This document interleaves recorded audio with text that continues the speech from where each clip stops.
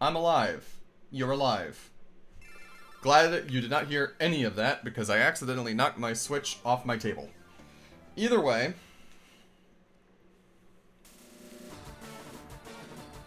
Pokemon Masters is a good game and you should play it. Same thing with Champions, but we'll get to that. In the meantime, hello.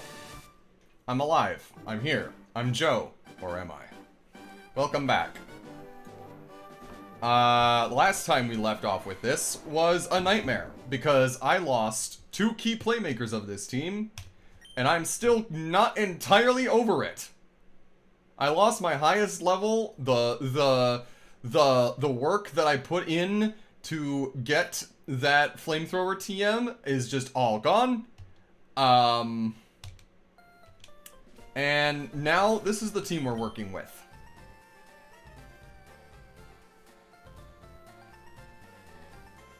I have to get this team up by about 10 levels today, or higher, preferably 15. But I almost forgot. Did I forget to take an item off of the Gyarados?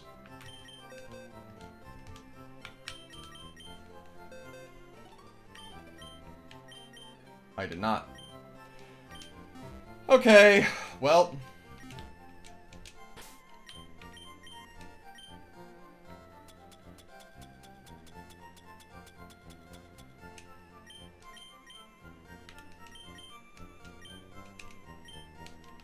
We're going to be doing a lot of battling here.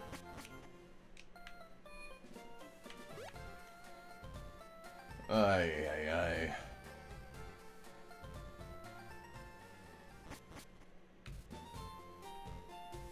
An EXP share would help greatly here, but I doubt that I have enough for it.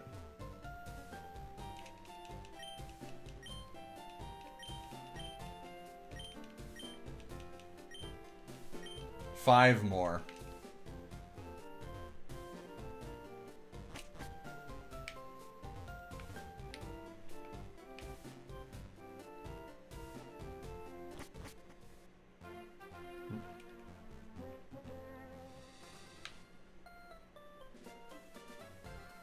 I'm just going to take a quick peek here.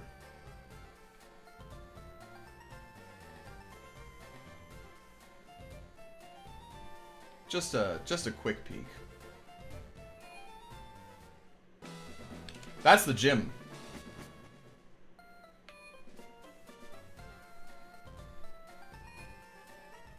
Hello, Moose. I'm just checking to see if there's any Pokemon in here that I can evolve for a total of 5 more. I could do 1, 2, 3, 4. I guess this is... yeah. I don't know what level Grimer even evolves at. I think it's like 41 or something. Save me, Bulbapedia.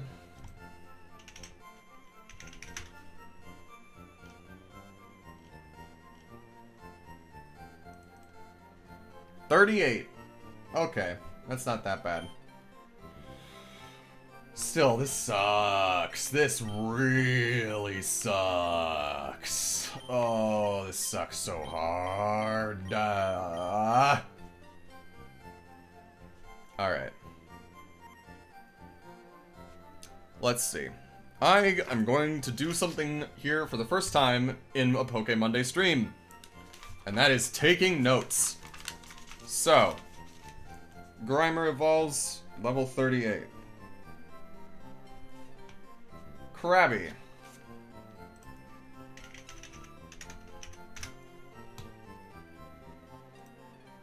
$28.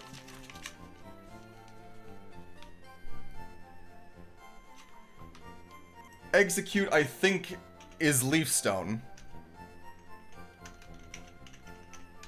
But I want to make sure that I have at least some decent moves on it. Yep, so it is that. Move set.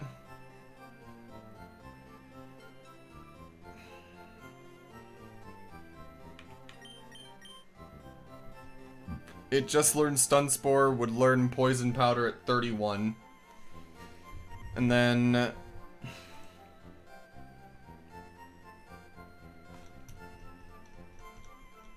Executor.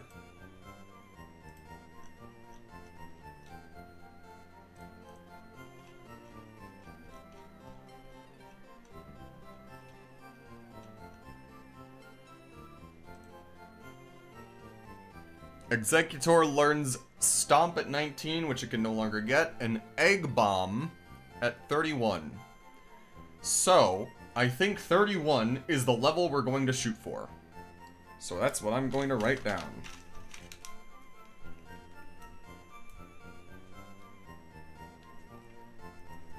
Okay. I would recommend Dito. I'm gonna be honest with you. Between the two of those, I would recommend Soul Silver because I would recommend playing Black or White before playing Black 2. Specifically playing Pokemon Black before playing Black 2 because it is a sequel. So, like, what I mean by that is, like, it's a direct continuation 2 years later of the same story that happened in Black and White, right? So, if you were debating on getting Black 2, get Black first and then play Black 2 because that's really good story. However, I would also recommend Platinum. Platinum is my favorite Pokemon game, period. It has a plethora of, it's not as much post-game content as Soul Silver, but Soul Silver is a remake, and it's not really, like, extra content so much as it is just already rehashing what Silver did initially, right? And so, like, if I had, so, okay, between Platinum, Black, and Black 2 as a combination, and Soul Silver, my ranking would be Platinum at the top, and then it would be Black and Black 2, and then it would be Soul Silver. I am biased because Johto is like my least favorite region, so take that with that, but does that answer your question? And yes, Executor learns 2 moves by level up. It learns Stomp at level 19, and it learns Egg Bomb at level 31. Soul Silver is overrated. I'm going to say it. Both Heart Gold and Soul Silver are overrated. Anyway, Doduo. Actually, you know what? First off, Voltorb.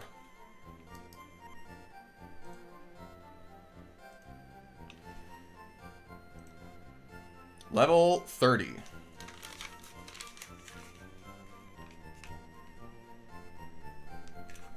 Alrighty. Venonat.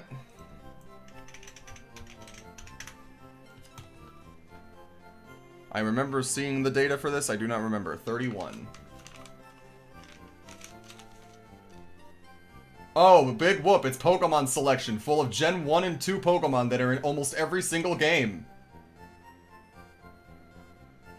Anyway.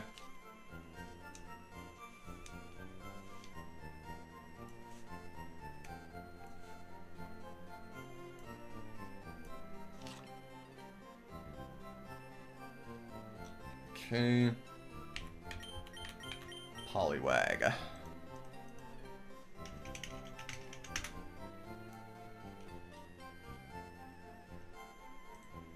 $25. Okay. And then I guess I should do Pidgeot still, because I don't even know if I have Pidgeotto in my fucking decks. I don't think I do. Oh, I'm sorry. You know what? I take back everything I said. I forgot about that. I apologize. I take that back. And you know what? Go for it. I'm sorry. I'm again, like I said, I have a personal bias against Johto. I can't explain it. It's just my least favorite. It feels like it has the least amount of content in it, and that's why they shunt you to Kanto in the post game so quickly, is because you, like, to give you an idea, the level curve in Soul Silver is the worst. Because you will be at, like, your 6th gym badge, and you will still only be in the 30s. You will be, like, getting your 8th gym badge, and you will just be, like, level 41. right? Then, the final battle against the champion is in, like, 50s and 60s. So there's this giant jump at near the end of the game with that is could have just been so much easier done, right? And if you're not prepared for it, it's gonna kick your ass. And then, don't even get me started. Like, once you get into Kanto, everybody is 65, 70, and higher, all the way throughout the region. And then you have to fight Red on Mount Silver, who has the highest level Pokemon team, or at least had it for the longest reigning amount of time, with a level 88 Pikachu. So, like, it's Johto, yes, but it's not necessarily an easy game. And it's flawed. Too many people praise it. Too many people suck its dick, in my opinion. I don't like it. I'm not a fan. But you know what? Do you. And if this is your first Pokemon game, I will relent and admit that it is probably a good Pokemon game to start with. Except for that level jump. You've gotta grind for that. I'm just letting you know. And I prefer Sinnoh's non-linear direction. I prefer Sinnoh 10 quadrillion times over Johto. Johto is such a nothing burger region to me. It's like... anyway. I'm done ranting and raving. I'm done. I won't, okay? I will say, they are good games. They have a lot of content. They have the Pokeathlon. They have the Battle Frontier. They have all of this other content that you can have in it. So Ditto,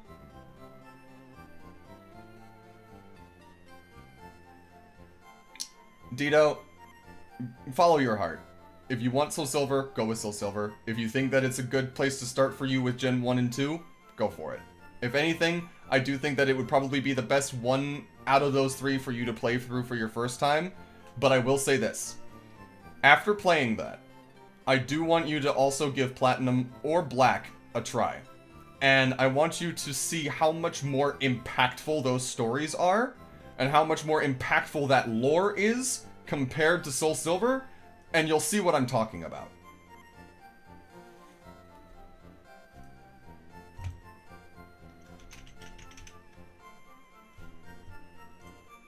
I'm sorry for, again, I'm not trying to come off as aggressive, and I really apologize if I am.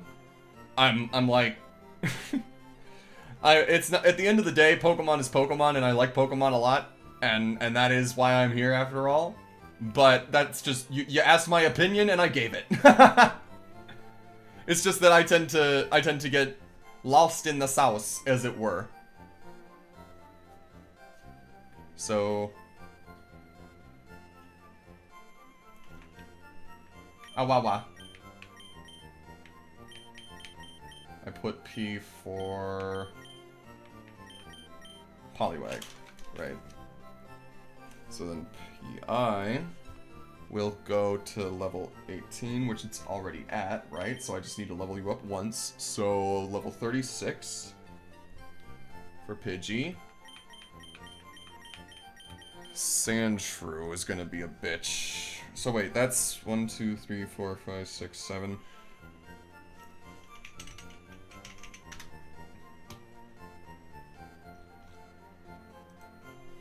$22. Okay. I've already got the entire line for this, so I don't need that. Be gone, thought! Anyway. Never mind that. I wish just having a Ditto copy a Pokemon would put it in your Pokedex. But, alas.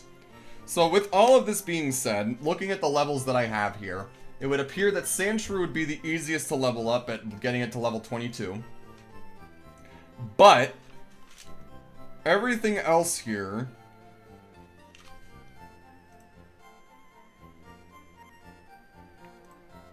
Okay. Poliwag is level 10. So both of these are the lowest levels to evolve at, but they're also the lowest level currently. So assuming we start here with Karabi, which is even lower, that's worse, actually.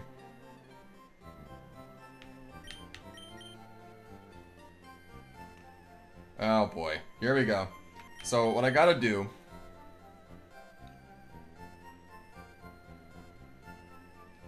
Because it's good! That's what I'm telling you! It's good! It is, and that's why I recommended Platinum over Diamond or Pearl, because Platinum is the complete version and has so much more post-game than Diamond and Pearl do. You get to... I cannot stress to you enough, Platinum is the only game in the series that lets you have your own house. And decorate it. And have gym leaders and Elite Four members and champions visit you. Like, this is what I'm talking about. No other Pokemon game lets you do that.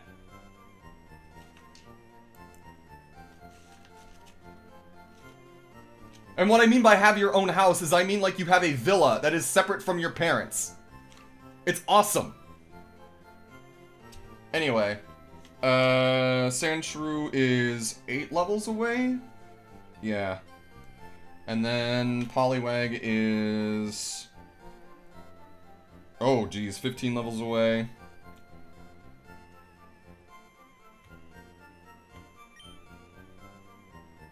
Well, guess what? Now you are seeing someone care about it, Moose.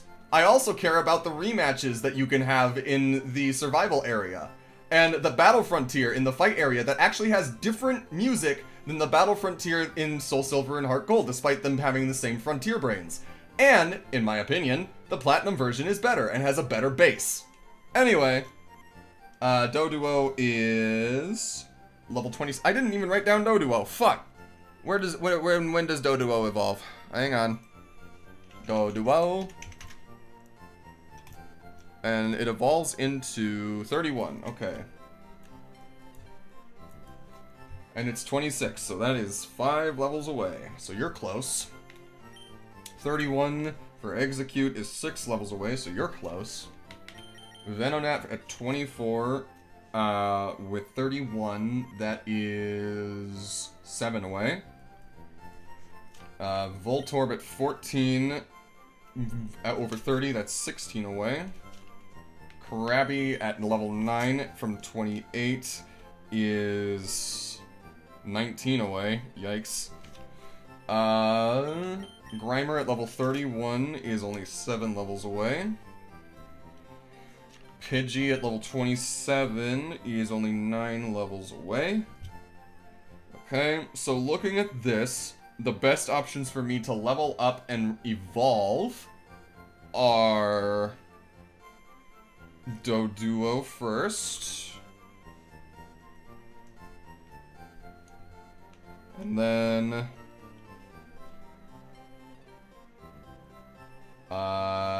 Execute second.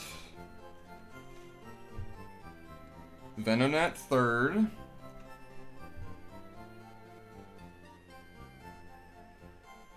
Grimer fourth. And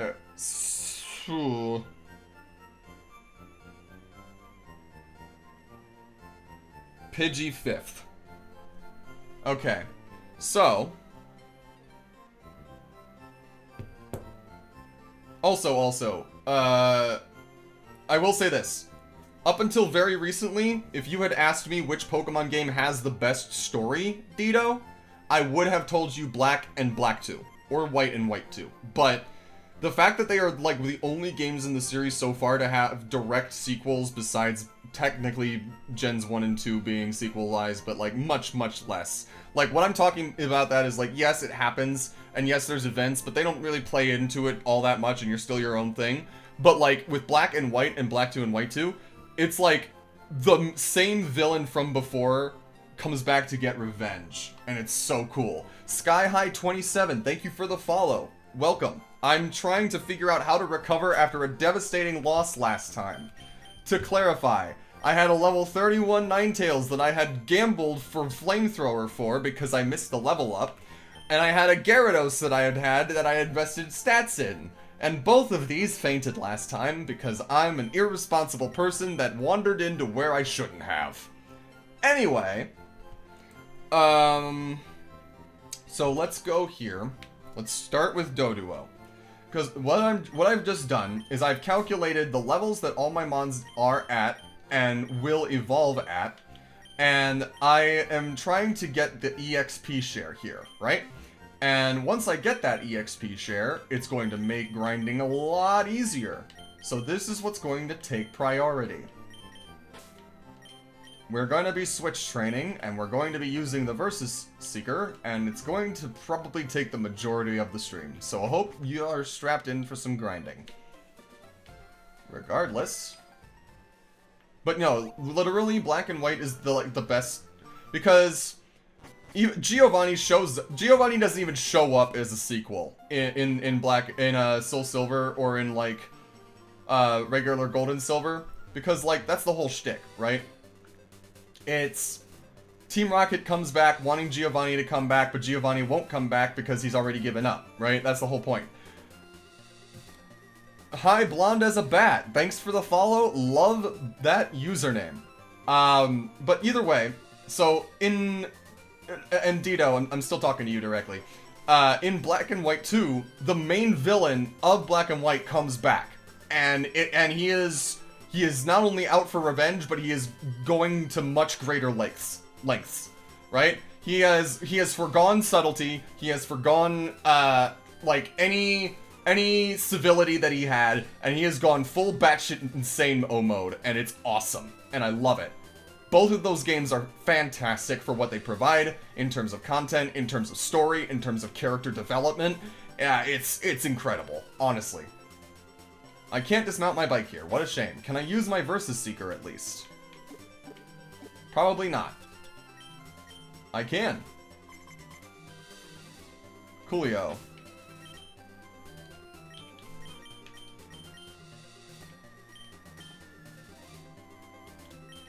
Wizard Moose on YouTube says he no longer has to pretend to be nice to his son that he's using as a living weapon. Yeah, he's not only using him as a weapon, he's using him as like a puppet. He's literally a puppet ruler. And it is almost disturbing to the lengths of which things happen. Like, it's fucked up.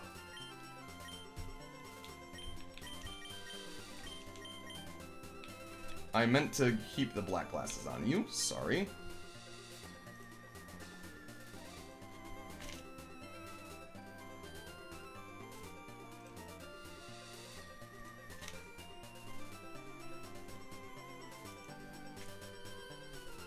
Let's see.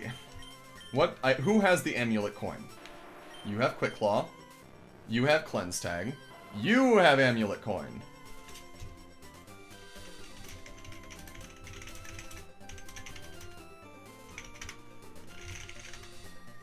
Let's see.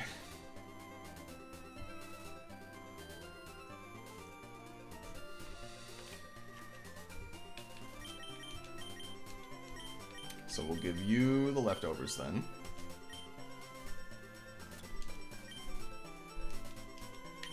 And you get the amulet coin. So whoever's at the front gives us extra money. Do I have healing? That's also important. Max Potion, Super Potion 21. Okay, cool. I have no opinions on Animal Crossing one way or the other, but I'm happy for you and I hope you enjoy. I know my partner would be enthralled.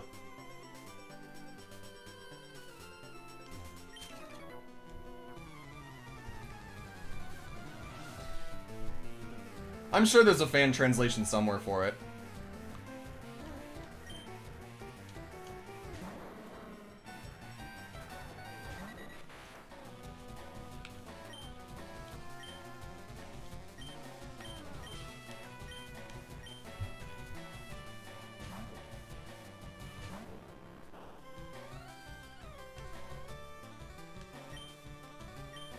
If I lose this Haunter or the Graveler that I've put 2 TMs on each, I'm going to cry. Just so y'all know. Oh, and happy 420, by the way. Blaze it. I know. I'm cringe. I'm stupid. I don't know why I did that. Let's pretend that didn't happen. Let's pretend I didn't do that and move on.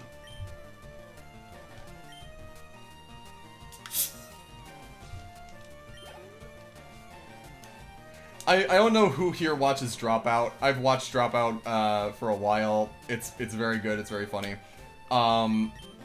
There was one episode of Breaking News where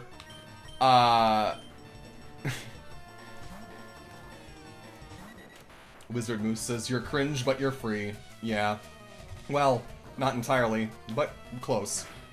But anyway, there was an episode of Breaking News, which is like the no-laugh newsroom kind of thing where they read off a teleprompter. And one guy named Grant wrote a script for the guys, and he wrote it as if he were posing as ChatGPT, right? And he tried to write like a language generator, and you can kind of tell after a while that it is a comedic thing that's written by an actual person after a certain point. But one of the things that is a very funny quirk that happened in that episode was, like, occasionally characters would just go, "Blaze it," and it stuck out to me for some reason. It's very and I don't know.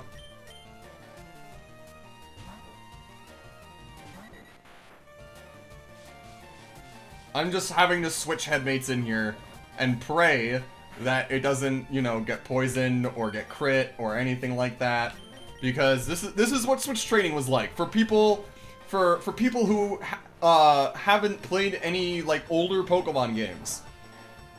We didn't have the all-on EXP share until I think maybe Gen. It wasn't even. I think it was Gen 8 where they put it on everything. One second. Let me just make sure, and I'm not fucking lying. Okay, so it was in Gen 7, but it was a key item. So basically, okay.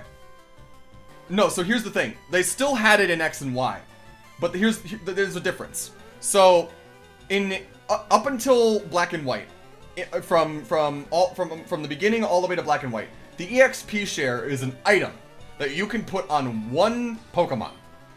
And that one Pokemon will get experience points from defeating Pokemon even if it doesn't participate in the battle. So you would put it on a low-level Pokemon that you're keeping in the back of your party, and they would actually still grow alongside the Pokemon that are actually battling, right? When X and Y rolled around, they changed that, and they made it a key item. And as a key item, once you obtained it, that's the point where they made it so that all the Pokemon in the party would gain experience at the same rate, depending on what Pokemon fights, you know? I've missed 3 Nightshades in a row. I'm going to cry. I have to hit one eventually, right? Thank you.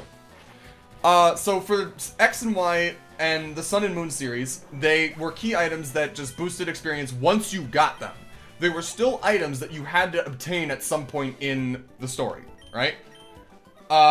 Once Sword and Shield rolled around and Pokemon came to the Switch, the EXP share was abandoned entirely. And from Sword and Shield onward, you just all gain experience in battle no matter what, no matter who fights, no matter what happens. So all the Pokemon grow at the same rate. So people who are playing games from Black and White before, or Black 2 and White 2 before, will have to switch train. And switch training is exactly what I am doing. I have to have a Pokemon out in the very front of my party that is weak. I have to immediately switch it out in order to, you know, avoid it from being KO'd from much stronger Pokemon. Then stronger Pokemon kills the first Pokemon. They get experience. And then I have to switch back out again. Now, there is a setting that I have on here. And this is something that is kind of like an unspoken rule about the Nuzlocke challenge that I'm doing. The battle style here, by default, is set to shift. And what that means is that after every Pokemon that you beat, it will ask you, do you want to switch your Pokemon? Here's what your opponent is about to send in. That's kind of the easy mode, because it lets you know what your opponent is about to send out, and if you know that, you could basically get a free switch and prepare for it, right? And you could have the advantage if it's something that you weren't expecting. As part of the Nuzlocke rules that I'm doing, I have to have it to set. And what that means is that it's not going to ask, and you may have noticed this already, which means that I have to take a whole turn to switch out my Pokemon once the opponent sends their next one out.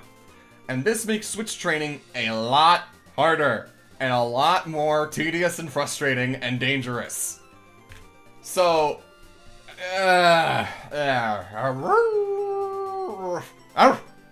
anyway. I will say this much at least. I think once they get to like level 28, they should be able to handle themselves, but we shall see. Take me to dinner first. God, okay, jeez. And also, I'm a dog, not a mouse.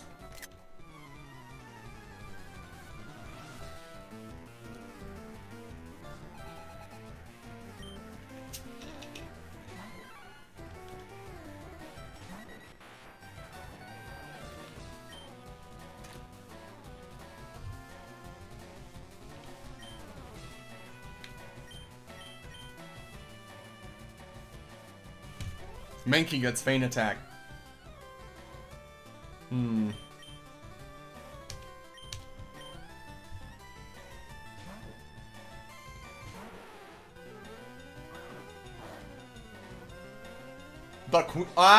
Poison Point.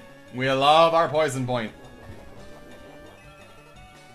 Catherine is our anchor, by the way. She is now the oldest surviving member of the team. She is carrying. She is doing work. She is putting in work. As is evidenced.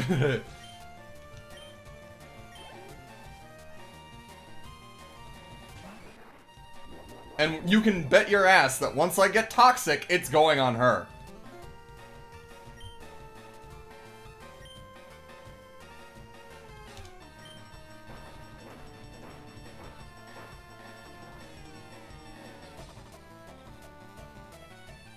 Does it get bite? Does Wizard Moose on YouTube says Mankey does not get Feint Attack. I could have sworn it does in Gen 3. Maybe I am incorrect. Let me look.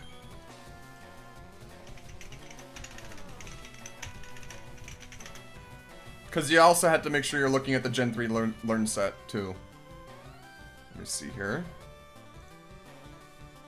Nope, it doesn't. It is all normal and fighting type moves. Okay, cool. Good to know. I could have sworn. Oh well.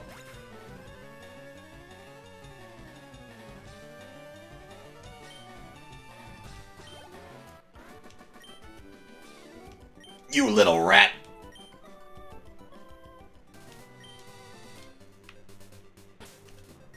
This little rat is guilty!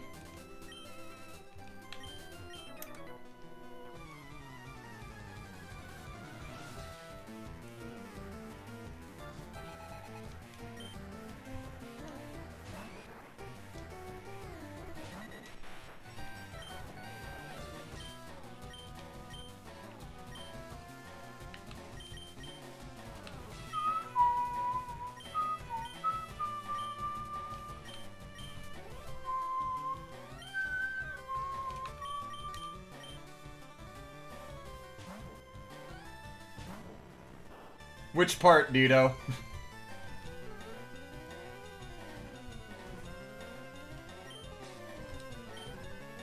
You'll have to be a little bit more specific.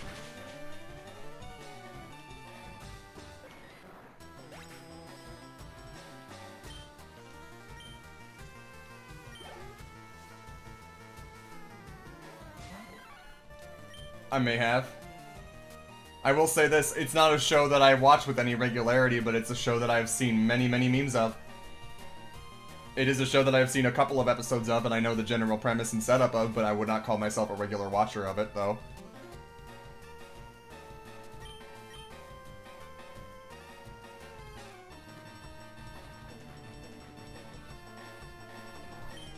I know. It's a real good show.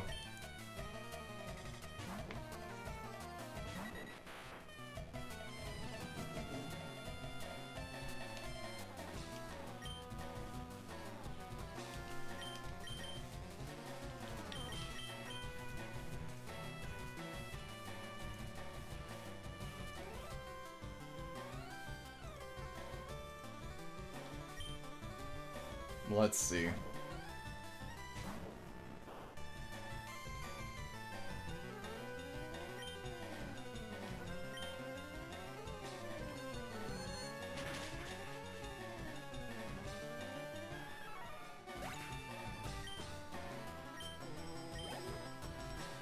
Alright, one more.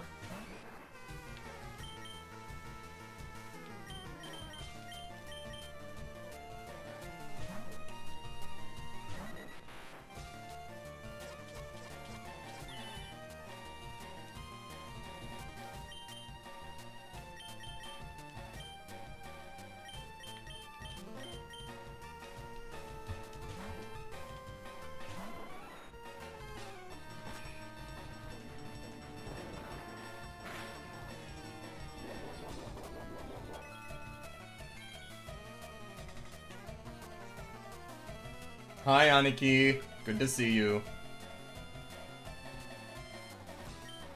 Welcome back. Good thing Shockwave never misses. Get out of town! Arf! Arf! Nice.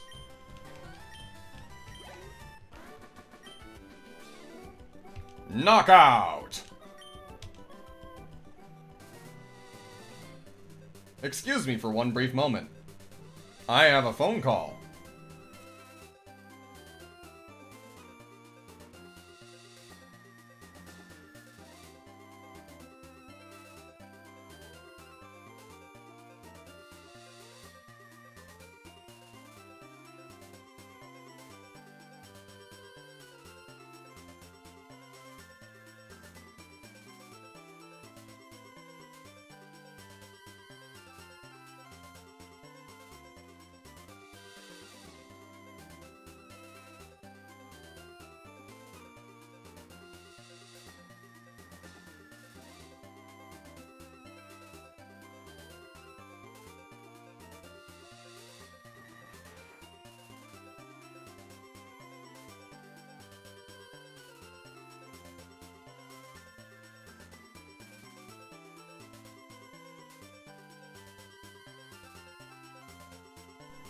Yes, Moose, yes I do.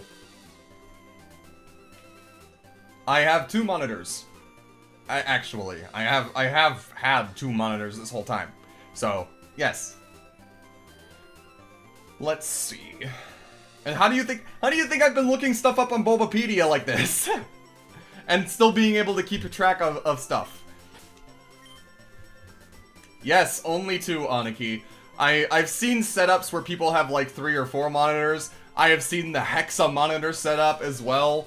I've seen people like go fucking balls deep on fucking monitors and other setups as far as visibility goes. So, But anyway,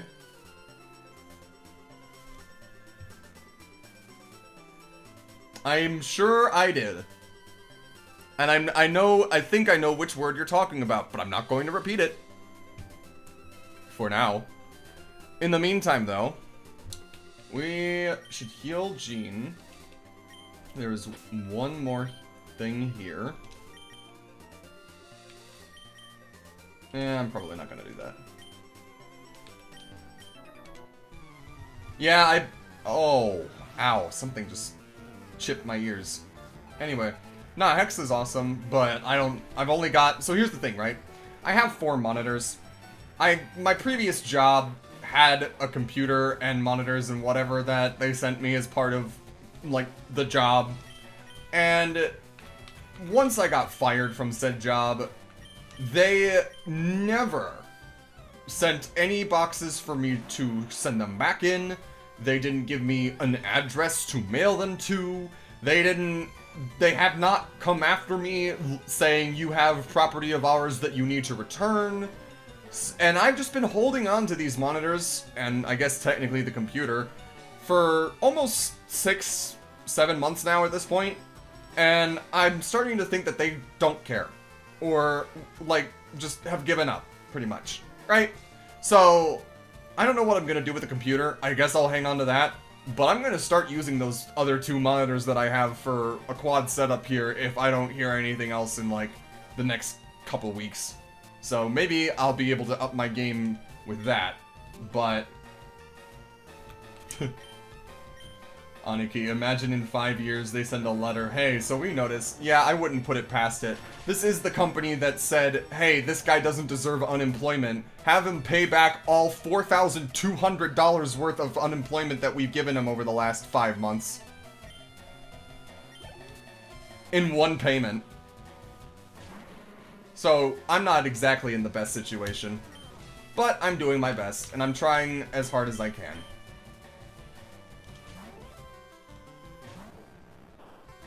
And I'm trying to look on the bright side of things and focus on the good in my life, because if I don't, I would probably go even more insane than I already am. Let's be honest.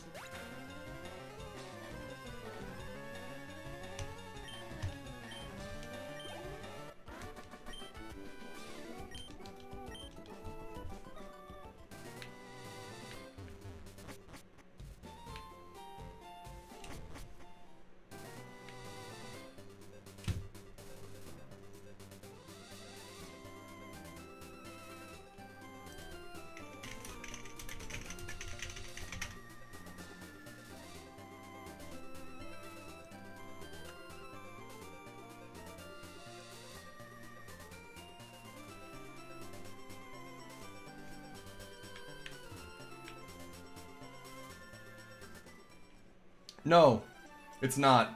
And the companies are not nice either. I appreciate it. I have some people in my life that I can rely on that are doing their best to help me. It's probably, hopefully going to be enough, but more help is always appreciated. And that's kind of why I'm streaming and kind of why I'm doing what I'm doing. Because at least this way I can be myself. I can be my own boss and do my own thing, and I know that if people, you know, can support me and they want to, they will. And hopefully someday, even if it is slow growing, that support will be enough to keep me afloat on its own. But for right now, I'm still occasionally applying for jobs. Tomorrow, I'm going to be doing a lot of applying for jobs.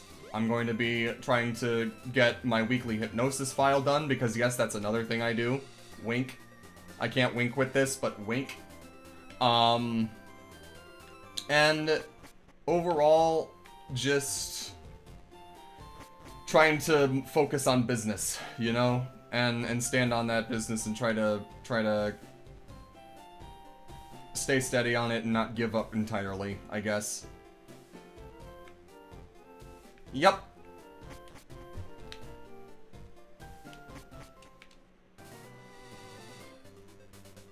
Exactly as it sounds. Moose, you're going to have to go to Twitch if you're typing, because that's where the conversation is happening and they cannot see you typing on YouTube. Sorry. But Moose on YouTube does say, I highly recommend the files, they are very good. And I'm not making this up.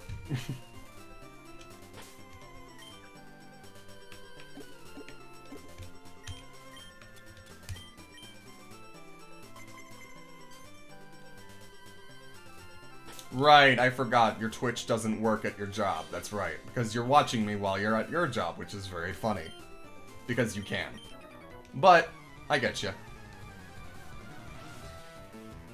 I just have to translate from YouTube to Twitch and vice versa by reading stuff out loud, which I don't mind, because that helps fill the void of my brain. Oh, so the item that I just used is called a Versus Seeker. And the Versus Seeker basically makes it so that you can battle trainers that you've already fought again. And sometimes they'll have stronger... Speaking of hypnosis. Anyway.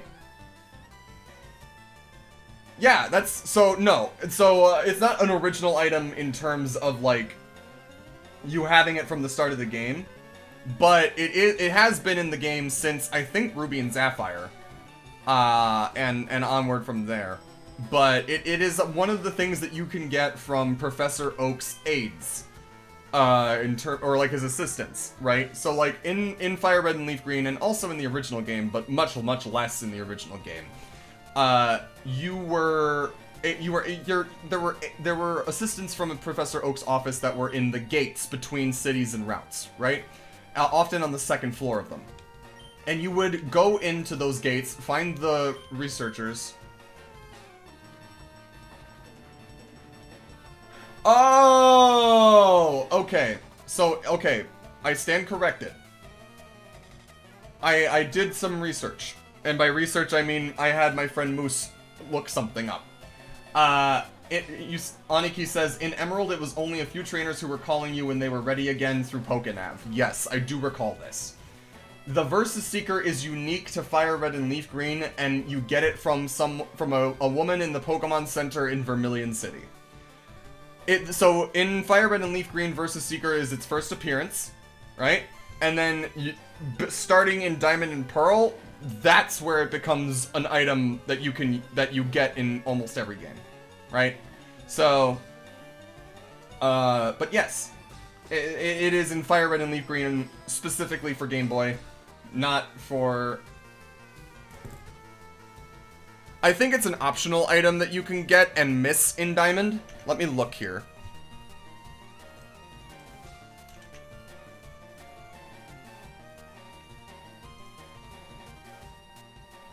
Yes.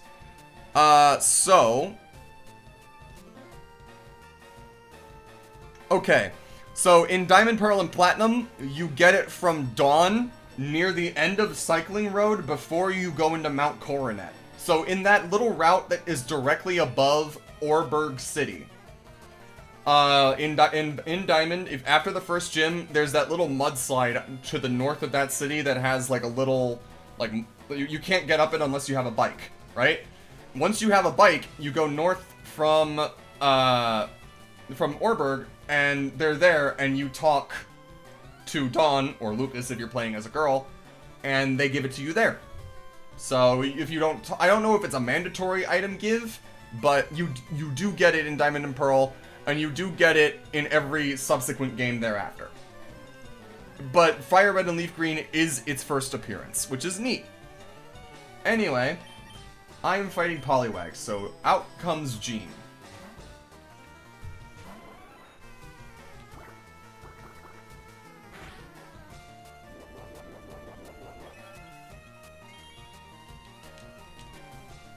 Okay.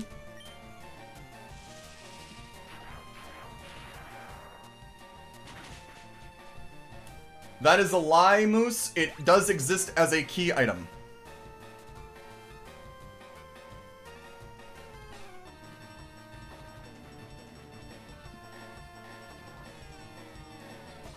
I guess... Wait, hold on.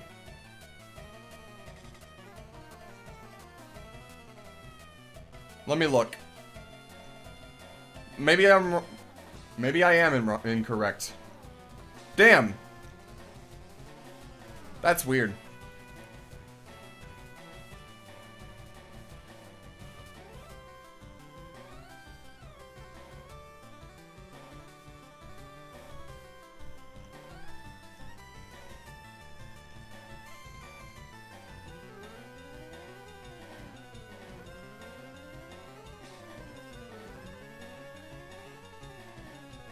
Awesome.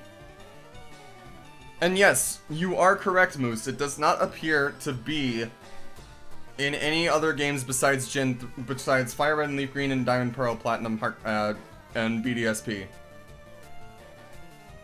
Yes. They just started making specific areas with recurring trainers instead of designing rematch fights. They would refresh, I think, like, every time you entered and exited the area. Oh, BDSP is Brilliant Diamond and Shining Pearl. They are the remakes of Diamond and Pearl for the Switch. And they are not nearly as bad as everyone is saying they are.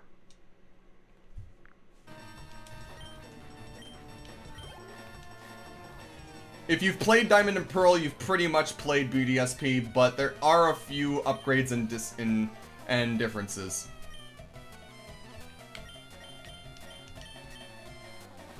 I get you, and to a degree, I don't blame you either. Like, I get it. The fandom especially can be very exhausting.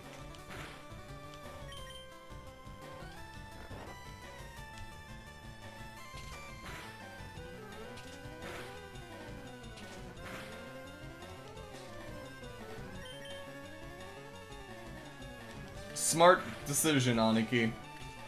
Moose says, they aren't bad, but if you're wanting the platinum content, you'll be disappointed. That's why they didn't rename them, Luminescent Platinum or whatever. That's why they released them as Diamond and Pearl, because they only had the Diamond and Pearl content.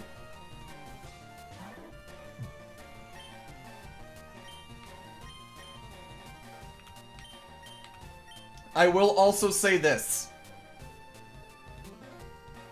Yeah, here's the thing. X and Y... So here's the thing. Johto may be my least favorite region. Right? Johto may be my least favorite region, but X and Y are my least favorite games. Because they are the very first instance of Game Freak being rushed to meet a deadline and delivering a subpar product. It is not finished. There are areas that you are clearly meant to go to that you cannot. The story is streamlined to hell and back. It is not great. Is it terrible? No. Is it bad? Yeah. Is it unplayable? No. Would I recommend it? No. Johto is the gold and silver games, Aniki.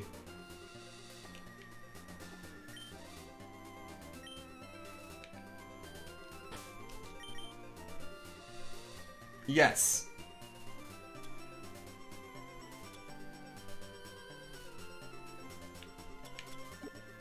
I had my rant about those earlier. I'm not going to say it again. But, yes.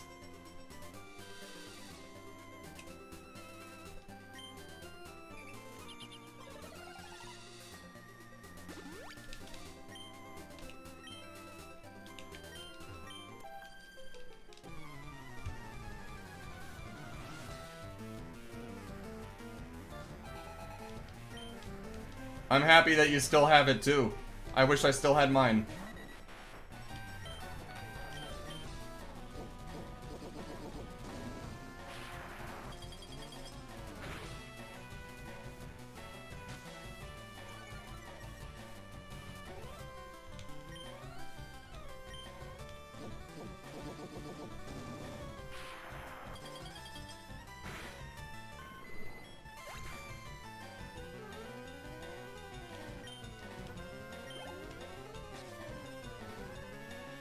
X and Y has no post-game, pretty much. Which is the worst part of it. They had they were so close to that razor-thin deadline that they had that, like, there's no post-game at all. And it's depressing. The Battle Mason, while having some pretty cute bosses or chatelaines, as they're called, it's not satisfying at all. Zygarde don't even get me started on Zygarde, man. Zygarde got shafted. So I'm so glad that ZA did it justice. ZA is an incredible game, and now might take the crown from Black and White for having, like, best, like...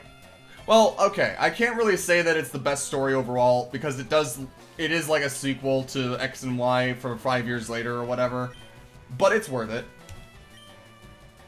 The thing I liked was getting a full EV team. Yep.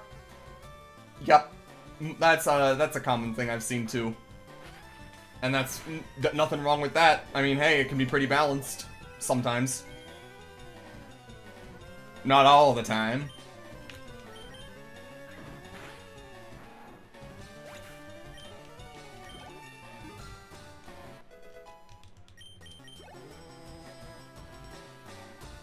Yeah. One of the other reasons that I think X and Y came out half-baked was because of how much thought and calculation had to go into making the fairy type and what Pokemon should become fairy type and balancing all of that and making sure that shit wasn't overpowered. And they did kinda a little bit make a boo-boo with that. They should not have made Pixelate or Gale Wings the way they did.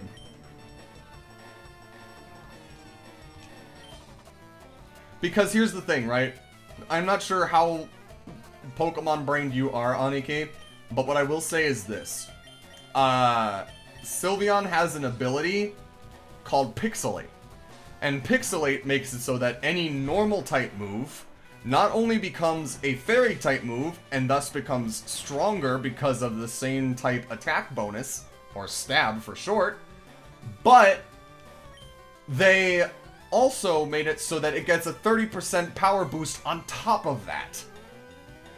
So you take the base power of the move, you multiply that by 1.5, and then you also multiply that by 0.3 for an extra 30%. You increase that, you add another 30% of that, right? And it would cleave through anything pretty much. It was absolutely not balanced. I don't like Mega Evolution. I think that it is not a good gimmick. I think it is the second worst gimmick behind Dynamax and Terrassalization. I think it is extremely limiting. I think that they are going against the very premise of Pokemon continuing to evolve and get stronger, because they're mainly giving it to ones that are already popular and already strong, and it's just power creep on power creep on power creep, and it's not very nice. I don't like it, but I have to live with it.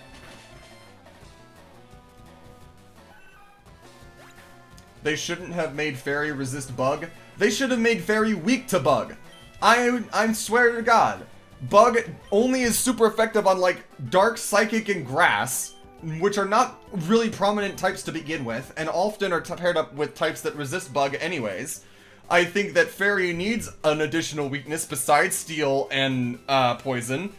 And Bug would have been the perfect candidate because, like, monstrous bugs could have eaten the little fairies, you know? Like, it makes sense. I could have seen it, but they didn't do it. And Bug still is the worst type in the game. And for some reason, they seem to be scared to make Bug any better than any better at all. Like, I'm not,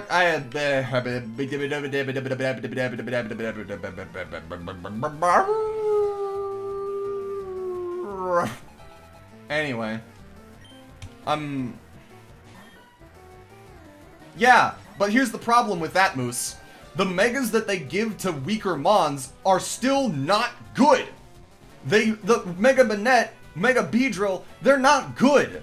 They don't have any competitive niches. They're not usable. You would use Mega Gengar over Mega Banette any day because Mega Banette's learn set for its stats is terrible. The best move that you get is either one that takes 2 turns and one that is like not a very powerful thing that you have to rely on critical hits for.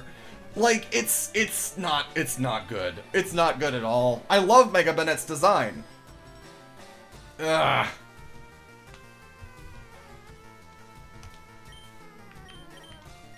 You're still gonna have a harder time in a playthrough with it than you would otherwise. That's the problem. And even then, if you have to over-level it for it to be good, it's not all that good, is it?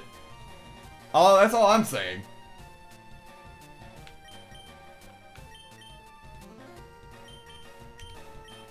I'm not shitting on the design. I love the design. I love the idea. I just wish the execution was better. That's all I'm saying.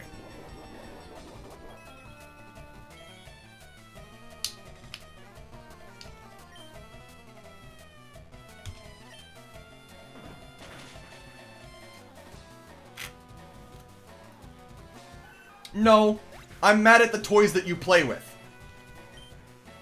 I'm not mad about how you play with toys. I'm mad about the toys that you play with. If that makes any sense.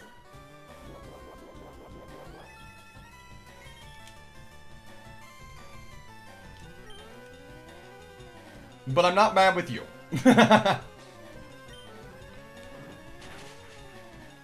Hell, I'm not even mad at the toys themselves. I'm mad at the toy maker. I'm mad at the company that's manufacturing the toys because they have choking hazards that are not labeled. I'm running away with this analogy now that you've given it to me. I'm sorry.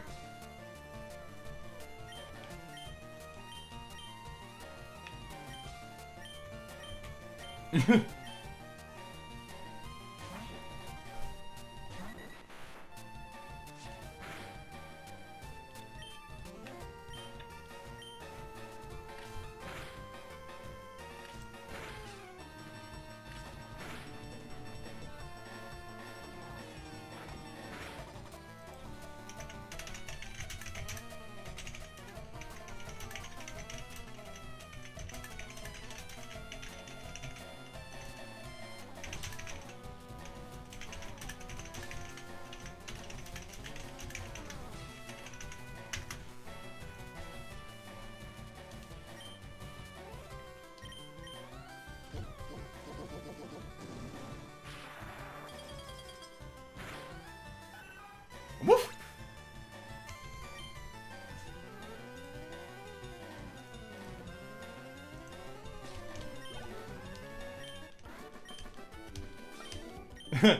I go a woof and she goes meow. Anyway. Back to the Pokemon Center.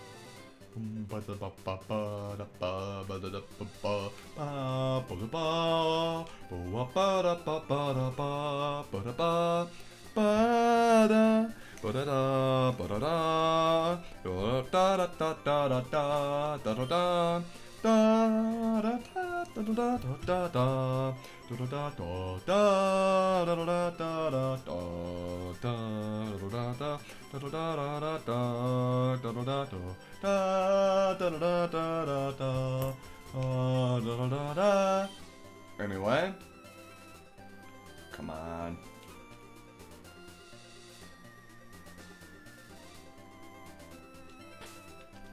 There we go.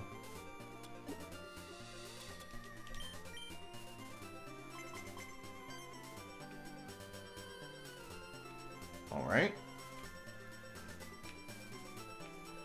You just have a single coughing, if I recall. Which is like level 28.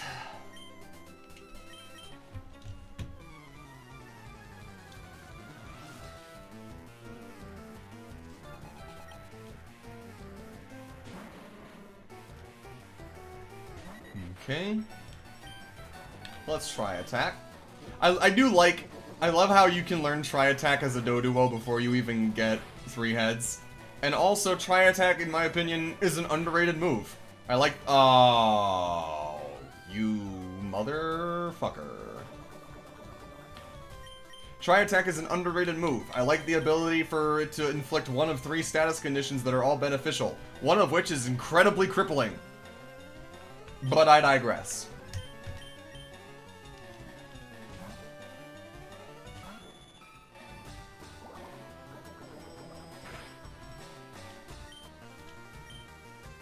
Throw money at my problems. That's sure to solve it. If you get poisoned too, I'm gonna cry. Okay.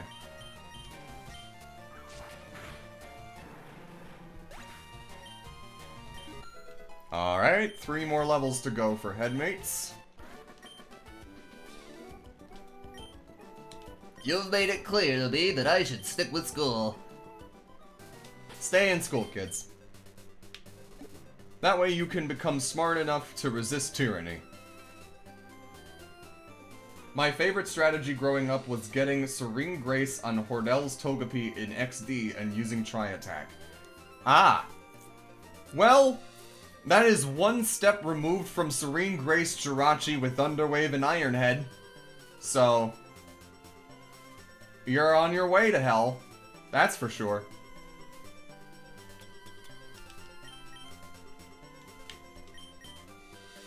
For those who don't know, Serene Grace is an ability that makes it so that any chance-based effects that happen from your moves are doubled. Basically, by having Serene Grace with Tri-Attack, instead of having a 30% chance to inflict a status condition, you have a 60% chance, because it's 20% for each, or a 1 in 5. And with with Serene Grace Jirachi, by paralyzing, you would cut their speed, be able to go first, still have a 25% chance for them to be paralyzed, until very recently, and then a 60% chance for them to be flinched by your Iron Head. And flinching basically means you don't get to turn. You don't get to move. You don't get to do shit that turn. At all.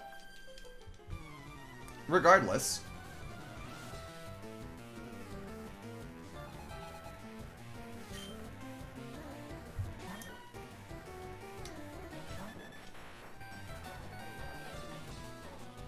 Okay. You have Brick Break. You do.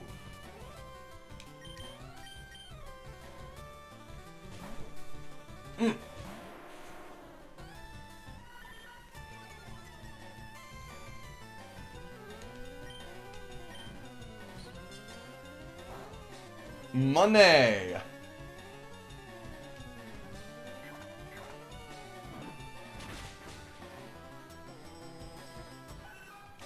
If I manage to get a badge today, I do want to play some Pokemon Champions so that I can show y'all how I really fight.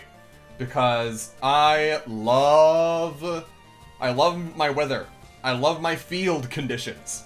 I love anything that will make it so that, anything that benefits my entire team. I'm mainly a doubles player when it comes to, like, Pokemon, and by the doubles I mean, like, there are 2 Pokemon on each side, and you have to kind of navigate that whole shebang, which is awesome.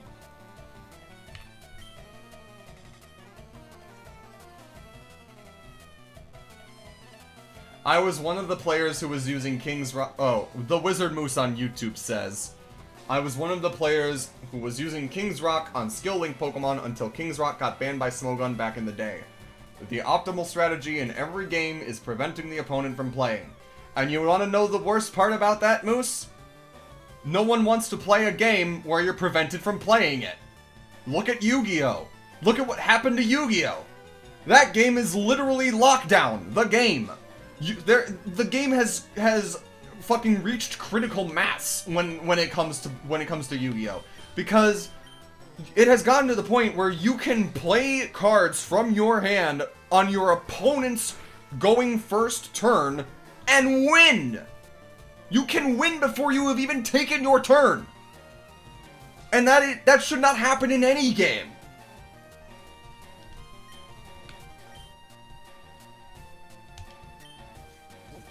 I love Yu-Gi-Oh! I wish it was a better managed game. But the fact that it doesn't have a resource, like Pokemon has energy or Magic has mana, means that every card is a resource. Every monster is advantage. And because of that, because there's no resource to limit the number of moves that you can make in a turn, you can just... Anyway. That's another rant for another day. But for now, Pokemon, in my opinion, is one of the better balanced games because there's almost always a move you can make. It is the stuff that prevents the opponent from playing is either limited in its application, like Sleep now only lasting 2 turns instead of 3, or is chance-based and will always be chance-based without a way to make it guaranteed happen, right? And in my opinion, that's the best way, because at least that way there is a chance for someone to break through. There is a chance for a comeback. And it's not completely, like, preventing you, right? Like, even the infamous Perish Song Shadow Tag Trap combo, which, for those who don't know, basically, Perish Song is a move where it's the Pokemon equivalent of an alternate win condition, right? You last for 3 turns after using it, and every Pokemon on the field faints. Regardless of what their HP is, or if they've protected or not, or whatever. Anything that hears any Pokemon that hears the song dies. But there are counters to this. There are Pokemon with the ability Soundproof that make it so that they cannot, like, be caught like that. There are Pokemon that they made Ghost types immune to Shadow Tag. So you can still switch out and negate the Perish Song before it happens, right? So, like, there are ways to prevent it from happening or, like, circumvent it, and it's just a matter of skill and expecting it or preparing for it that, you know, people don't take into consideration. So even the alternate win conditions in Pokemon are somewhat fair. This reminds me, I wonder if I had left anything in the daycare. I doubt it, but I will find out. Ah, fuck.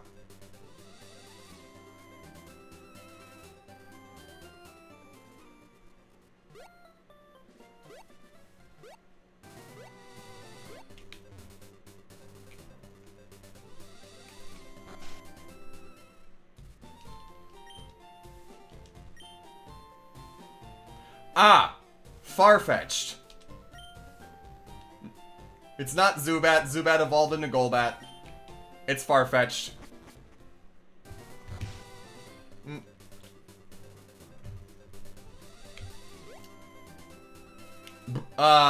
It's not Bruce. It's Terry. I forgot. Our Golbat's... this is technically our second Golbat because the first playthrough we died at the third, like, gym or something, or like after the third gym. Maybe not even. Maybe it was like right after the second gym. Either way. Oh yes, it was. We died to right after the second gym. So we had a Zubat. Its name was Bruce because, haha, you know, Bruce Wayne. But then, since this is our second attempt at the Nuzlocke, we got another Zubat, and I named it Terry after Terry McGinnis, the successor to Batman. So, hee. No, we did beat the second gym, and then I started the third episode of that playthrough, Moose, and that's when I walked too far north, and... we didn't go to Nugget Bridge first, I thought. Maybe we did. I don't know. I tried to put that out of my mind, I'll be honest. That was not fun.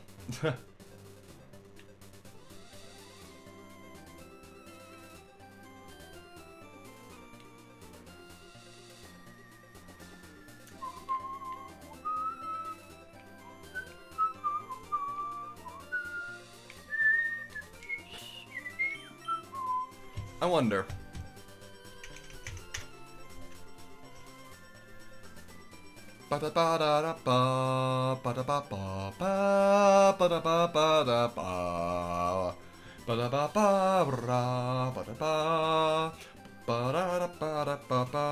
So it doesn't get any more flying type moves, which really sucks, but I think I still have the TM for Aerial Ace, which it might be able to learn. Wait. Yes! Never mind. This is good. This is good. Get rid of Rage. Useless move. Bad move. Terrible move. Rage is one I would never click. Machine set! Don't worry, Aniki. Listen. Aniki, I don't know if you know this, but there was a study done where,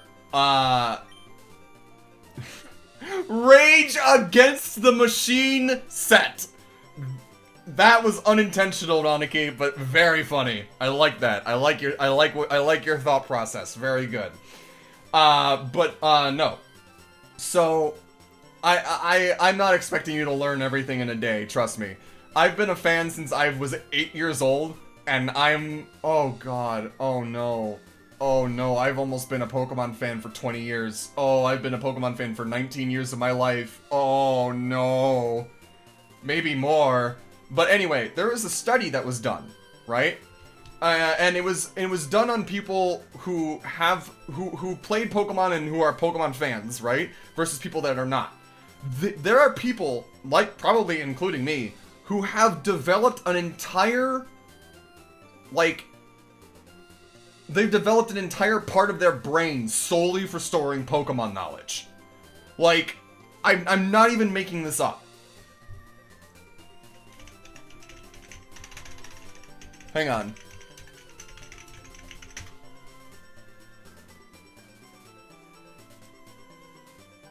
Right. This was done in 2019.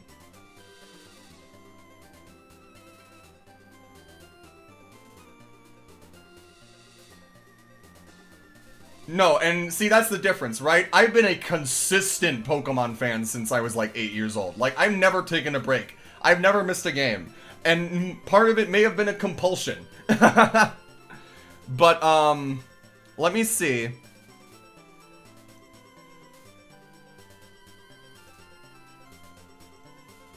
Here we go.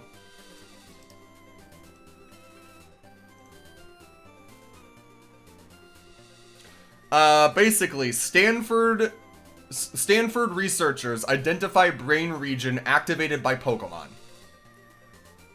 Let's see.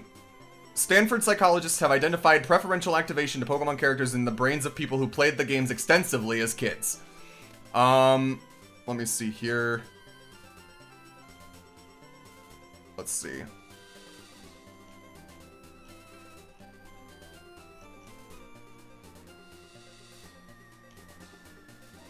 The occipitotemporal sulcus, or OTS.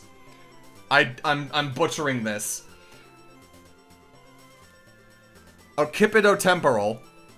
I'm guessing how this is pronounced. The occipitotemporal sulcus of adults who played Pokemon extensively as children activated more upon seeing images of Pokemon characters from their games compared to adults who did not. So basically, there is an inert part of people's brains that is activated by Pokemon. If it was extensively played as a kid. So, that's pretty neat. Anyway.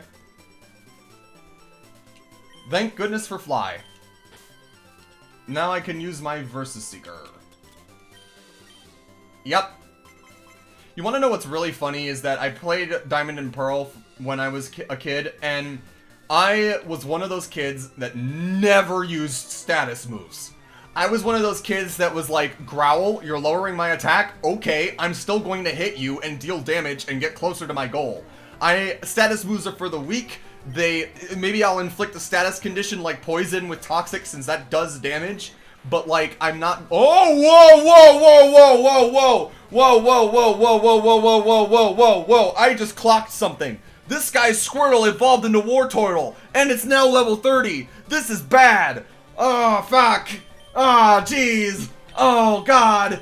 This was not anticipated. I was still expecting a Squirtle in its teens. Fuck. Anyway. But no. And then here's the problem with that, right? The problem with this play, Aniki, is that when you get to the— so, here's the thing. The sand attack for lowering accuracy, right. And I would use double team to raise my evasion to make it so that I wouldn't get hit. Whatever. But the point is that because of this, and because I did this, it came back to bite me in the ass. Because the champion of Diamond, Pearl, and Platinum is the first champion to have perfectly IV'd Pokemon that have been completely maxed out with their stats. They have the smartest AI in the game in terms of making moves against you, and in terms of planning ahead. So the problem with this is that I had a Pokemon that was legendary. I had the boxed I had the box legendary of Pearl, which is called Palkia, and I had it at level 98 out of 100. Level 98. And I was still losing to this champion, who only had Pokemon, like her highest level was like 66, right? Granted, one, the rest of my team was not very trained, like they were in their 50s-ish, you know, mid-50s, so they were kind of falling behind. But again, I was a kid. It's like, it's whatever. But, whatever the case may be, if it was random chance with the moves, if it was an actual AI, whatever, it was definitely hard. And I lost to that champion like 23 times, right? I lost to her over 20 times in a short amount of time. And I do think that may have left an impression on me. But, you know, whatever. I cried at one point. I did get so frustrated that I cried as a kid at Cynthia. And my mom was like, it's a video game. Calm the fuck down. And I'm like, you don't understand. I'm trying so fucking hard and I can't do it. I don't know why. See, that's the problem. Yeah, you couldn't do that. I don't know. Maybe I was just that stupid. Who knows? I should not be in against this, even if I am over 10 levels higher. You have to remember, I was like 8. You're probably older than me. But, yeah.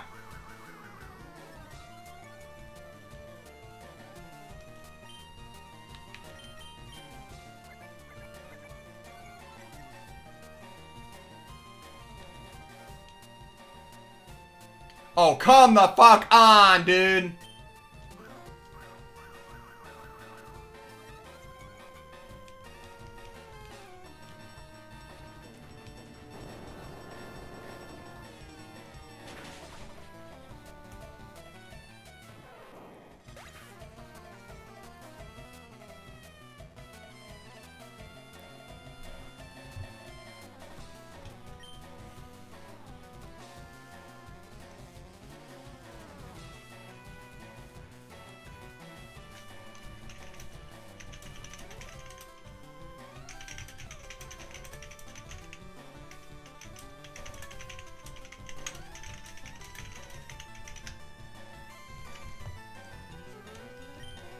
Let's see.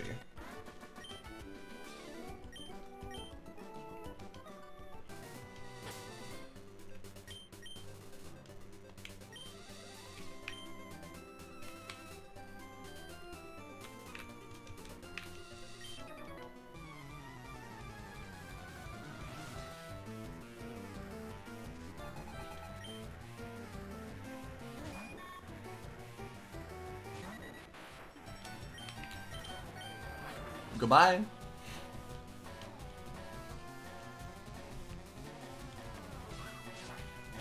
And goodbye.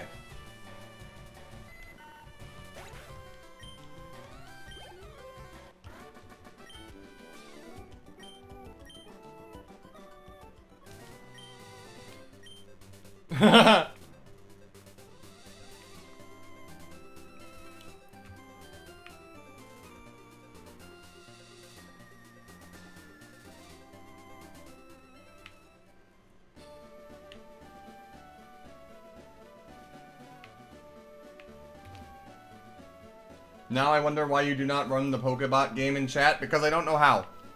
You have to remember, I started streaming like okay, technically speaking, I started streaming in 2018, 2019, but not nearly consistently, and I took an extremely long break from doing it because I had a life, quote unquote. But I'm still very new to all of this. I don't have any bots in chat, I don't think. I don't have any like integrations or any embeds or any like team with me as far as mod go or anything like that. It's just me, and it's just bare bones, and that's all. I'm still starting out here. I'm still relatively new. I'm doing my best.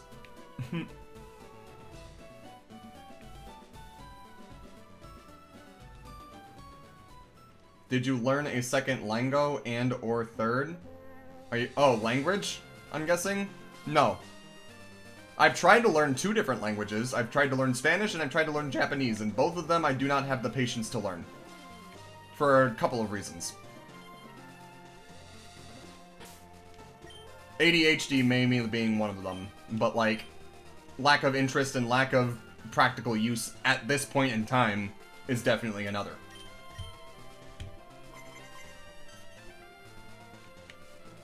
Lack of time, too.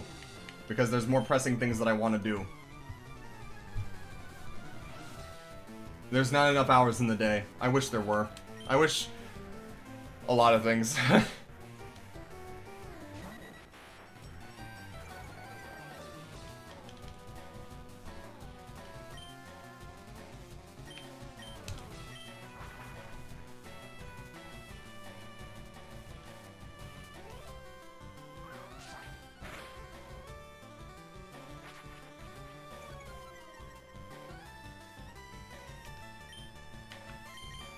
But it is much less, like...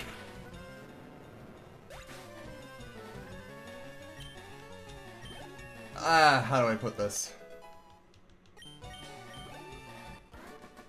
Just because it has more practical use does not mean that I have any use for it at this time.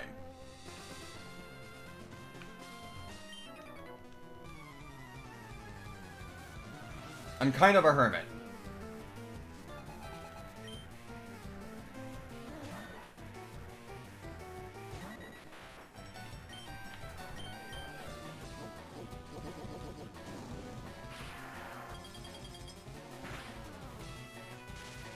I was kind of... No, I get you. Here's the bit, right? I tried to learn Spanish in high school. It was the language that I picked. And I went to a private school for majority of my life until, like, high school, right? And right as you yelled because magnitude missed, my boss called me and I thought stream crashed when my phone paused. Lol. No. But no, high school, because here's the thing. Since I went to a private school that didn't teach additional languages, I was behind.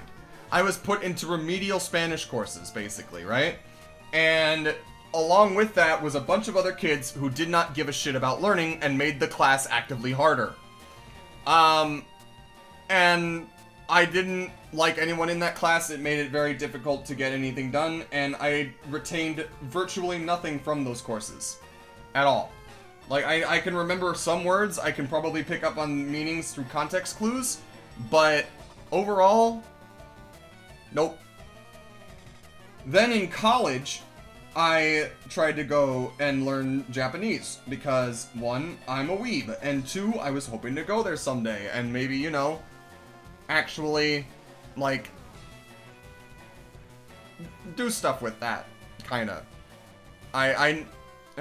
Anyway, I'm not gonna get into it too much, but either way, I learned it in college. I was doing alright. I was starting to get the hang of it, and then COVID hit, and everything went to shit. And my teacher that I was doing shit with, it just kind of fell apart, and she was still relatively new. I think I was like her first class that she was ever teaching out of her own college. And she's just like, man, I don't have anything prepared for this. This is a lot. I'm just gonna pass everybody, and that's it, pretty much. And like, I don't feel, it didn't feel earned. I didn't feel like I've learned or retained anything either, except barely. I can recognize and read hiragana and katakana. I cannot comprehend them when I read them. So, like, if you put them in front of me, I could sound them out, and I could tell you what the words are. I could not tell you what those words mean. At least not a lot of them. Hell, hardly any, but like a handful. Maybe. Anyway, I've been talking so much, I haven't even been fucking playing the game.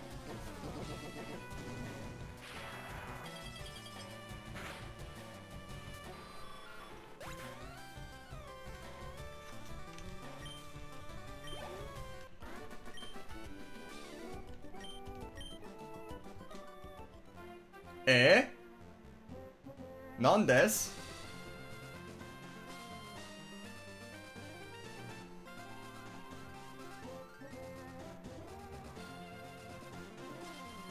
Yaru?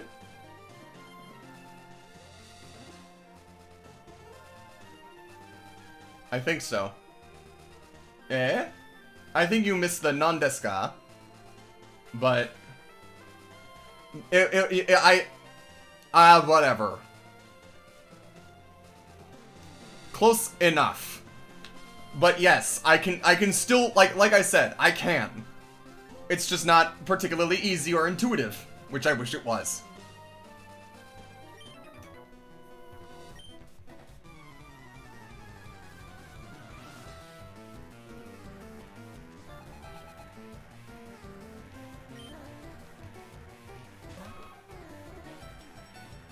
No. I will simply not acknowledge it if you do.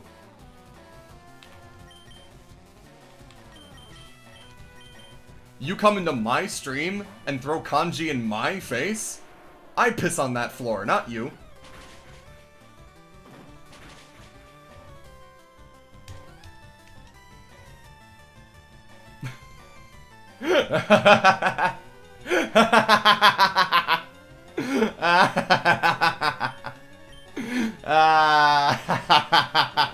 No. No. So there's a Yugi tuber that I watch that does a lot of Yu-Gi-Oh stuff, and his name is Rank 10. He also goes by Rada. And he has a friend, and his friend's name is Jimbles. And the two of them together played a duel that ended up being one of the stupidest mirror matches that I've ever seen in the entire game. And one of the lines that his friend said in a very funny character voice was, "You come into my home? You piss on my floor? I piss on that floor, not you." And that has just lived rent-free in my brain ever since.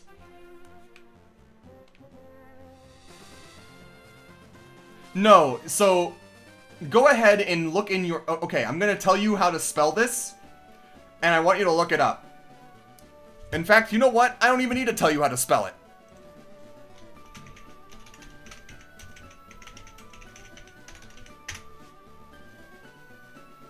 LOL. I'm Moose on YouTube. God, now I need to rewatch that video. That video is one of my favorites that they've ever done. I love the... You don't think I know how to hurt people? You don't think I can hurt people? Yes. Well, so that's the problem, right? Ojama Lime isn't a monster. It's not Ojama Green. It's something different. It is like a one-off NPC character from the field spell Ojama Country. And Rada latched onto this character and made him basically the channel mascot. And by that I mean that he puts them in more and more precarious situations and just uses him as like a metaphorical punching bag. It's very funny.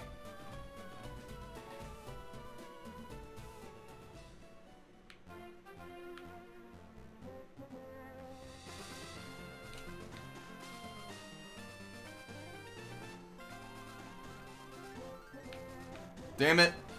They purposefully made it so you couldn't have both old men on the screen at the same time. What a loss. Anyway.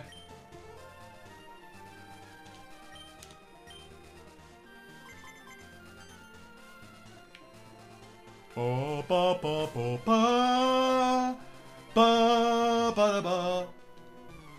Ojama Lime is canonically dead according to the spell card Solidarity, yes.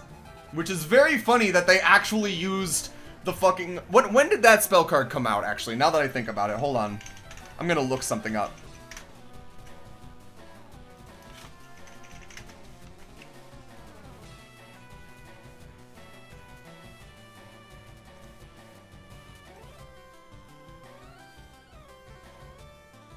Okay.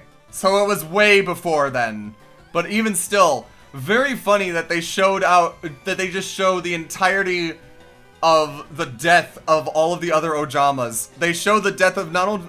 Funnily enough, they show not only Ojama Lime's skull, but also like Ojama Lemon's skull, or whatever that yellow one is. Also, be gone, but Whoops. Unpin that message. Whoopsies. Anyway.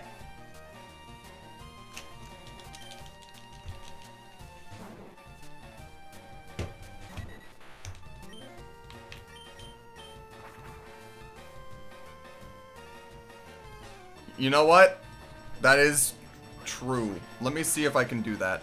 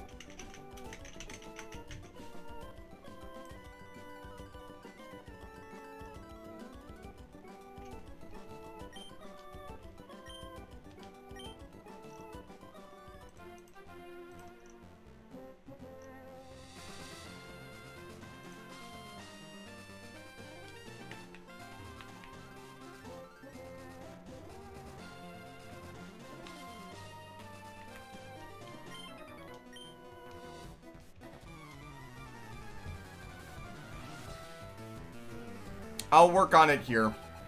I'm looking at my settings right now, and I'm trying to see where the filter option is, or where that option is. And I might not be able to find it while I'm live, so I might have to make an adjustment after I'm off, but I'll try to get that taken care of before next stream.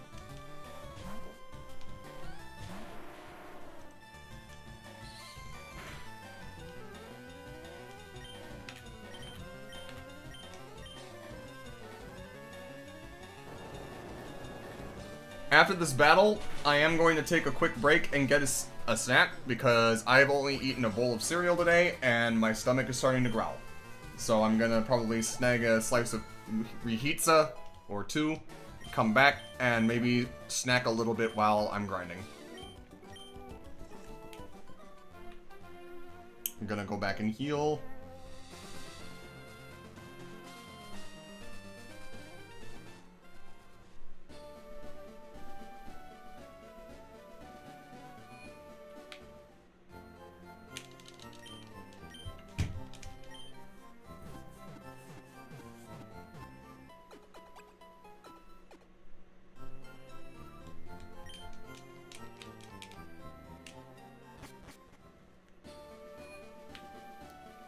Okay.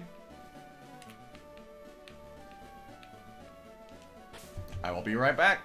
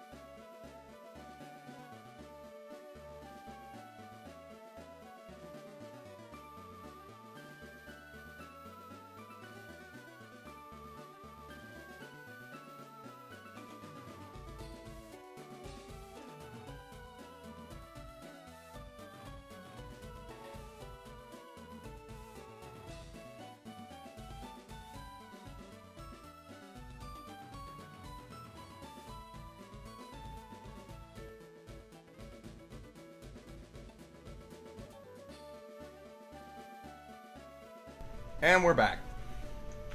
I had a pickle, a bread and butter pickle specifically, like a spicy bread and butter pickle, and I got pizza. Specifically, Marco's pepperoni with bacon, spinach, and banana pepper.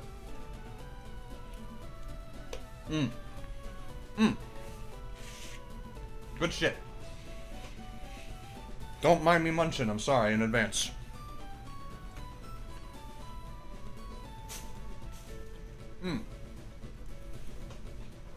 Floofer.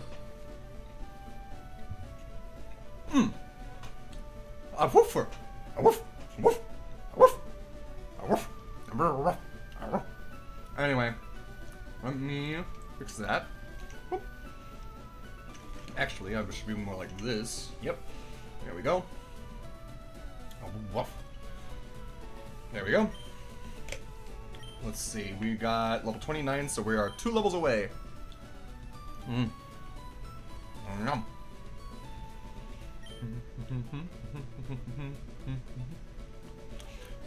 Okay. It does shrink in on itself, but it's still good. Because it still tastes good, right? It's like the kind of like cooked spinach you would find in like, okay, Moose, have you ever had spinach and artichoke dip? Like with chips?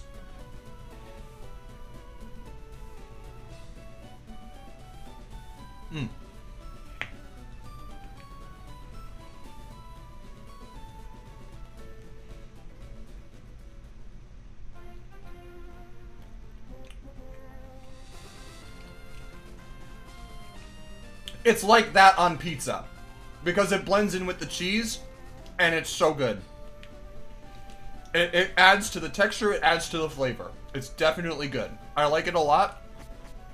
Sometimes I just get like a spinach and feta pizza with Alfredo sauce, and that, oh.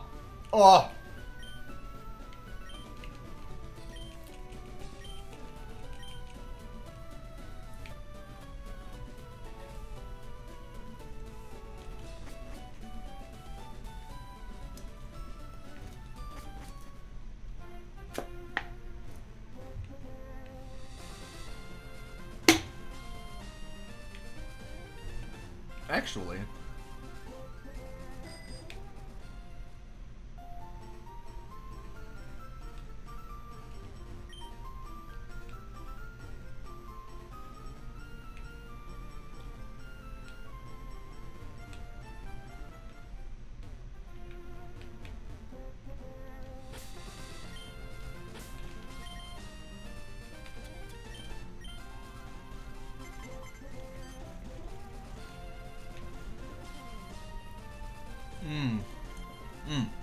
wow.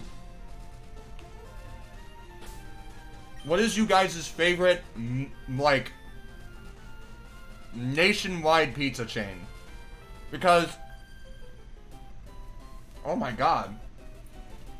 First off, I cleaned out my savings and bought more carbos. I guess that means she's gonna be fast now, but oh my god, girl, chill. Second, I'm not talking mom and pop or local pizza shops, because we all know that those are usually better, but what is your go-to, like, pizza chain?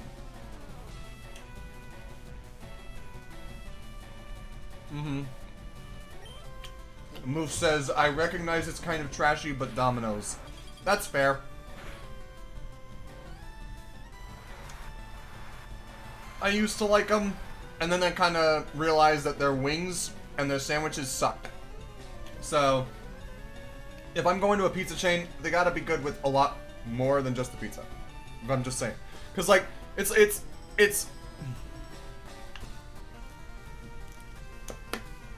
I used to use the Domino's app a lot. Because it used to reward you after, like, 5 pizzas with pretty much, like, a free one or something. Or, like, a discount or whatever. And the pizza was alright, but it was, like, in my opinion, not really, like...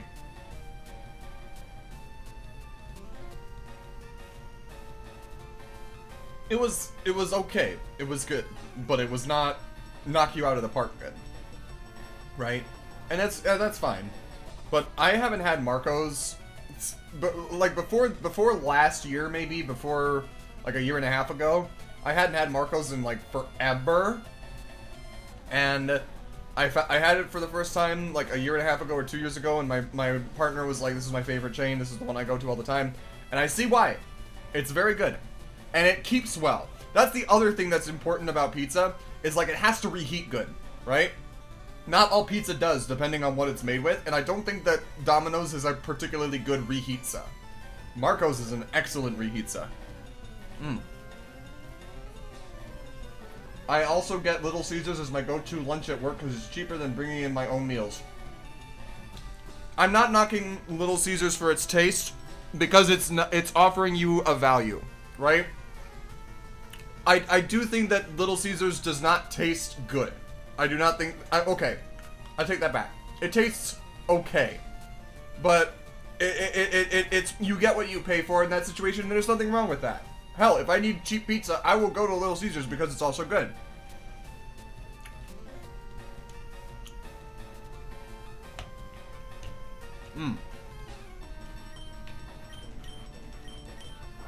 Oh.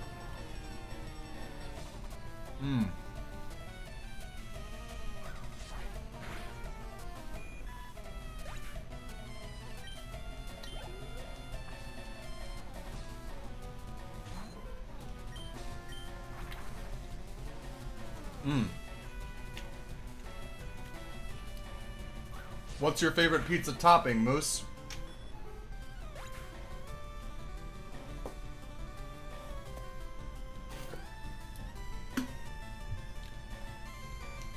Not seasoning, to be clear, but like topping that comes on the pizza.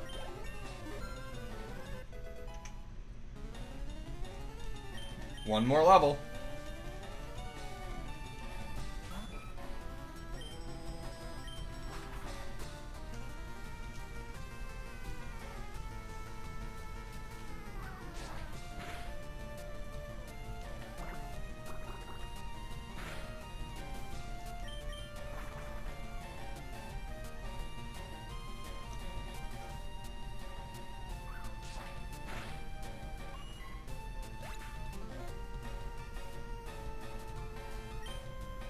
You could have chosen anything.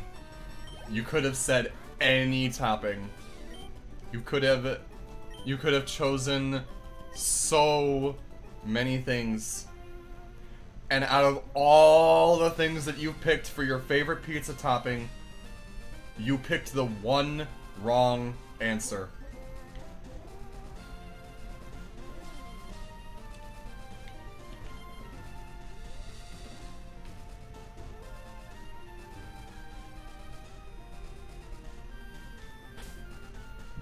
Pineapple.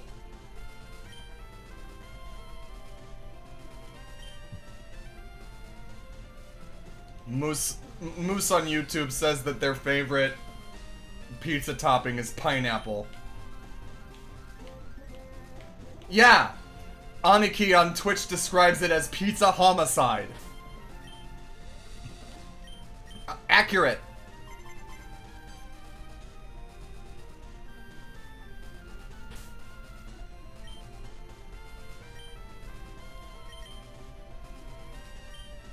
I do not. No, the only fruit that should be on pizza is a tomato.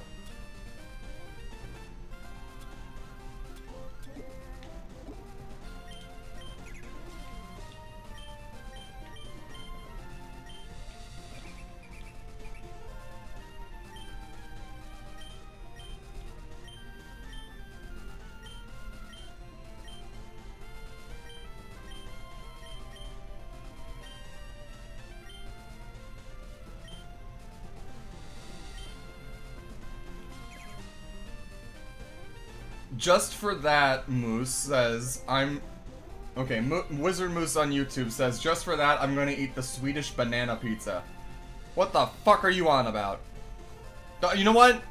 It's self-explanatory. I don't want to know. I don't need to know.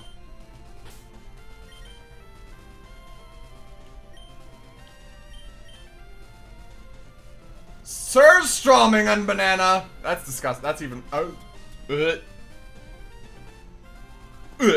Okay.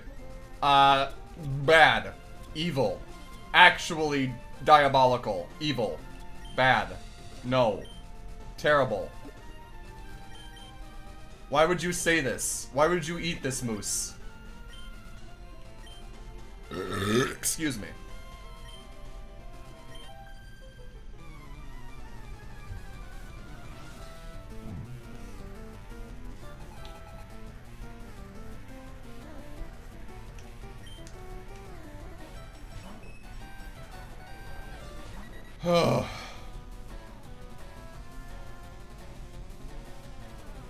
Because surströmming is basically like fermented fish. It's worse than sardines. It's worse than anchovies. It's worse. It's like Vegemite meets fish. Bad. That is gonna make my stomach churn just thinking about.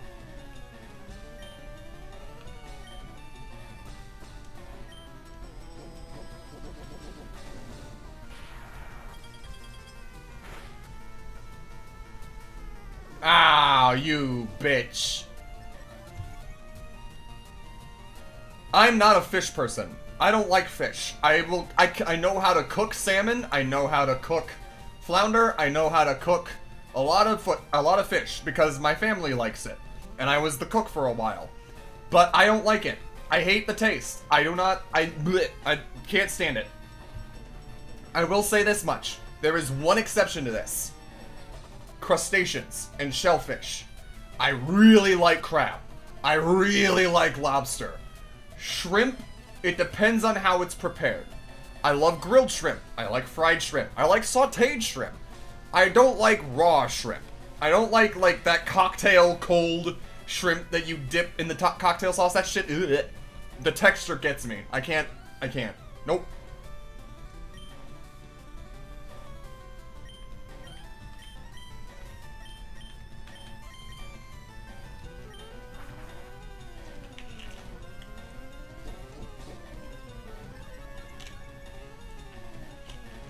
But yeah.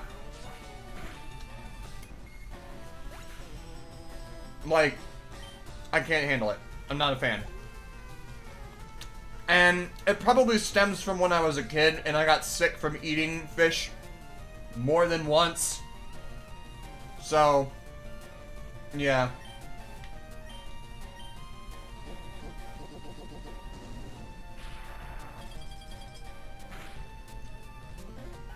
Nice.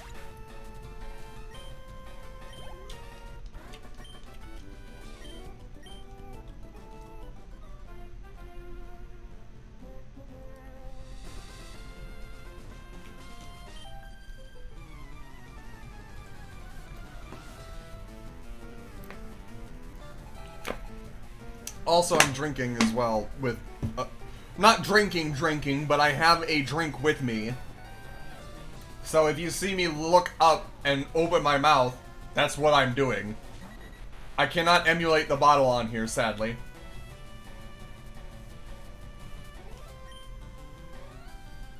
As a kid, the Wizard Moose on YouTube says, as a kid, I ate an entire container of mushrooms and then puked and then hated mushrooms for a really long time and have only recently recovered. Moose, I've never liked mushrooms. I've never been a fan of them. In fact, when I tripped on psilocybin, I basically had to choke them down because the taste was that bad. It was worth it. It was worth it to trip, but nope, I'm not a fan. I've never been a fan. I've never been a fan of mushrooms. I've never been a fan of beets. I've never been a fan of sweet potatoes or yams. I've never been a fan of, like, any shit like that.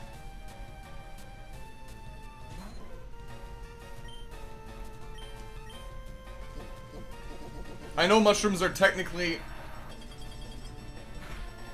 Well, are you at least into the mushroom-associated forms then, says Aniki. I don't know if you heard me, Aniki, but yes, I said that I've eaten psilocybin before. And I have had those types of shrooms before, and I basically had to choke them down because of how bad they tasted. To me. But, yeah. No, I I overcame my hatred of the taste of mushrooms to do that a couple of times. Anyway.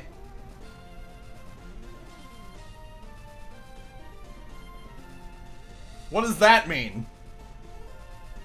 Aniki says, you totally had not activated your brain cell. What do you mean by that? Huh? Come on.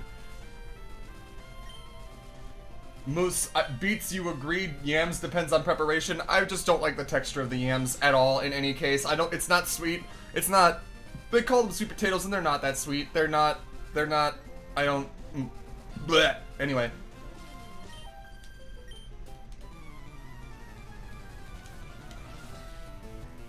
Honk.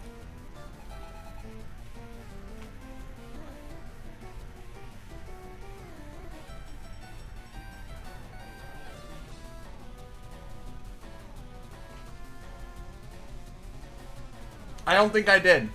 You might have to spell things out for me. I'm quite dense sometimes. Or oblivious, or however you want to pronounce it. I don't get subtext or hints. You do have to be very blunt with me.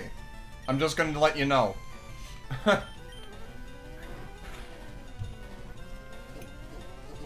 Ah! Ha ha ha ha ha.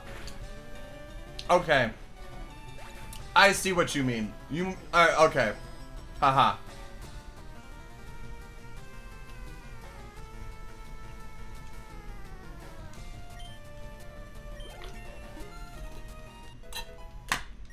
Alright. That's Headmates leveling up. Done. Where did my checklist go? There it is.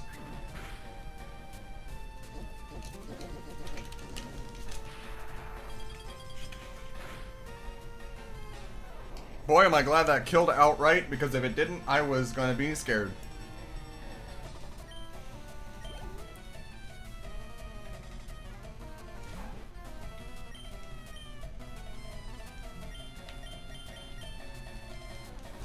Lol. No! Oh, okay. Oh. Pursuit is a bad move. I'm not a fan. I don't like that.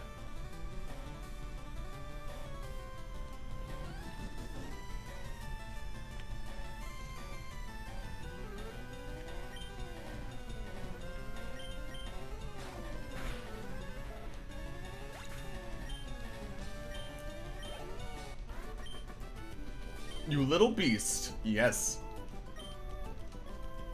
Hooray!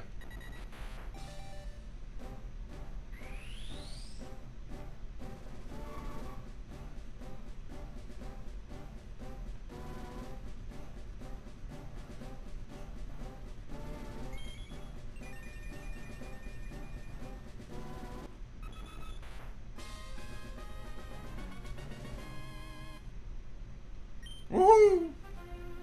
So that's one.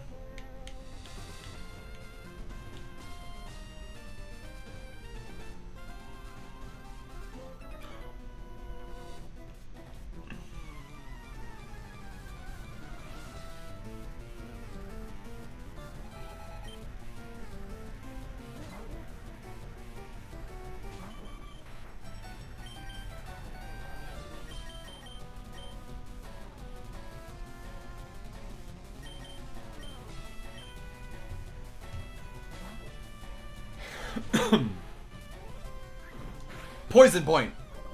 Hell yeah!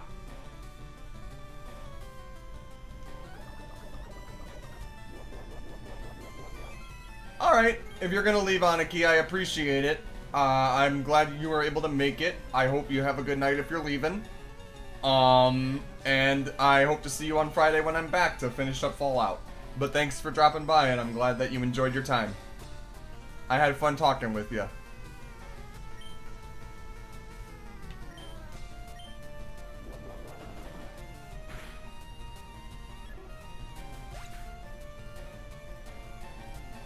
Not what I meant to say. You know what I'm trying. You know what I'm trying to say, okay? I've got. Listen, me and my partner share a brain cell, okay? And they're at an actual job right now, so they need the brain cell. I'm just playing video games in my corner over here for people to watch it and talk to, and I have no... There is nothing going on in between these ears, okay? There is a walnut bouncing around inside my skull right now. I'm maybe a little stupid, but that's okay. Because at least I'm cute.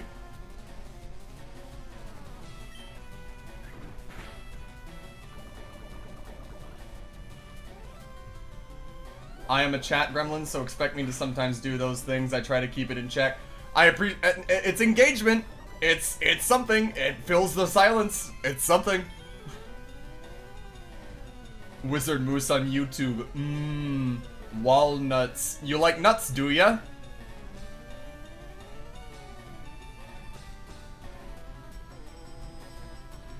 Anyway.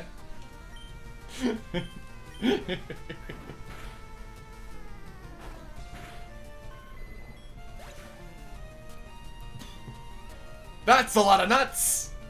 That'll be $4, baby! You want fries with that?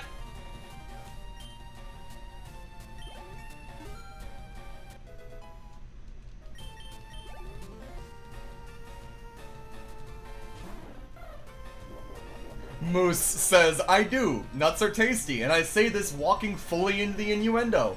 I admit, you want to know something funny, Moose? Is that I actually have a jar of peanuts right here. And it's honey roasted peanuts, specifically. So, yes, I have a can of nuts right here.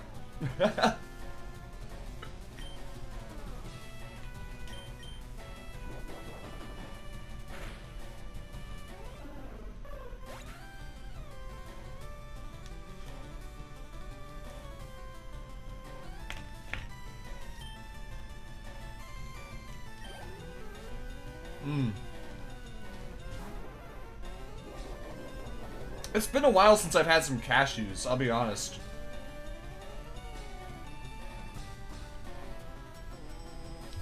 I need to get some cashews again. Those bitches are good.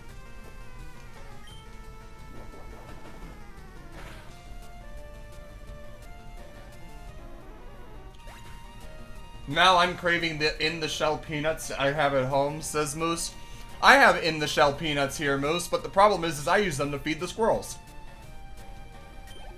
They're unsalted shelled peanuts, so I just sometimes sit on my porch or sit inside from my porch and just hawk them out there for them.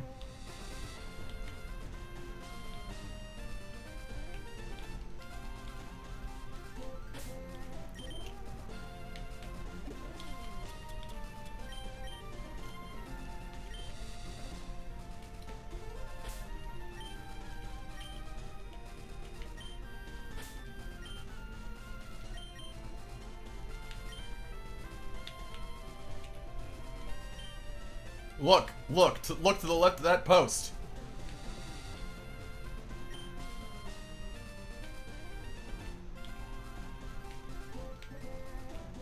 Huh? What? To the left of this post? Oh, you bitch.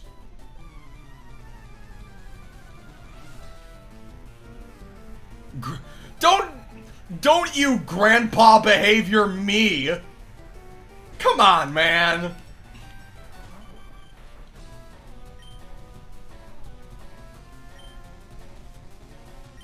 Did I already grab it?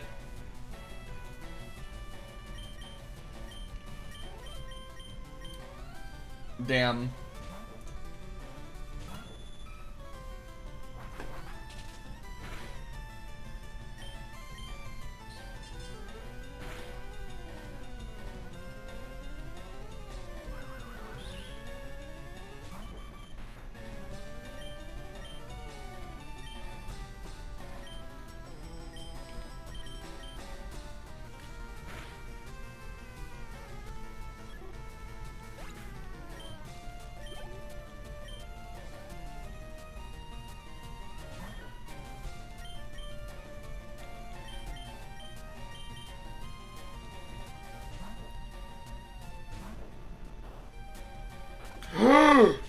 Okay.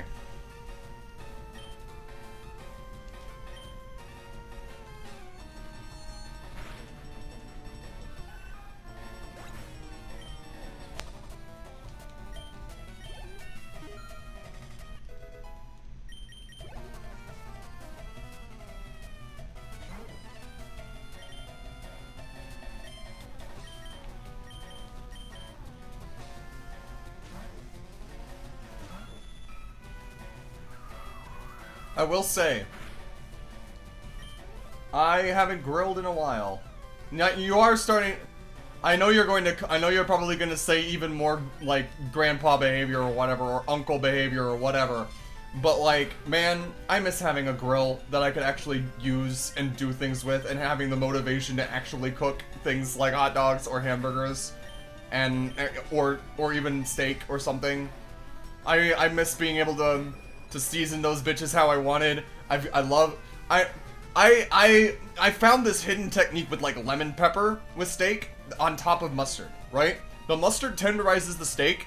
My mother taught me the mustard part, at least. My mother would always slather her steaks in mustard before I put them on the grill. And I'd be like, why would you do that? You're gonna basically taint the steak. And she's like, no, it's kind of like using wine in cooking, where it mostly tenderizes the meat. It soaks into it and kind of gives it that, like, that tenderness factor to it without affecting the taste at all, right?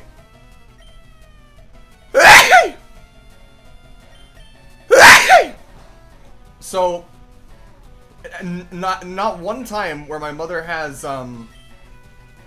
slathered mustard and steak, or when I've done it, has I tasted it, which is cool. But then I took lemon pepper and I put that on the steak too, and the way that it, like, sears into the skin of the steak as it cooks on top of the mustard gives it, like, this little bit of, like, not like a crust, but like almost like a glazing almost. And it's so good. Like, it's just barely enough to where, like, oh, I did maybe already pick it up. Damn. Oh well. But the point is, I like cooking, and I wish I could do it and had the motivation to do it more. I should just... Why am I moving? I have fly! I could just fly! No! 5 birds! Fuck it. Gene, come in. We're shockwaving our way through this. I do not care.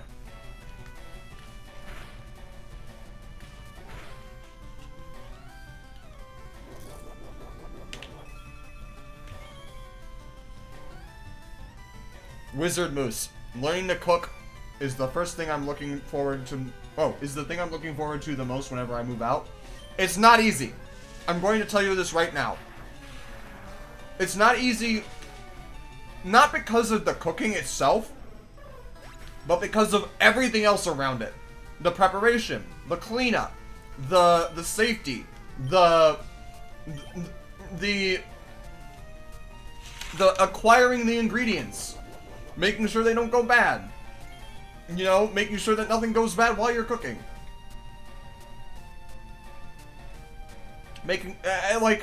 It's... Because here's the thing, right? In my opinion, this is just my opinion, there is a difference between baking, cooking, and grilling. I think that most forms of cooking, in terms of making food, will fall into those 3 categories. Baking, you throw it in an oven or a microwave, or some other form of, like, slow heating.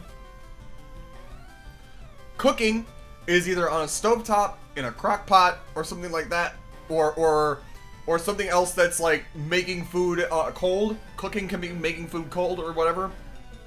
I think, like, you don't cook it to make, okay. Not all cooking has to involve heat, right? You can make a salad, and I would call making a salad cooking if you're making it good. Right? Like a good Caesar salad with, like, a good balance of dressing, cheese, croutons, like other types of, like, lettuce in there. Sometimes you can have onions in there too. Like, having that right balance of ingredients is cooking. That is what that is. So having to have heat, it's not necessary. Grilling is doing it on over an open flame. Any kind of like open flame over a grate or on a skittle. Ceviche, gazpacho, any type of cold stuff is still cooking. Yes. Sushi is cooking, even though it's raw fish. You know what I mean? You cook rice. It's all of that. And then, like I was talking earlier, grilling is either done on a griddle or over an open flame. Right? So you grill hot dogs, you grill hamburgers, you grill, this is gonna be a hot take, you grill pancakes. You grill eggs. Or you can, anyways.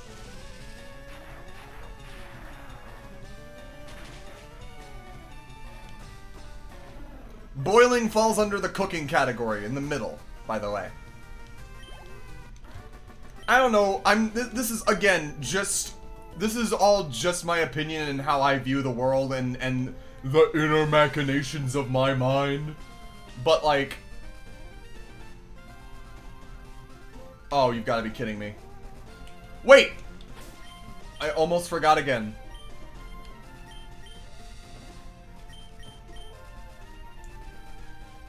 Get me out of here. Yippee! Wahoo!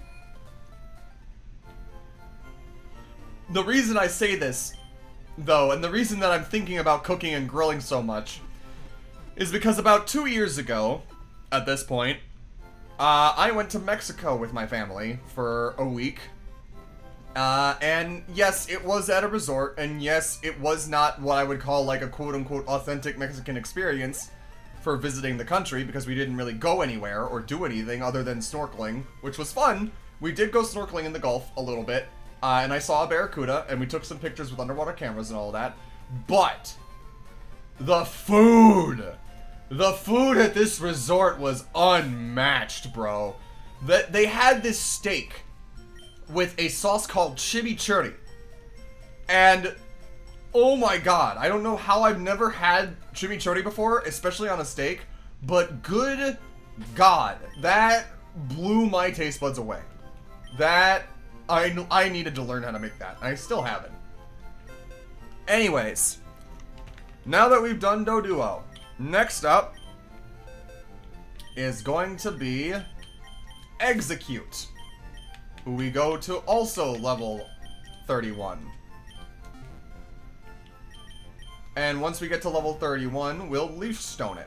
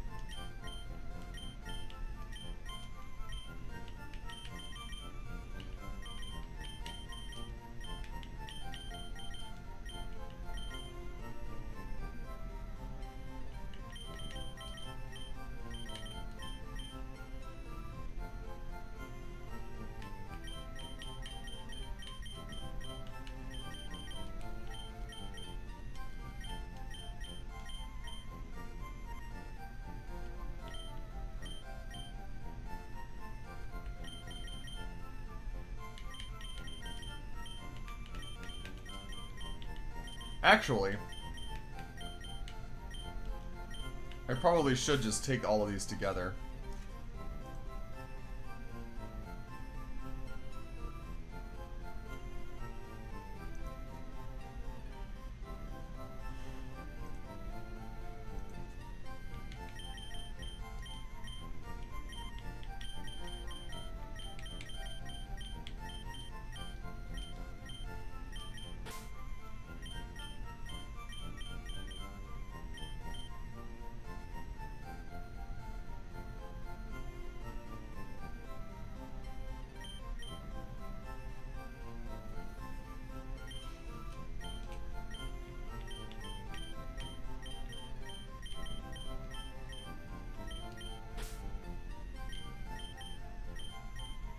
We'll keep it this way for now and see what we can get done with the two of them.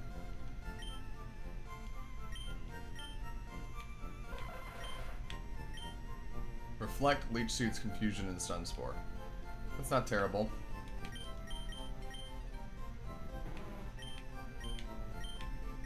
Disable Sludge, Minimize, and Screech. That is terrible. Great.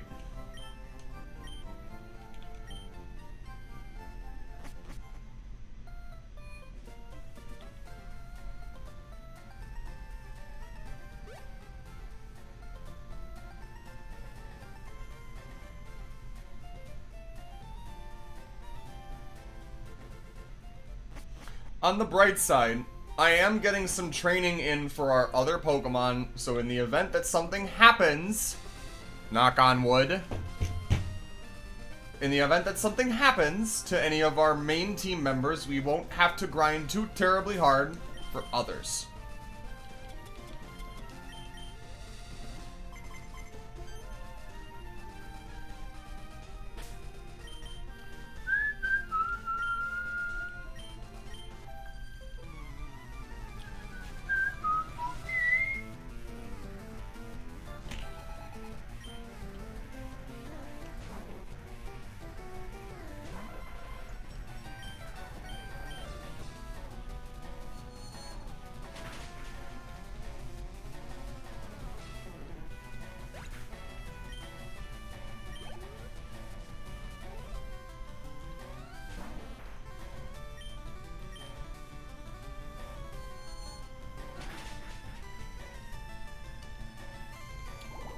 Uh-oh.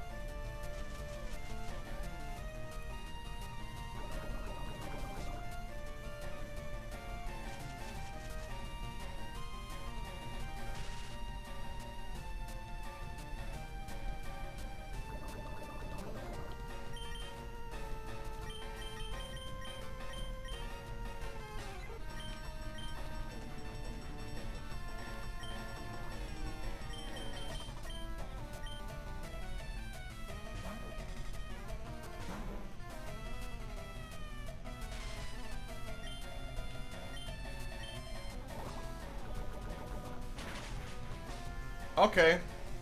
That did a good amount.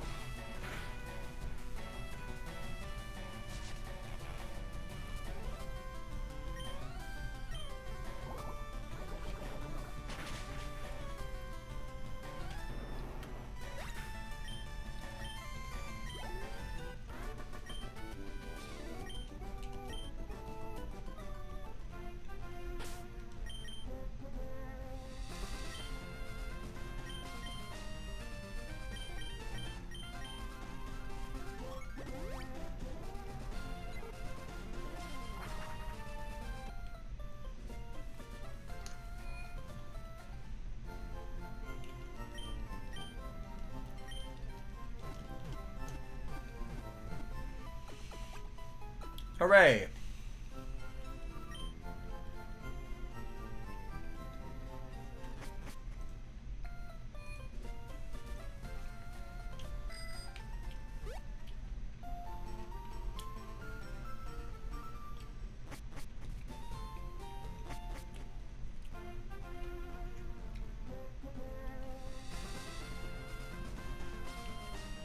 Okay.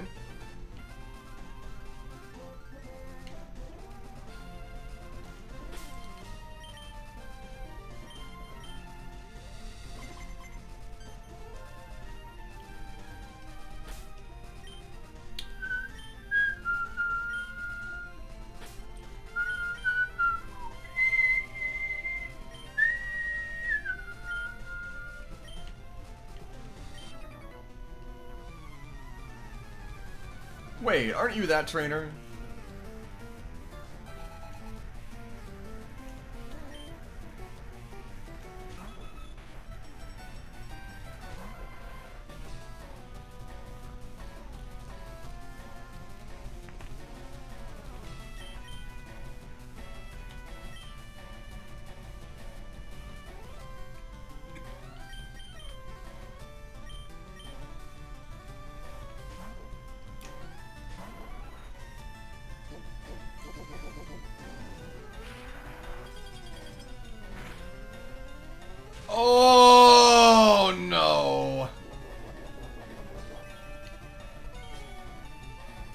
Oh no.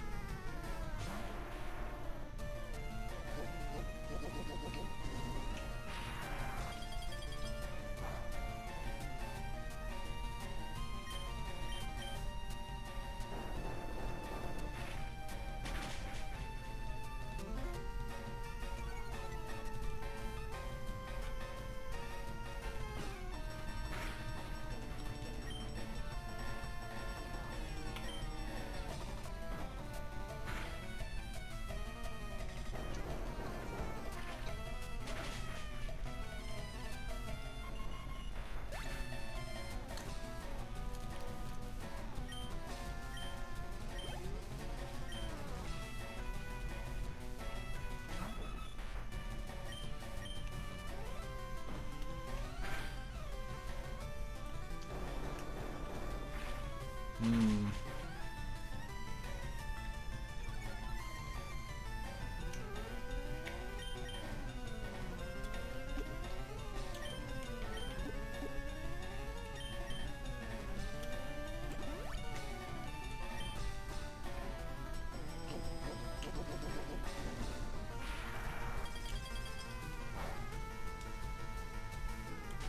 Come on, man.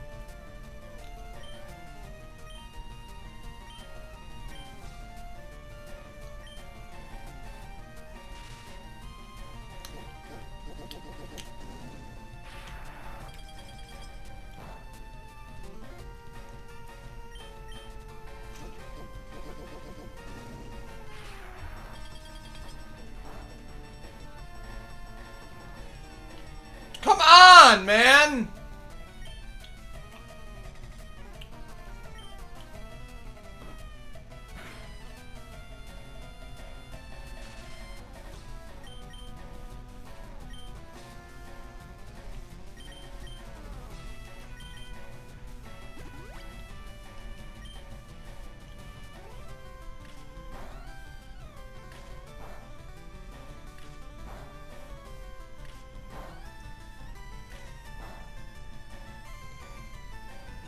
Insane.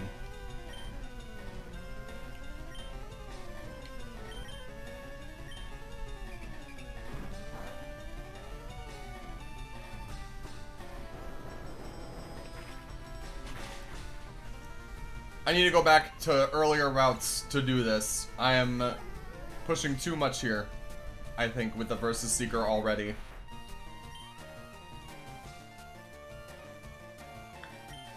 It might. It's not really a chance I'm willing to take.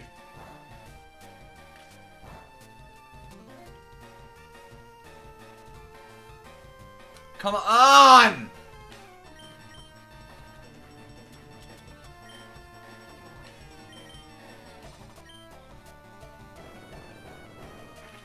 You've got Whirlwind? Is that what you were planning to do there? Because I was paralyzed. I should not have gone first.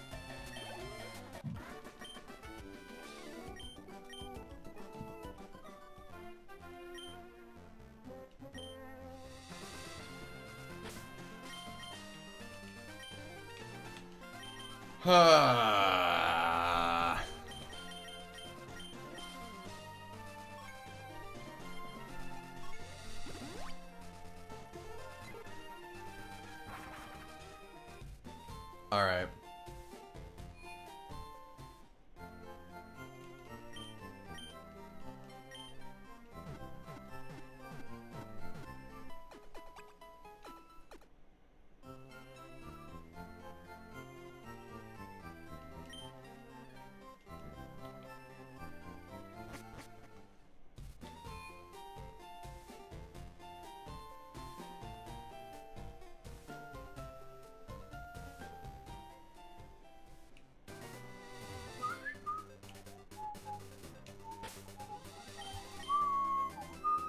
Actually, before I forget again,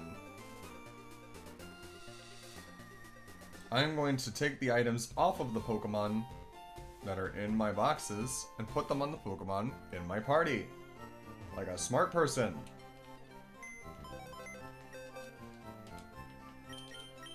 Nope.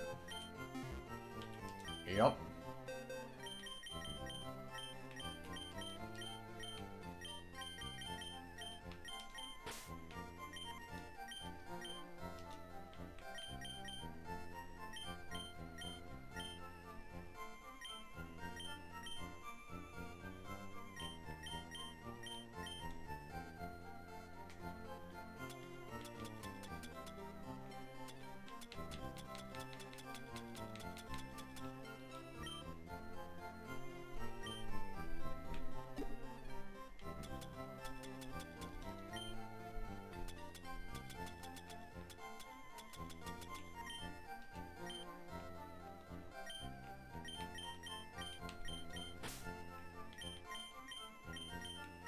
Oh well.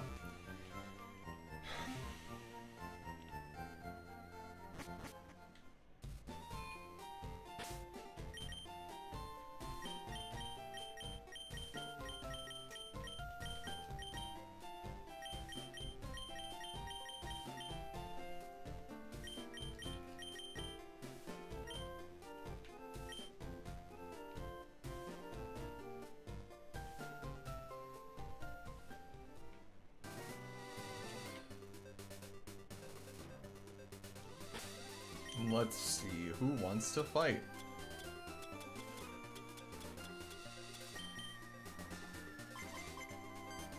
Only one of yous.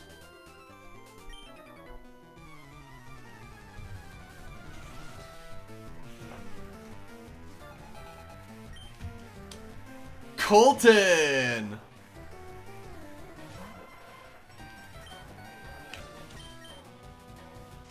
What's up? My name's Colton.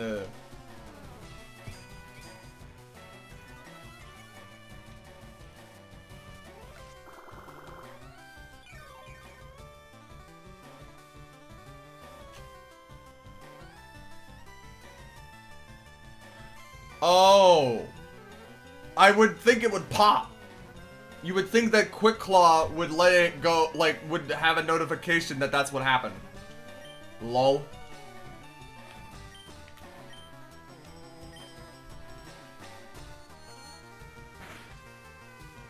Hey Moose, thanks for being my fact checker, by the way. I tend to spew a lot of BS that I think is right off the top of my head, but I misremember quite a bit of it.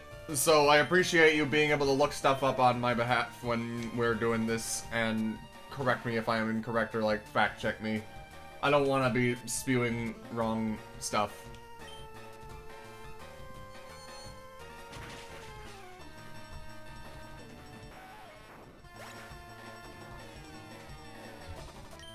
That stuff about the Versus Seeker.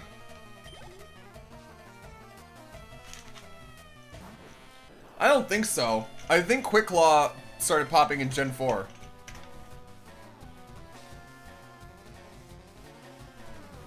Yeah, from Generation 4 onward, Quick Claw plays an animation at the start of the turn if it's activated. From Gen 5 onward, the Quick Claw activation message will be displayed before a player flees or forfeits. Which is very funny.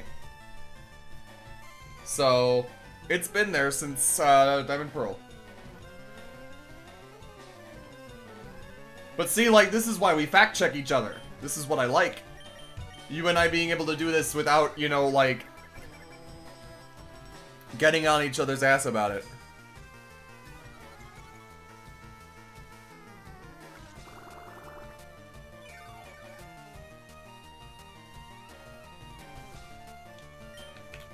It's nice, and I appreciate it.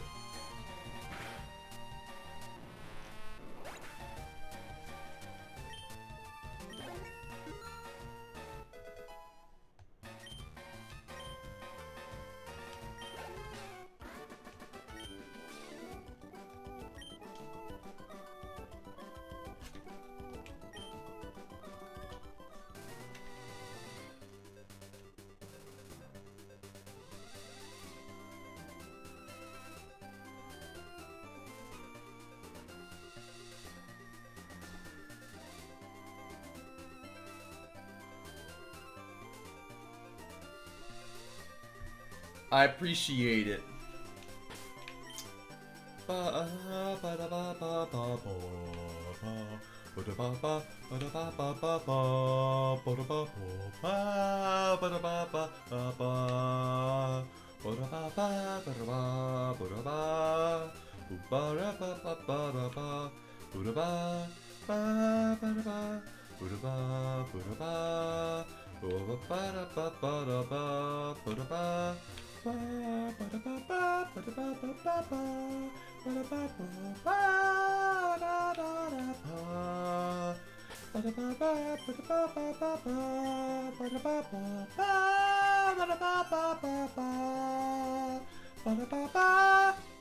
Anyway.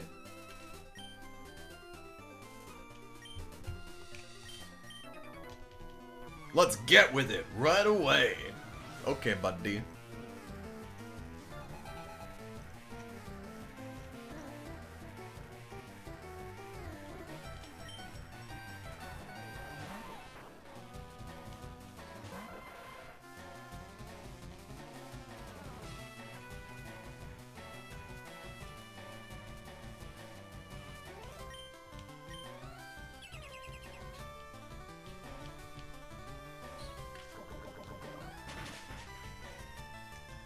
Motherfucker!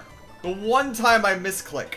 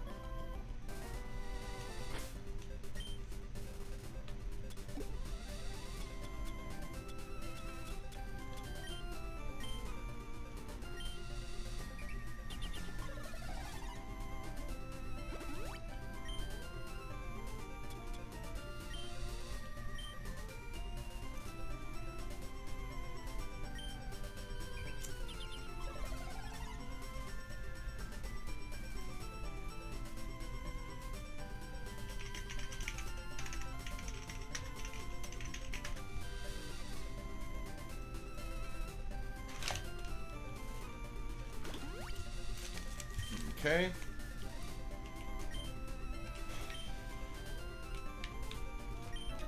Gotta be careful with them bug catchers against a grass psychic type.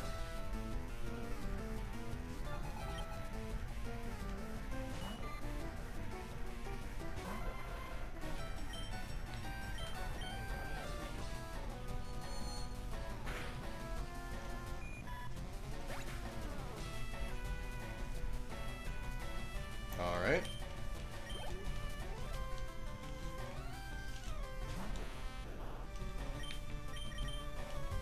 I think I could probably just one-shot them all. Yep.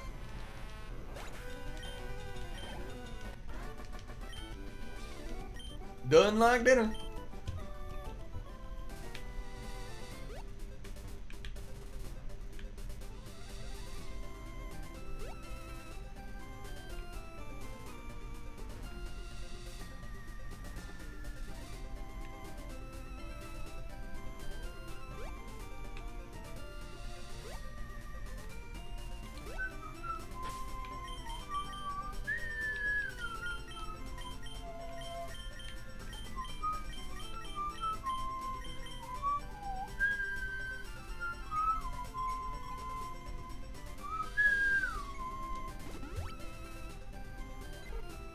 Might go up here, see what folks are doing.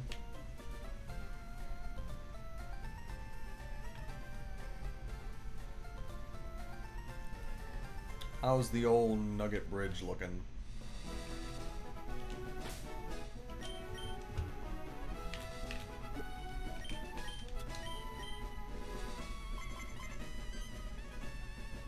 Oh.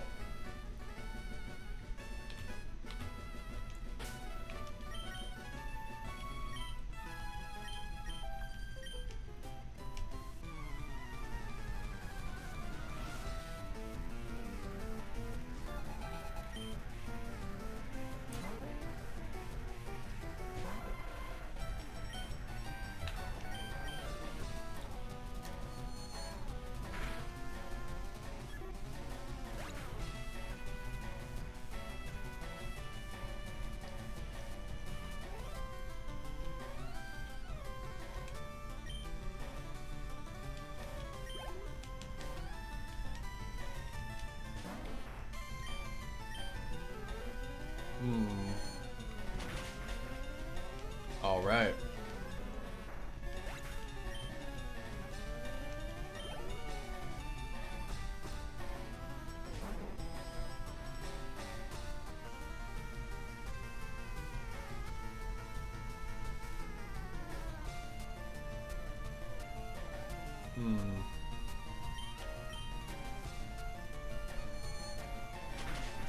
Have you ever gotten the pretzel pizza at Little Caesars? Asks Moose. No, I do not think I have. It does sound interesting though, and quite delicious.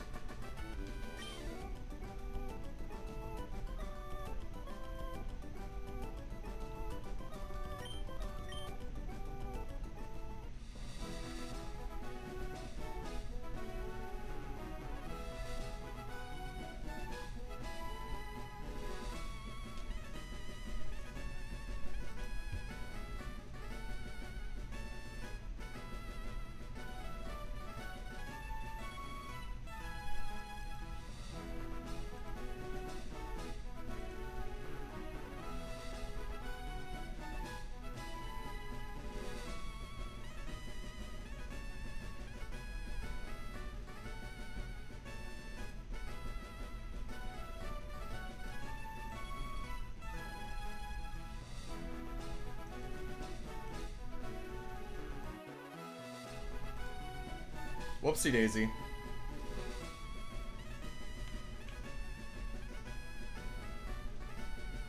Stuff's starting to go a little bit haywire. Anyway.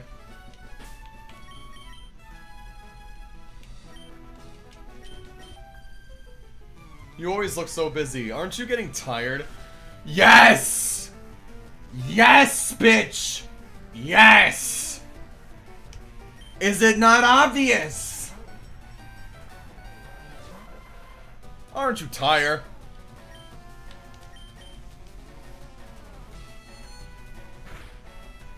You knew you were out of line. Talking back to a superior line.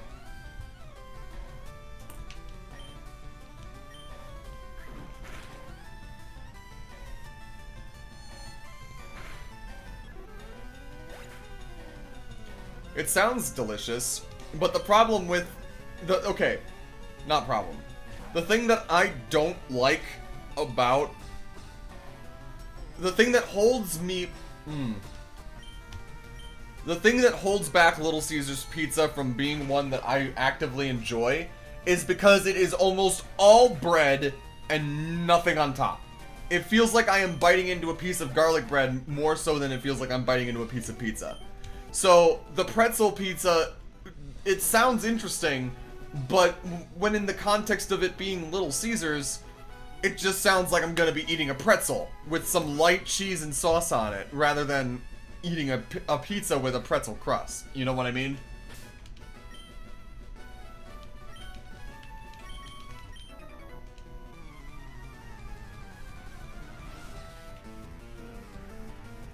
Ugh.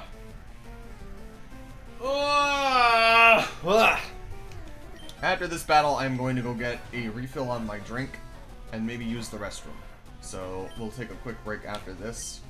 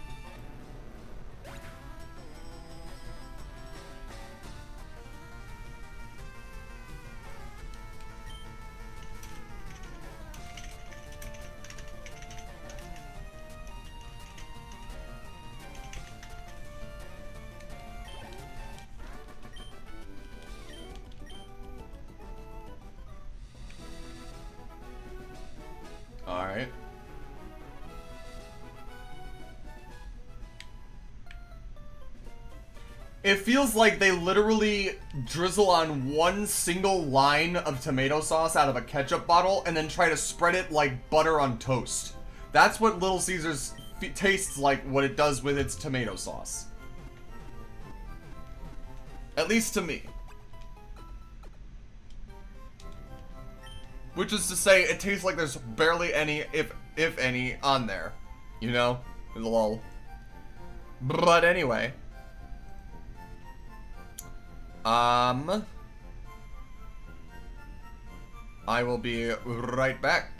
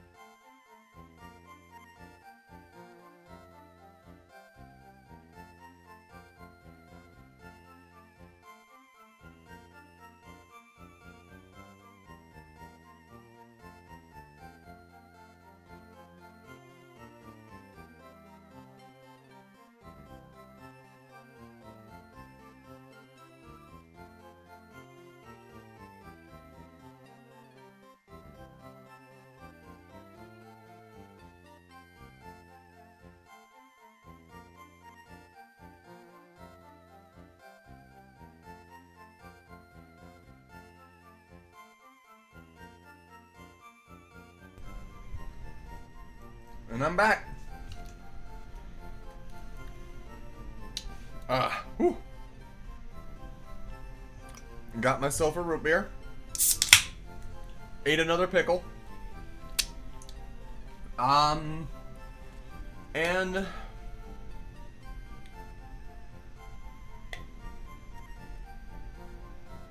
there we go.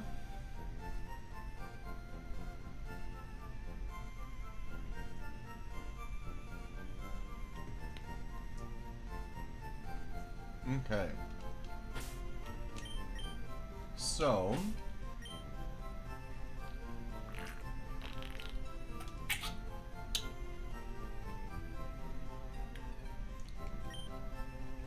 five more levels to go with execute.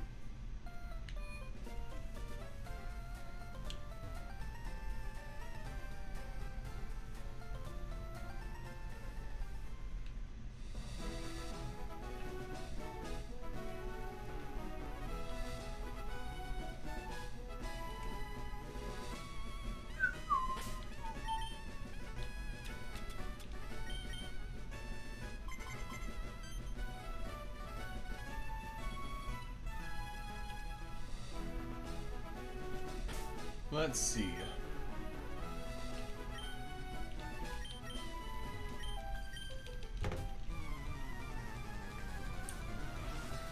I have a half-gram joint here. It's very small. It's not much.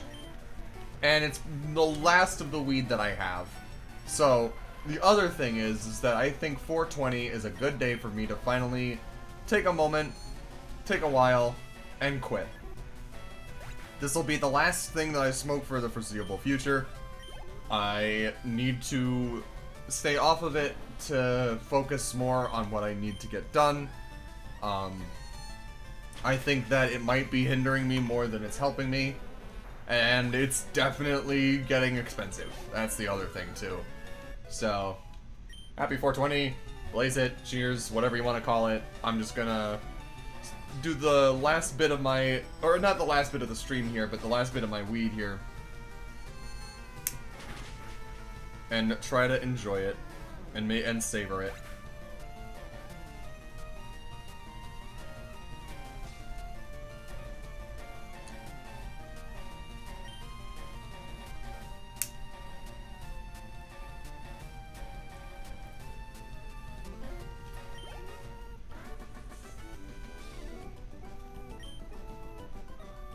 Blears it.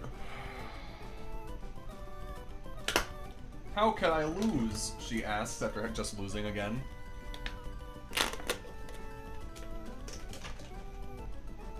For the second time in like 10 minutes.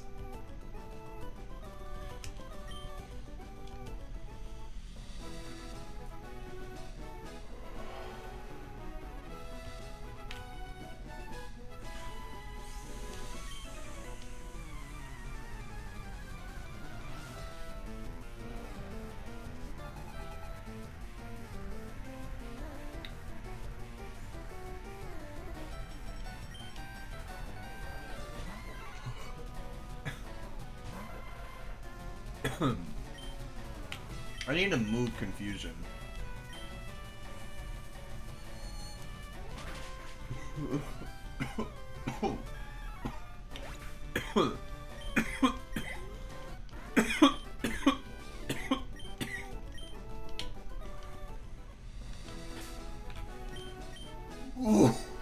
So, summary. Moves. Reflect, switch with confusion.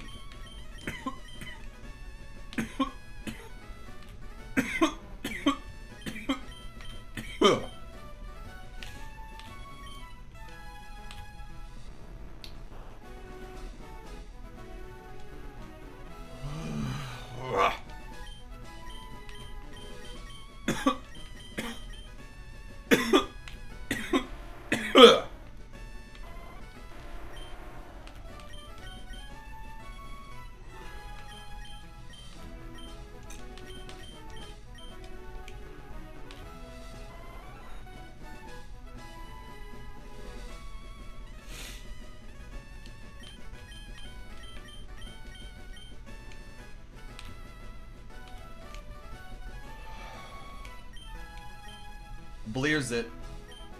Anyway. That was gone quick. Or at least it's mostly gone now, but still.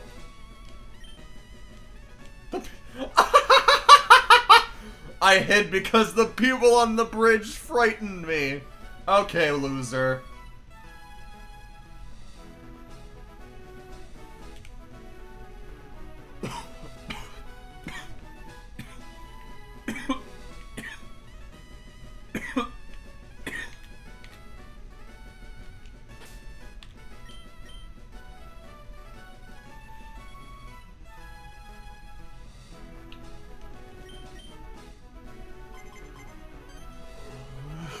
Four of them things. Excellent.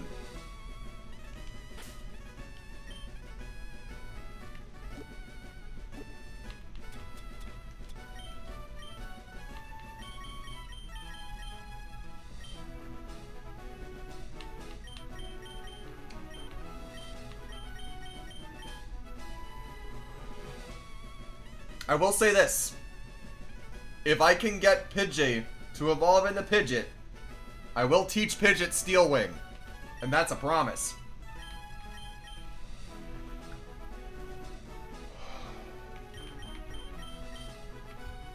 Hell, I might even teach it Double Team.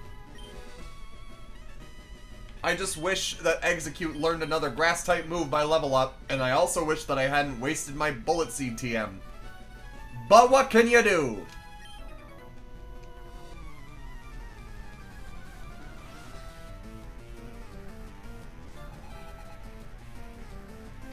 A Pidgeot promise, yes. Oh, this is bad.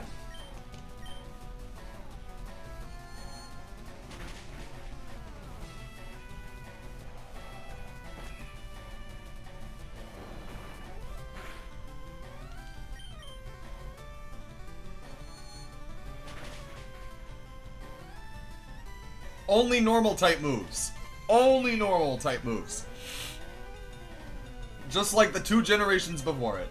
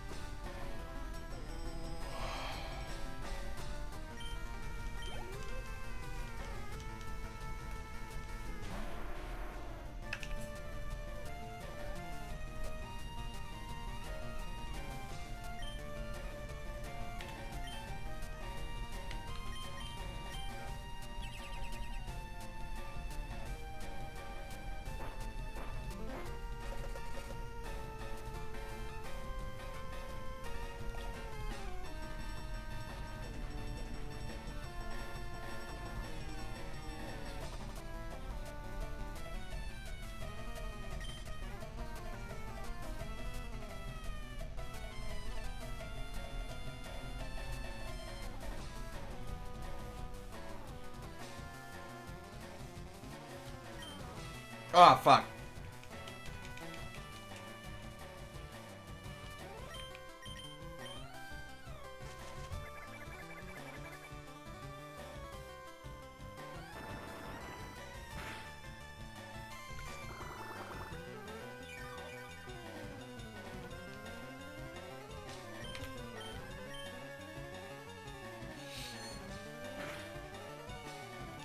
Wow.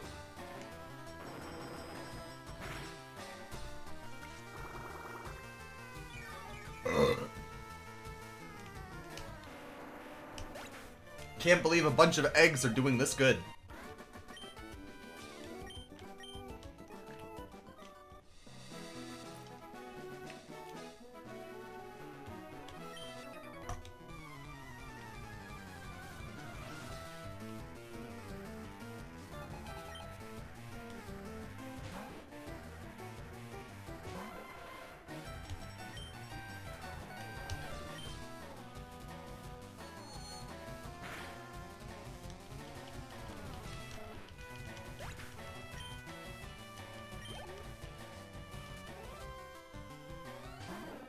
Sorry to whoever is watching on Twitch, but another ad is about to hit you in about 10 seconds. I gotta do what I gotta do, but I appreciate it nonetheless.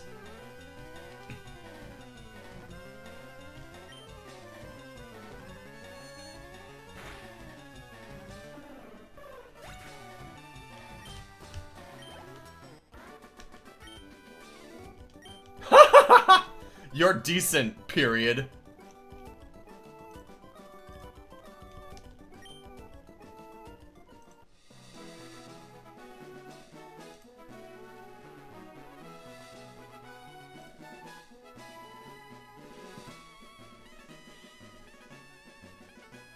My brain autofilled Jesse and James with the second one going, and the Execute is doing pretty good too. Lol.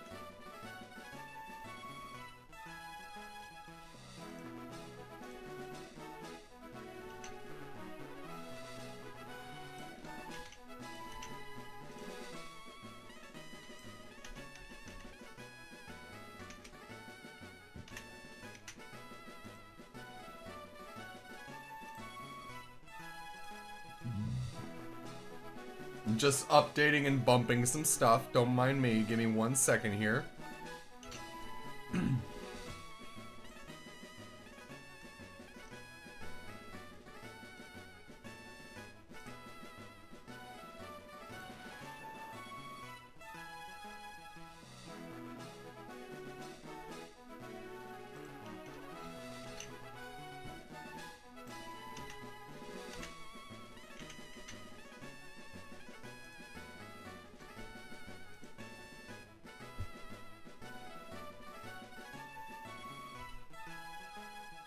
There we go.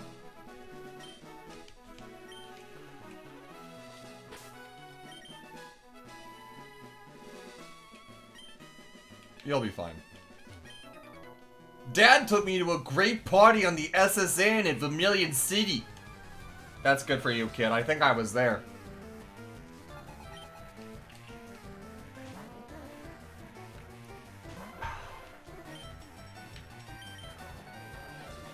Bah! Come on. There we go.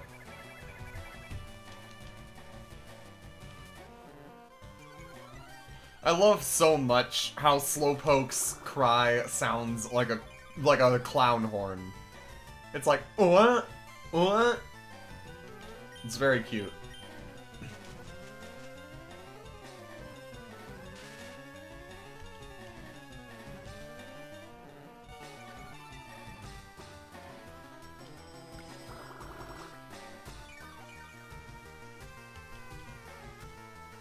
And then we'll just go ahead and set up a reflect just to be safe.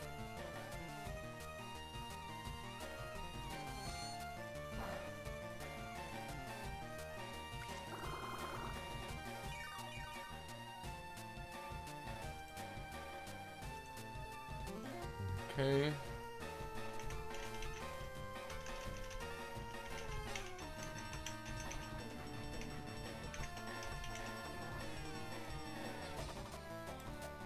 Alright. There we go. And now we confusion. Never. Oh, the clown horn now? Yeah, you're welcome. I've heard it since the very beginning.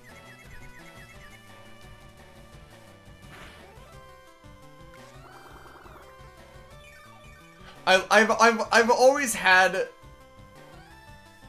Oh, are you kidding? Hold on. I'm gonna send you an image, Moose. I'm going to break protocol here and send you an image directly.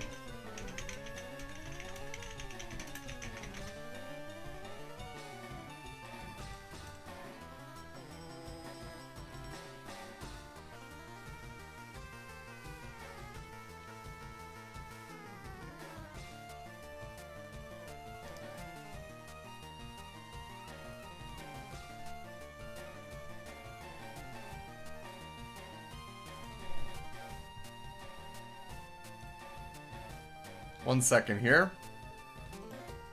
Boop. Look at him.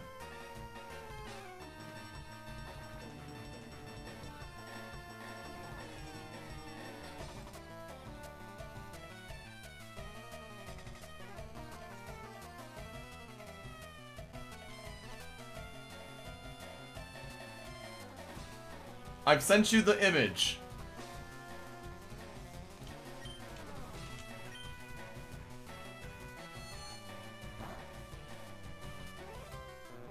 I hope you enjoy, as a slowpoke enjoyer who has plushies. I'm not mad! You keep telling yourself that, kid.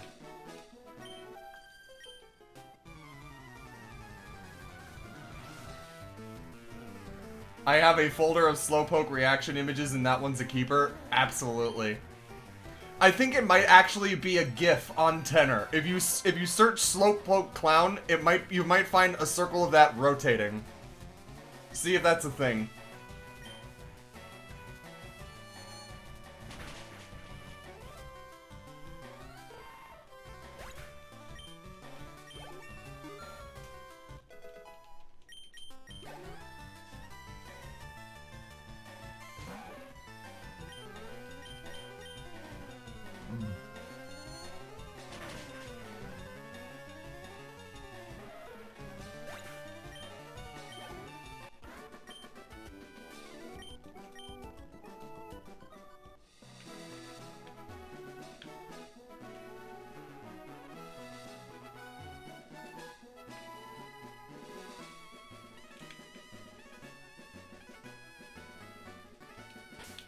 Okay, and now we'll go ahead and do another versus Seeker. Battery isn't charged enough. 4 more steps, come on. Okay, there we go. Haha! I fucking knew it.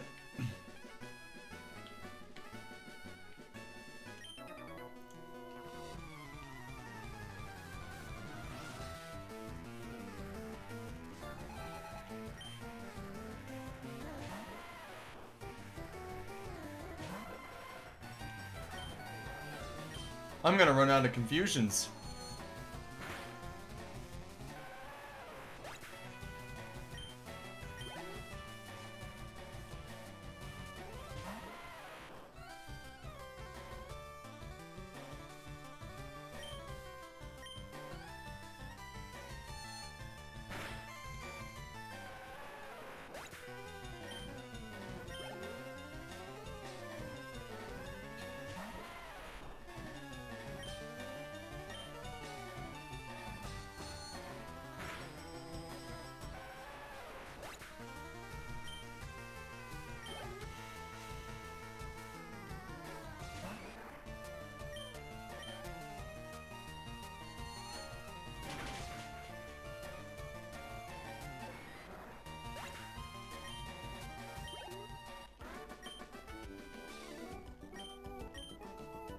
Alright. And then both of you are jumping too. So I have 3 more levels to go with Execute. And once it reaches level 31, I'm going to use a Leaf Stone on it to evolve it into Exeggutor. That will be our second Pokedex slot, because we only needed... At the beginning of the stream, we needed 5 more Pokedex slots in order to... Or, like, obtain Pokedex slots in order to get the EXP share. I'm going to use the EXP share to help me boost my training a little bit so that we can get to level 45 a bit faster. As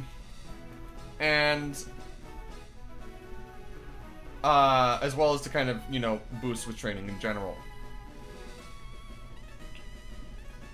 The reason that I'm not using the Leaf Stone immediately is because of Execute's level up moveset. And what I mean by that is that Execute gets a move, I believe it is Stun Spore at level 31, and then when it evolves into Exeggutor, it will learn another move, which in this case is Barrage. And so that way, I'm trying to get the maximum movage that I can. And that way, because this is a Nuzlocke, and if something faints, it is considered dead, and I cannot use it anymore. I want to make sure that everything is as close to optimized as I can. Or at least as low risk as I can possibly make it. So, we'll see. We'll see how that goes. But I need to be careful with how many confusions I have left. I do have a couple of max elixirs and stuff, but I would hate to have to use that in the middle of a battle, and I probably wouldn't. I would probably just switch out. It's a good thing that Intimidate doesn't matter to me since I'm a special attacker, at least for now.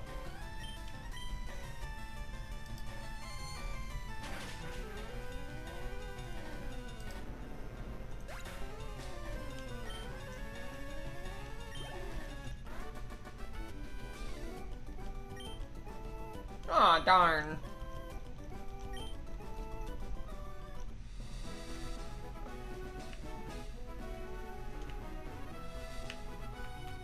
Let's see.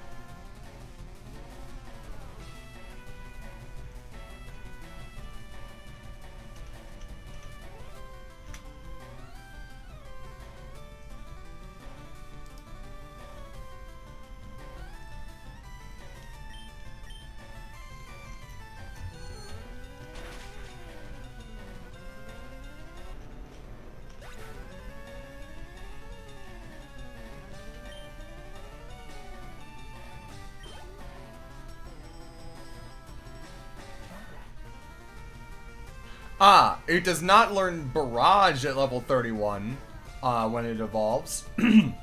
I misremembered. It does not know Barrage inherently. It learns Egg Bomb at level 31 when it evolves into Exeggutor. So that's neat.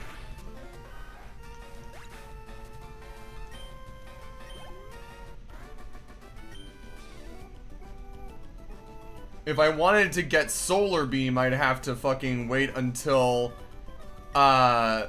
Execute is at like level 40 something, and I do not want to do that. Hello, Warnick War. Welcome to chat. Nice to see ya. I'm doing okay. How about yourself?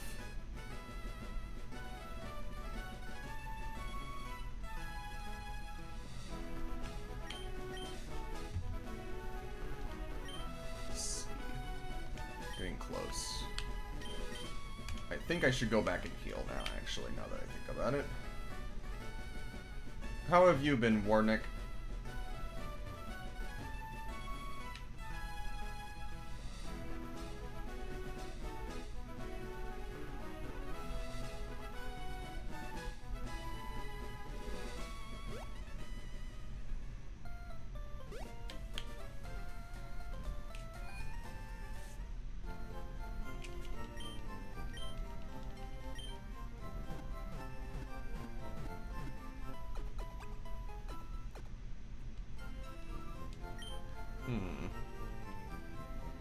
Let's see.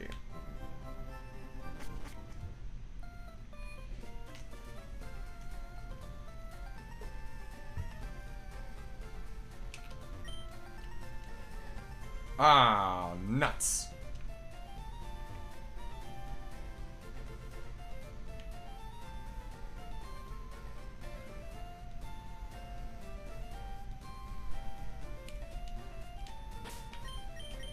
I have fly on me, I don't have cut. But you know what? It's fine.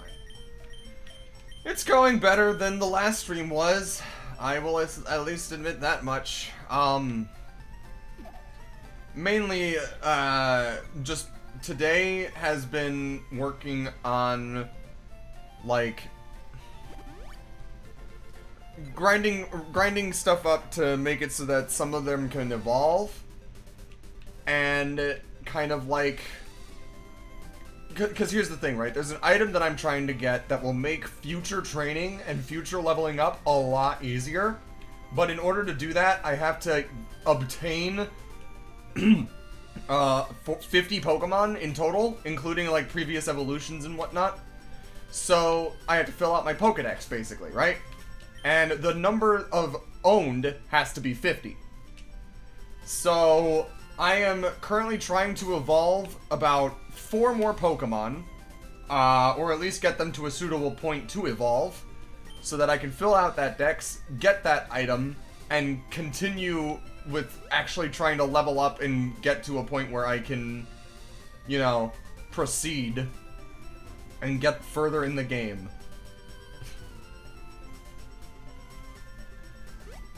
I'm trying to find a good nexus point for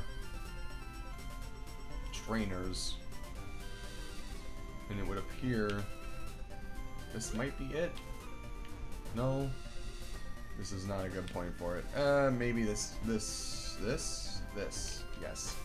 Whenever I try to use the Versus Seeker to rematch trainers, I always try to have at least 3 within the screen's radius, so that way I don't have to waste it, like, recharge it over and over and over again.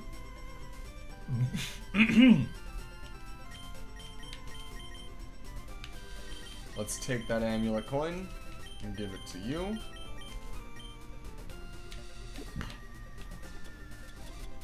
There we go. Bug catcher. Bug catcher! Are all your bugs fully evolved now? They are! Fantastic. That means they'll give me even more experience when I kill them.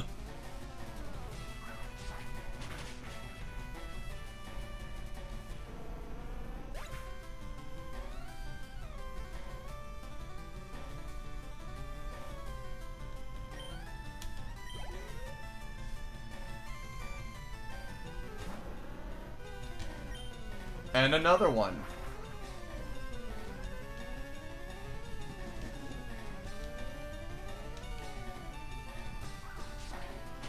And another one.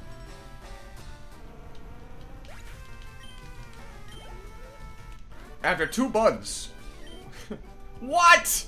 What a total waste of time. Wow. I have to collect more than bugs to get stronger. Yeah, you're just now putting that together, bucko? Whoa there, buddy.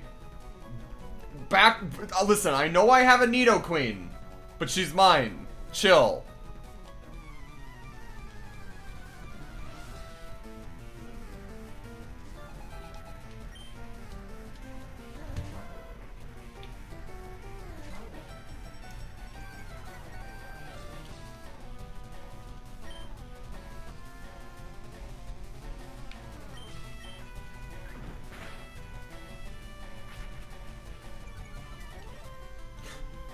Wizard Moose says, no, bucko, don't listen to the haters. More bugs will solve your problem.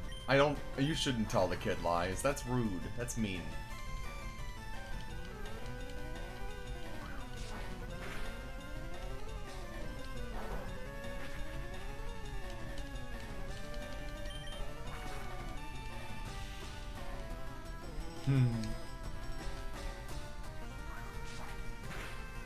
Nice. Critical hit.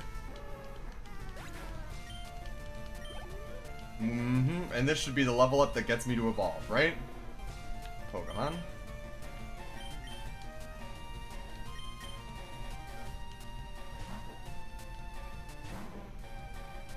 Ah, bitch.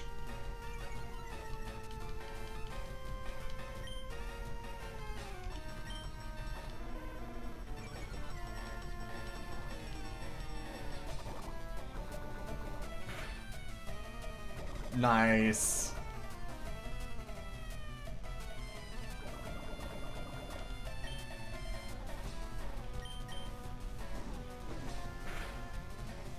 Aw, okay.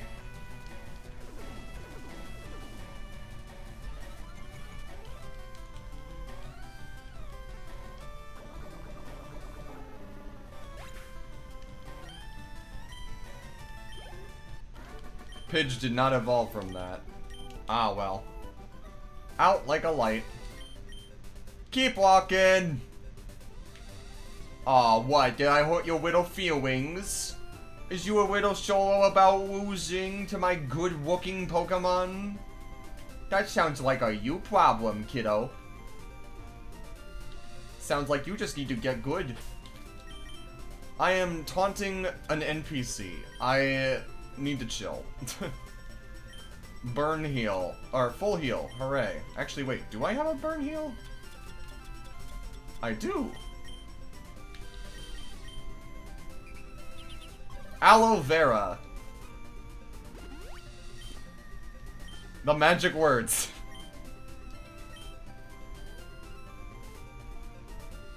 I was just about to... Ah, okay.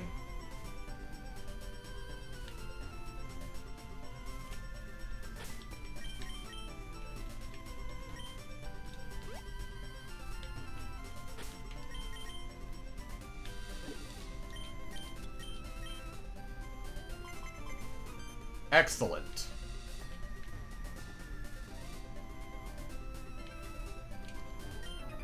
Go win my super bug Pokemon. Okay.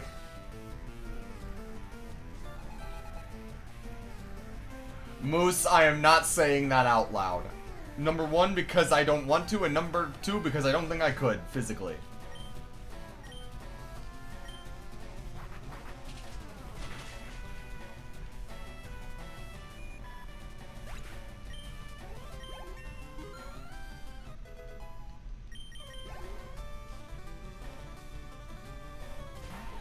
We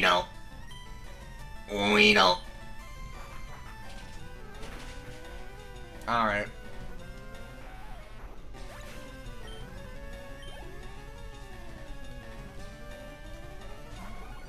And Venonat.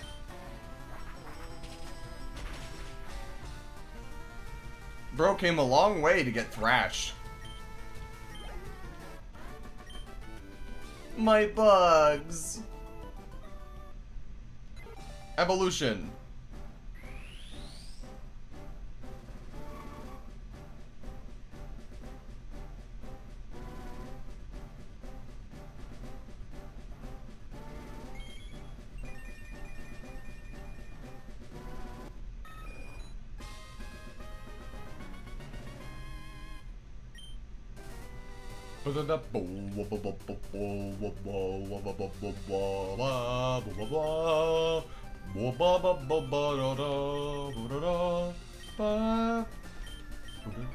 A little toughy as always.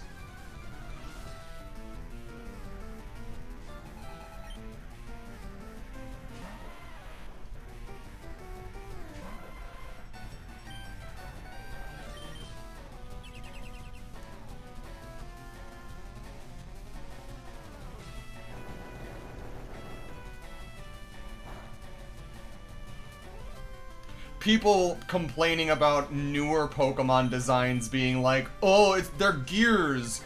Oh, it's literal trash. Oh, it's an ice cream cone from Gen 5 alone.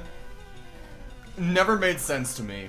Because here we have a bunch of eggs fighting a rock.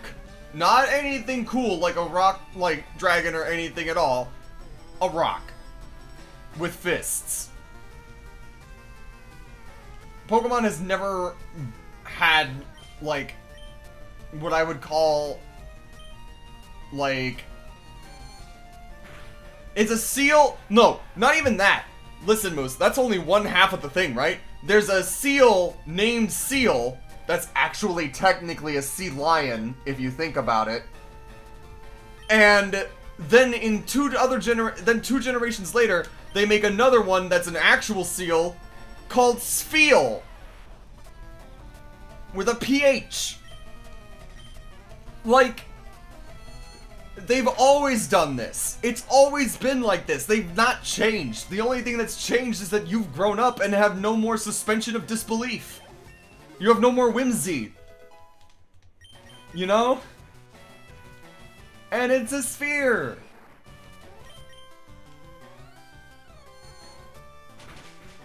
It's spherical! Ah, jeez. Hiker Bryce is defeated. 2 more levels with Execute, and then that'll be done. And then what do you want over here? 29. I do not. I've never heard of this person. Wizard Moose on YouTube. I have not heard of this person. Skyzen TB. I don't know who that is.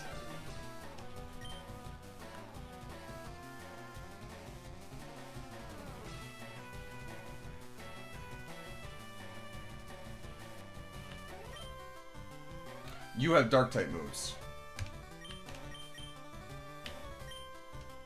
I should be more careful. Yep. I called it. Bite is a Dark-type move. Wow. Wow.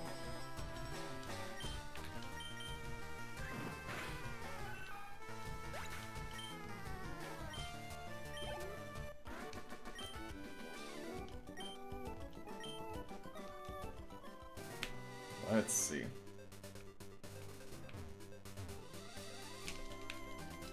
I think I already would have gotten what's out here. Can't surf yet.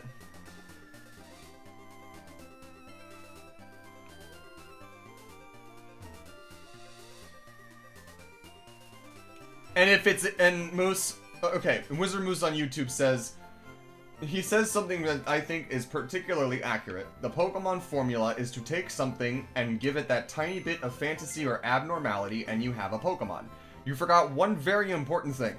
If it's not alive, you have to breathe life into it. You have to make it alive. And you have to make it feel like it could be alive. I think that is the real secret ingredient there. Pokemon, literally in the first generation, it is a sentient pile of toxic waste. That is what Muck and Grimer are, right? Like, literally, what they were doing... Here's the thing, right? What I love about this. Grimer and Muck you can find when fishing, as like a 1% chance in Celadon. That's how I found this guy. So, Muck represents water pollution. Wheezing represents air pollution. And it took them until Generation 5 when we got Garbodor to represent land pollution. And it's interesting to me. It's fascinating how they can take concepts like that, or just stuff like that, and make it cool. Or cute in certain respects. I know people who love Trubbish.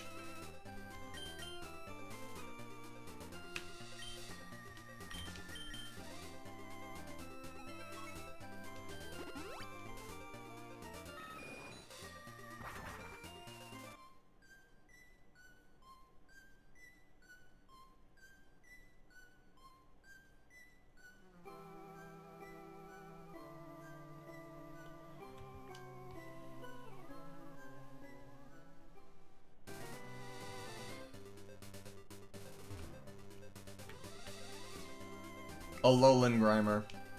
He's very nice. I like his little tooth.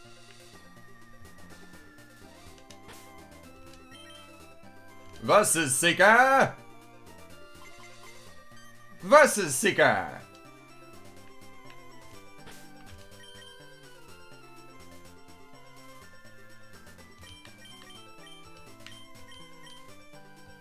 So now I just have to get Pidgeotto up to level 36, it looks like. So that's next on the board.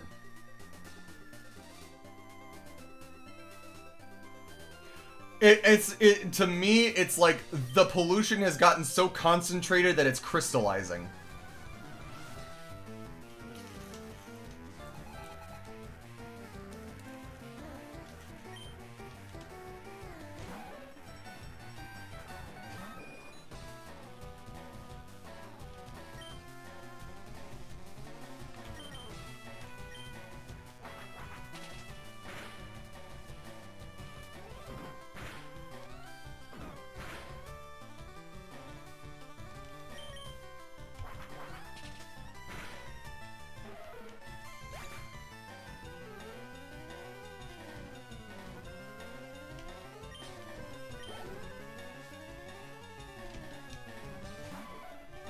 Okay.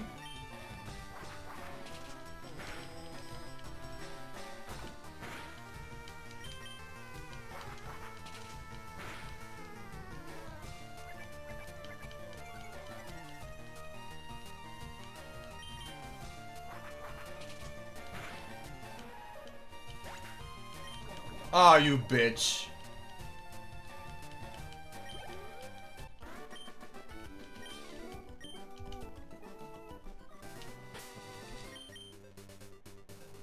So, I'm gonna see here.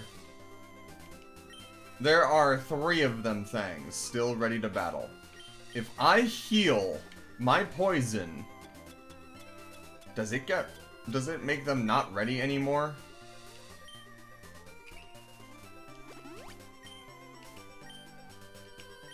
Okay, cool.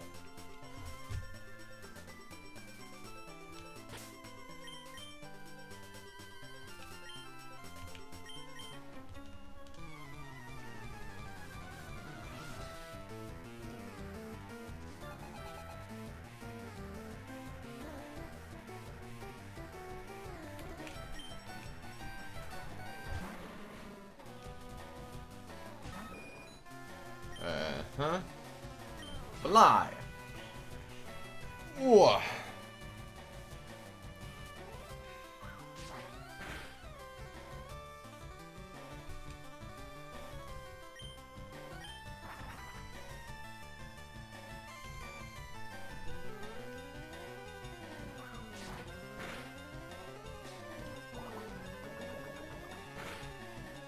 Okay, getting a little bit dangerous there. That's fine. We're fine. Everything is fine. Alright.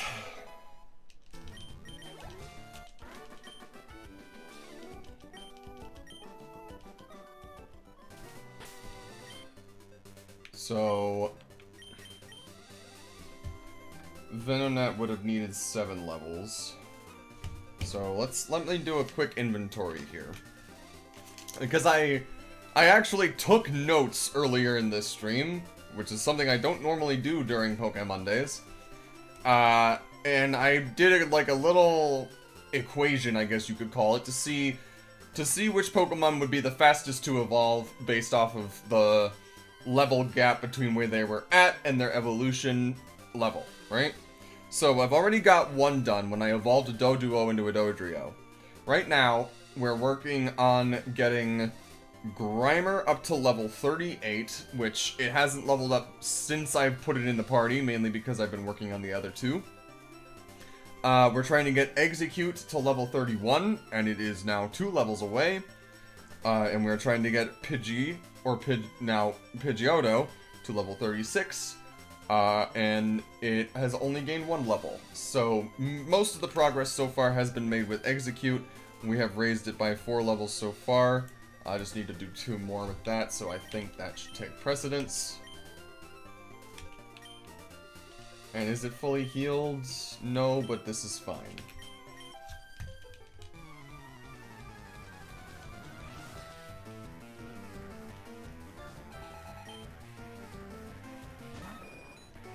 This is not fine. Well, actually, reflect. Okay. This works. Rock Tomb.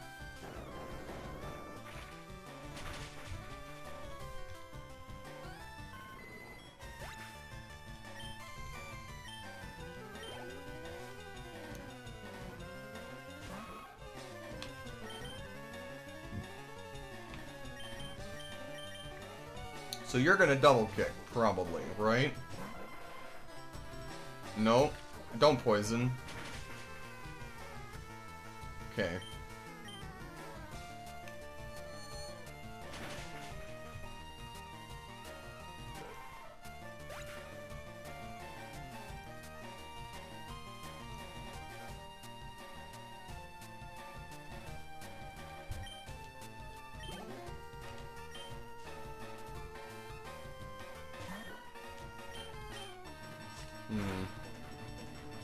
Nothing. Alright. Reflect wore off, that's fine. I'll pick up the extra money afterward.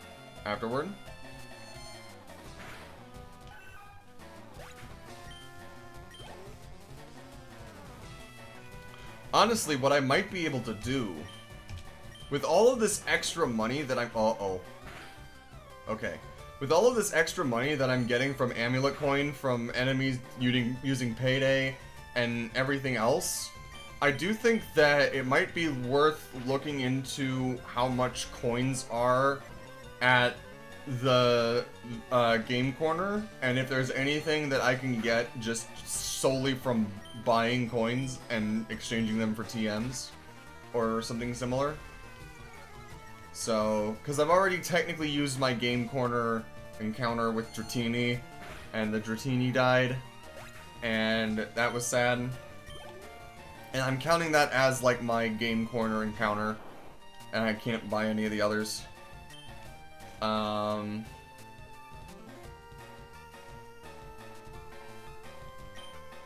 That's not good.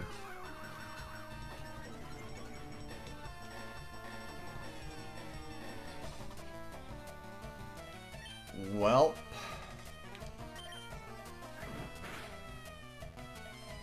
Okay, well, that's good at least, so now you're on a timer.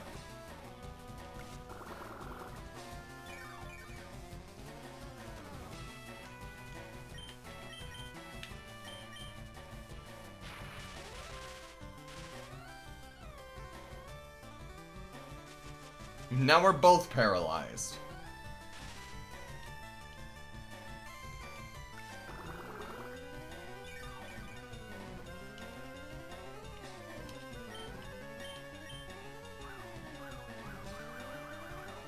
You can double team all you want. I'm just gonna gain more health back.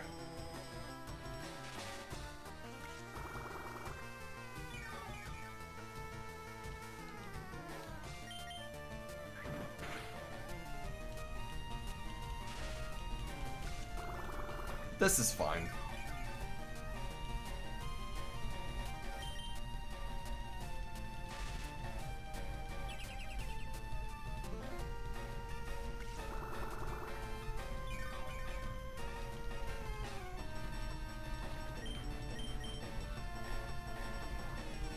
Bruh.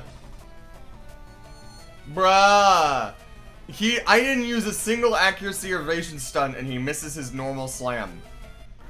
He has got 2, maybe even 3 evasion boosts. And I still land the confusion.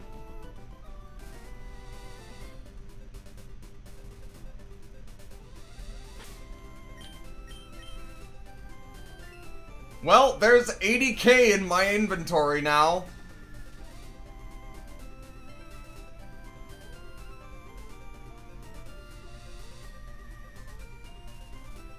I am very close to being 100,000 air. Funnily enough.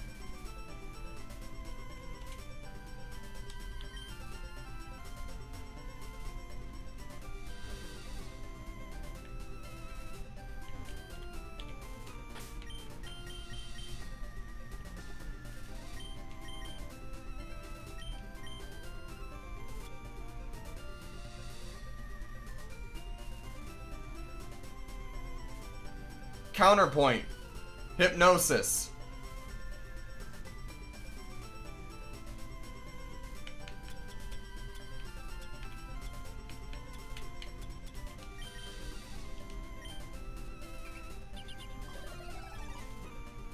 Slam is the worst move in the series. I swear to God, no move misses more than it. Says Moose on YouTube. Nah, Hypnosis. Hypnosis and Supersonic both miss around the same amount. Oh, and Focus Blast. How could we forget Focus Blast? Focus Blast is so infamous for missing that it's literally called Focus Miss. In like competitive circles.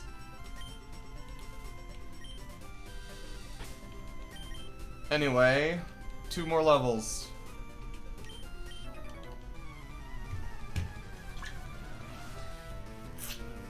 Ugh. Gambler Stan.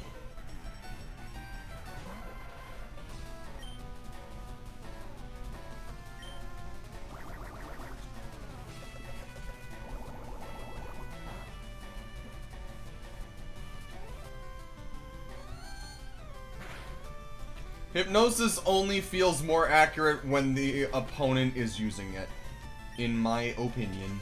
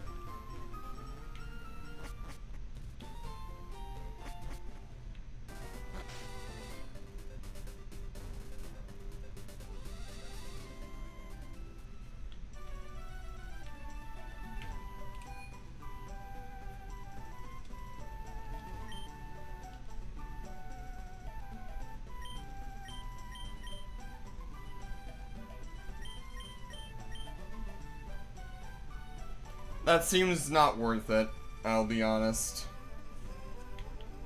Miracle Seed, Charcoal, and Mystic Water might be, depending. Or they would have been helpful maybe earlier. I wish I would have known they were here.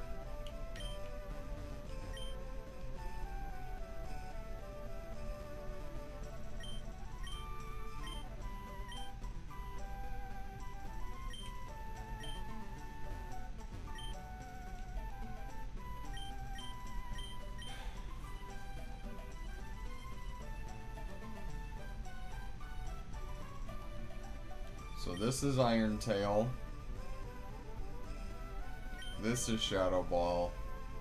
And the others are Ice Beam for 13, Thunderbolt for 24, and Flamethrower for 35. So...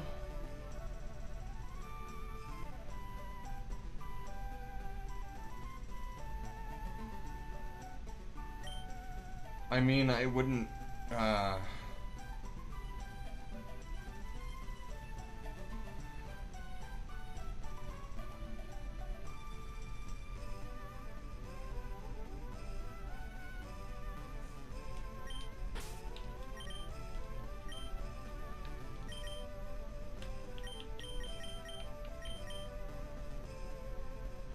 We'll see. We shall see.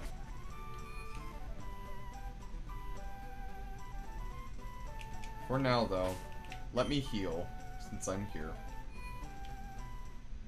And we'll go ahead and see where next to grind.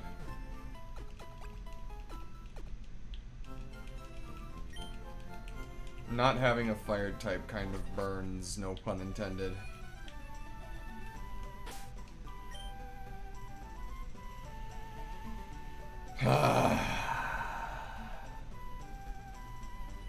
I wish Mr. Psychic would give you more than one Psychic TM, or that you could buy more than one Psychic TM from him.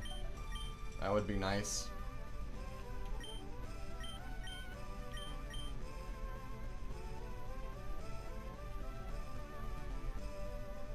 Because right now, the only thing in my party that I think that could learn any of those moves is Thunderbolt with Jean here. Because Iron Tail, nothing here has a tail. And even then, like, nothing I don't think would get Iron Tail. Shadow Ball, I would give to Haunter, but it already has Nightshade. And I think that reliable damage with it, he is better than Shadow Ball, at least for the time being. And it would be worth it to get something like Flamethrower or Ice Beam or something similar over that. Well, actually, you know what? Maybe other things can learn Shadow Ball, and that would help with Sabrina's gym. Probably. But that might actually help. We will see, though. For right now...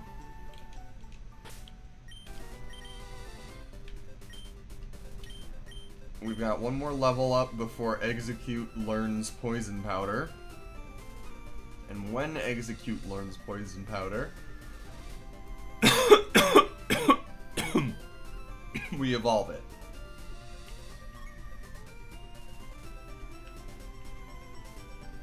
I think it would be very funny for the last level up to take place in Viridian Forest with all of the trainers that are in there, however, it would probably be smarter to just go west instead of east here. And duke it out on Cycling Road again. Probably.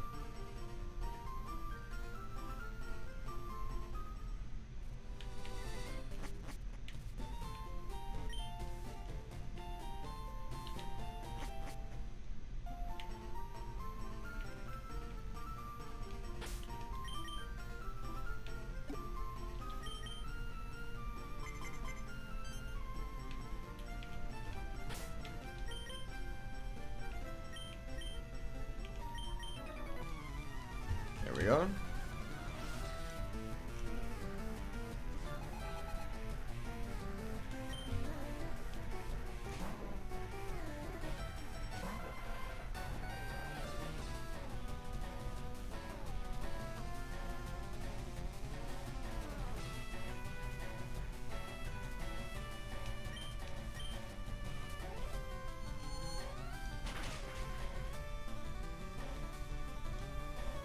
Well, that sucks.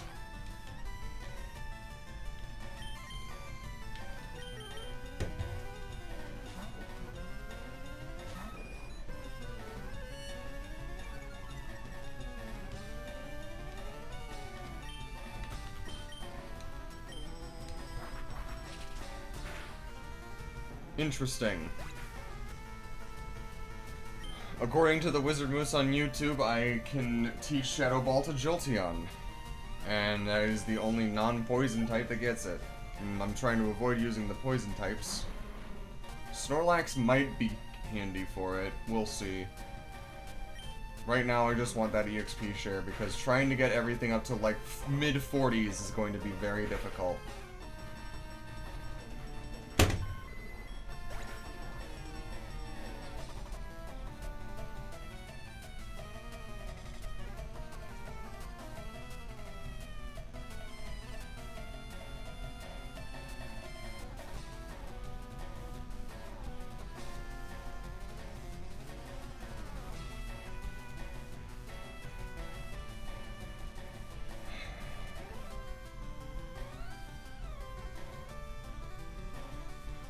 Can I go one stream without this happening?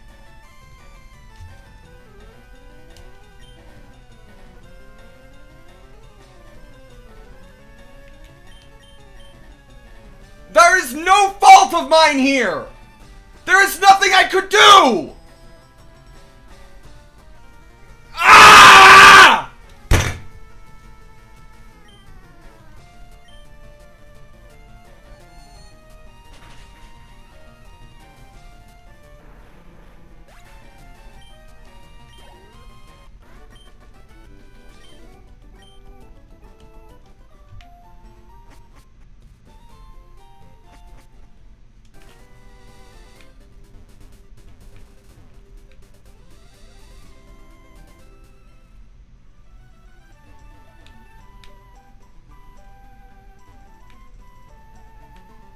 I can't catch a fucking break, man!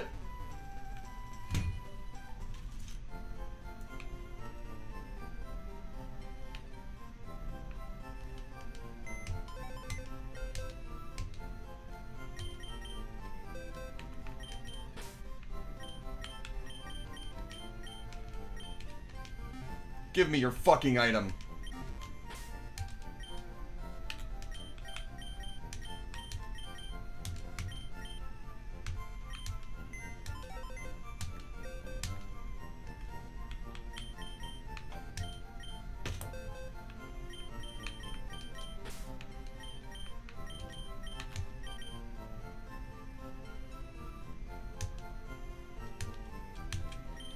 Moving on!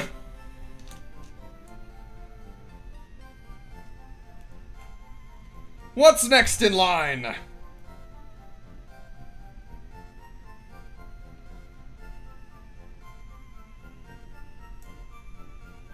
Well, let's see. Next is either raising this Sandshrew from level 14 all the way to 22, or next in line is raising a Poliwag from level 10 to 25.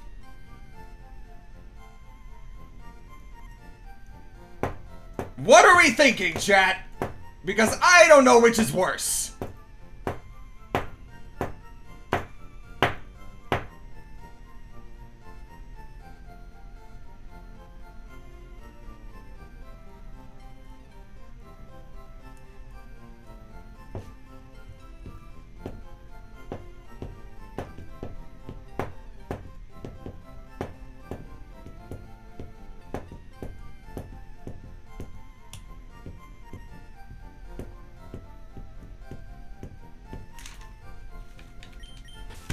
I have a Grass Psychic with Execute. I have a Poison type with Grimer currently. These two, I'm only leveling up with the intent of evolving them. I'm not going to use them as part of the main team for the majority of it. These three are the part of the main team that I still have, being a Ghost Poison, a Rock Ground, and an Electric. The Ground-type Sandshrew does not learn any Ground-type moves by level up, so it's essentially a normal type. With more weaknesses.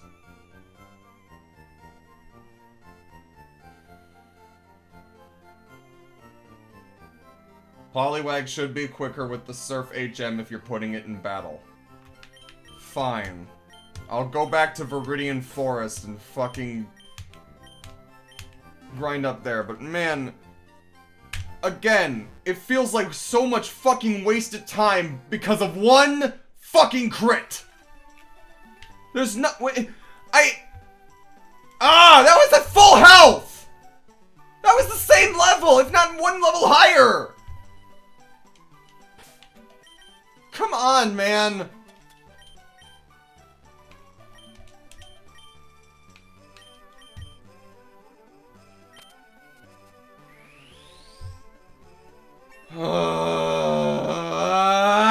The game just doesn't want me to have a fucking bird.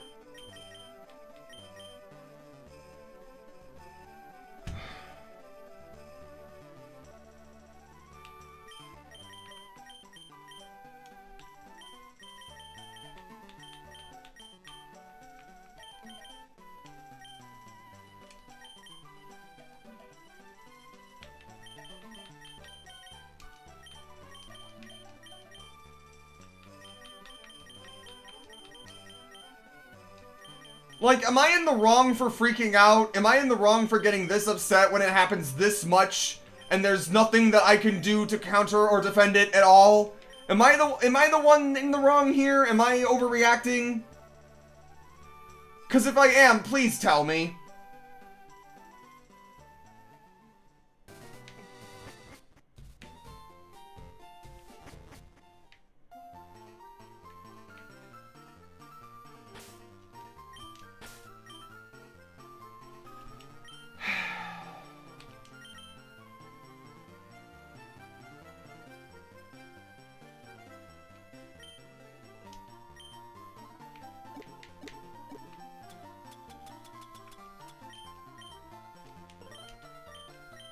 Before I do anything else, I'll just give this the amulet coin. Yeah, which, you know, I can't do. I can't predict a critical hit. They didn't even use focus energy. They didn't even give themselves a crit boost. It was just pure fucking dumb bad luck.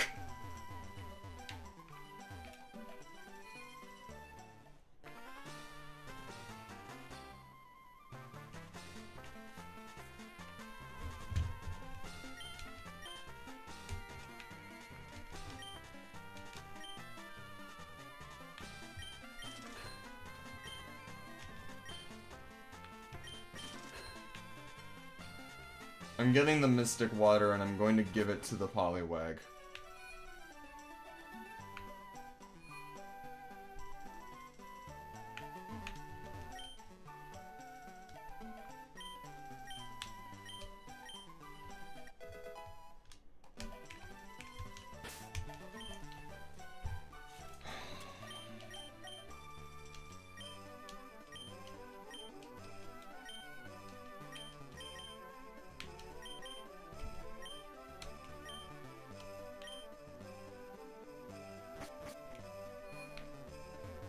Like, I hope you'll excuse my temper, but for those who haven't been watching for a while, I have a short on my channel, on my YouTube channel, from the first attempt at this Nuzlocke, where I got crit 6 times within the span of 5 minutes.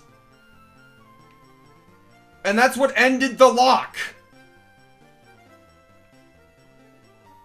I've been consistently and only losing Pokemon to critical hits.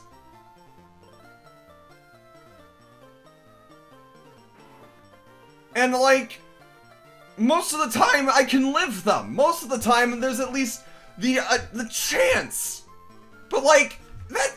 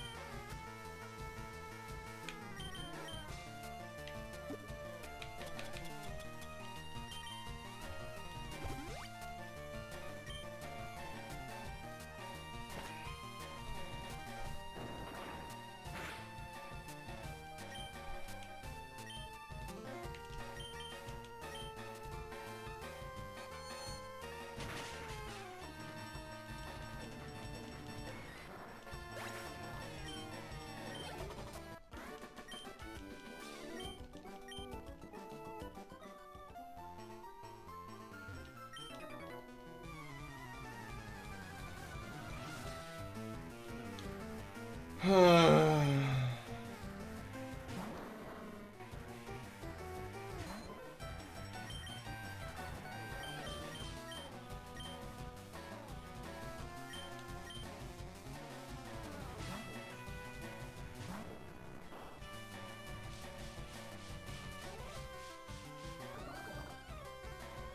okay.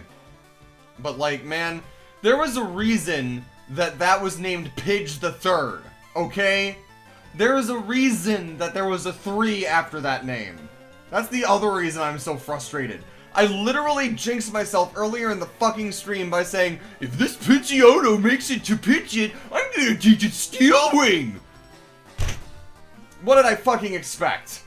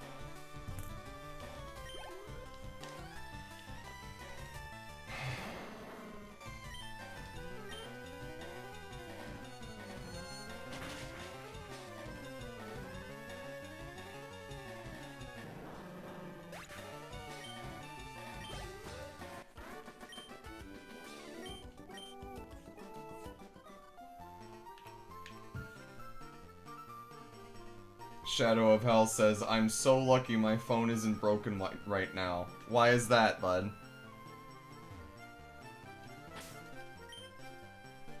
What could have possibly happened to it? Shadow of Hell says, I walked in from being outside and saw my dog had knocked it off the couch and it was lying face down. Do you have, like, hard floors or something? Because if that's carpet, it wouldn't be a big deal.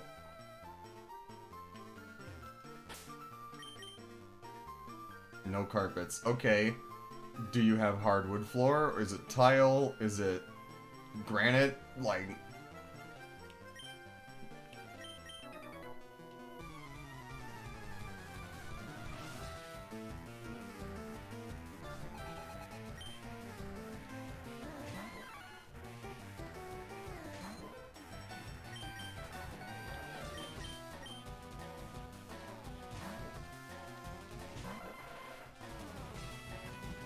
There's focus energy.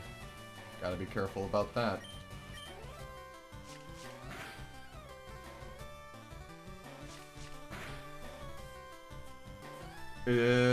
Wizard Moose on YouTube asks, does phone have a case?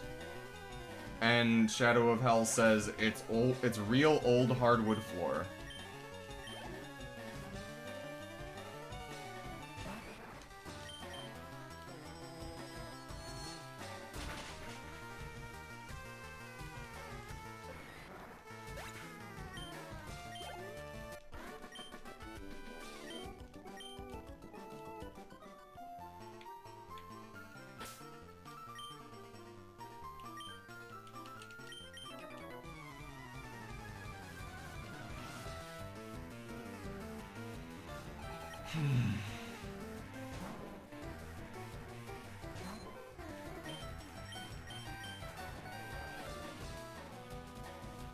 Shadow of Hell says, it's a wallet case because I do property maintenance with a side of landscaping and having too much in my pockets can be distracting.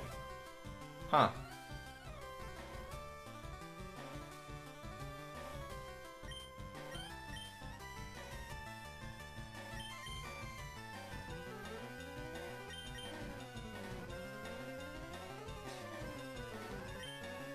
You Mail Me One says, your phone didn't want to go out that way. It survived just for you.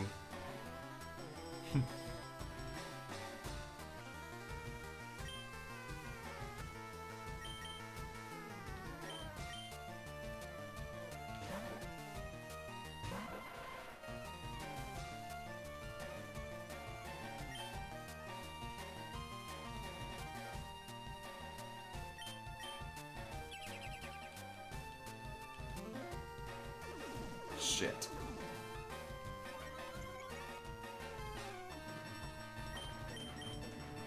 Okay, good. Coolio. Not Coolio.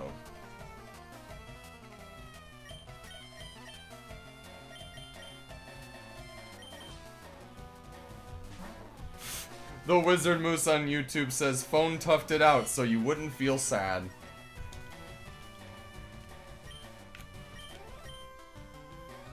Shadow of Hell says, bigger problem is I know what my phone's cost is, as well as I know the cost for about half the parts, including the screen. I would rather get a new phone. Yeah, that's what happened to my partner. My partner's phone, like, I don't remember exactly what the models are that they had, but one of their camera lenses just popped off one day because of how I don't know if it was like because of like heat weakening the seal or whatever, or what happened exactly. I don't remember what they told me the specifics were, but their camera lens just popped off their phone, and it just was more cost effective for them to get an entirely new phone rather than to have it be fixed, which waste.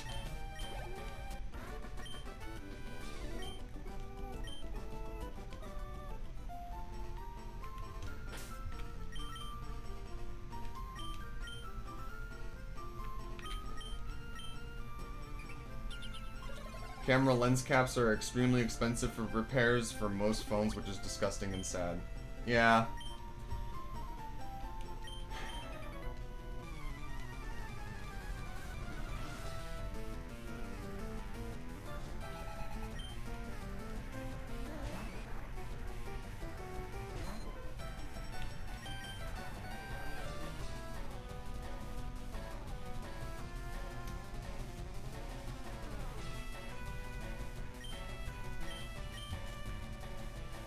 Planned obsolescence, yeah.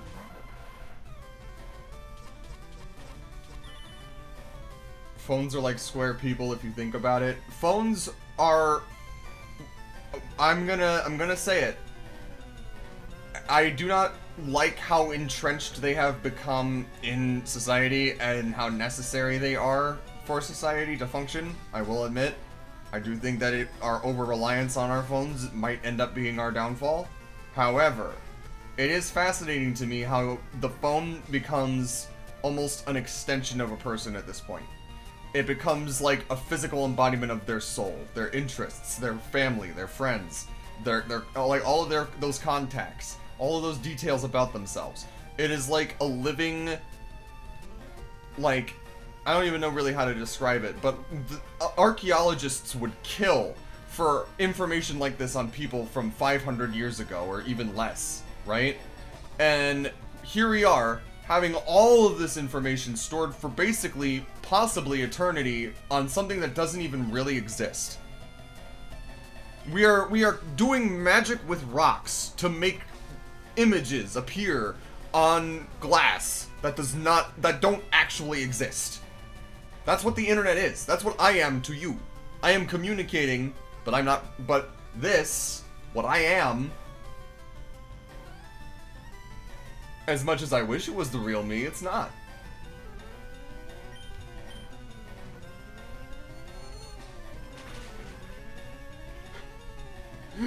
YouTube, fuck. Wizard Moose on YouTube says, consider how wild it is that we have Aya Nasir's bad Yelp reviews. For real! Like, can you imagine? Shadow of Hell. It used to be my phone was an extension of myself, but I slowly started using it less when I can and watch TV more, but as it stands, it's only when I'm working, it's only used for music. Yeah, I will say, television is becoming the new radio. I'm going to say it. It's still there, and it's still going to persist, but it's no longer anywhere near the cultural, like, focal point that it used to be. Right? Like, look at me. I am broadcasting myself, no pun intended, from my own home to you, wherever you may be in the world. And previously, you had to go to specific places at specific times with very specific and expensive equipment in order to do that. Precisely, hell, precisely.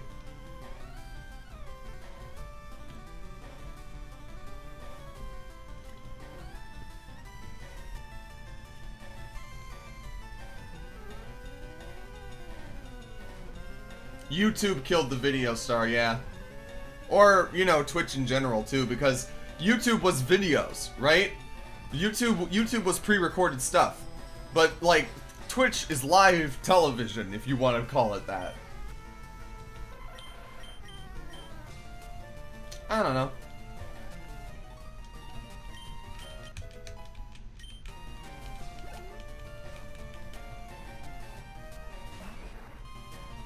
You mail me one. I didn't think about it like that. That's cool. My generation versus old. I wake up with body pains in the mornings now. Don't jinx me, Shadow. Don't jinx me. I'm hoping to still do a couple of things before I turn 30. We'll see. Knockout! Alright. Now... that's 2 done. And what I mean by that is this.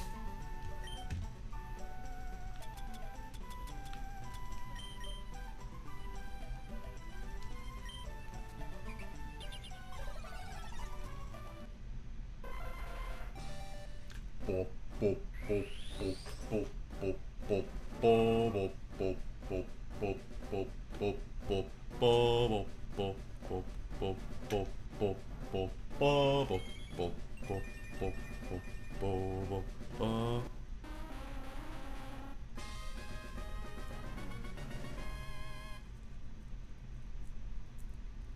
And there it is.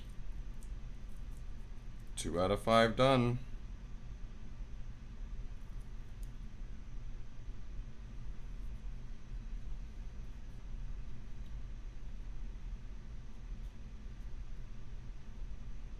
Okay. Egg bomb. 100. A large egg. And now I'm roughly the size of a large egg. I don't think Leech Seed is gonna come as nearly in handy as Reflect is. I do like having Poison Powder and Leech Seed on the same thing.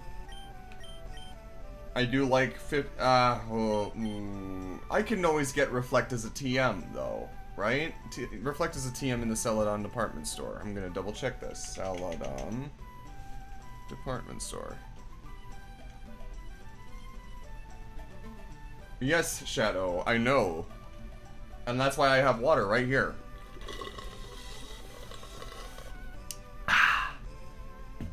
Or at least I had water until I drank it all. But anyway. Items.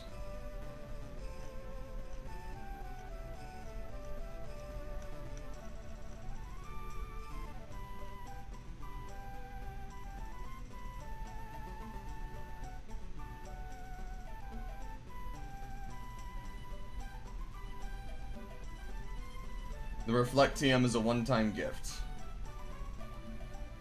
Okay. Yeah, it looks like Dig, Brick Break, Attract, Secret Power, Roar, and Hyper Beam are the only repeatable TMs from the department store.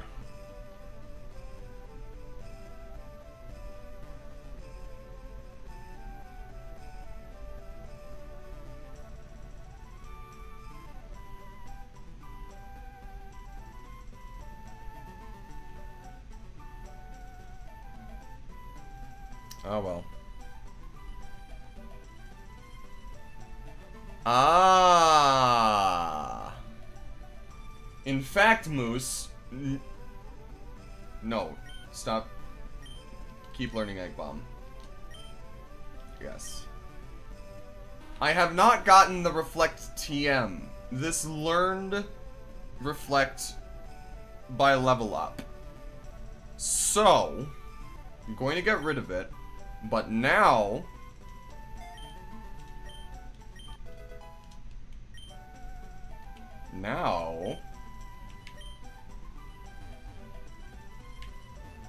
I know something special. Because...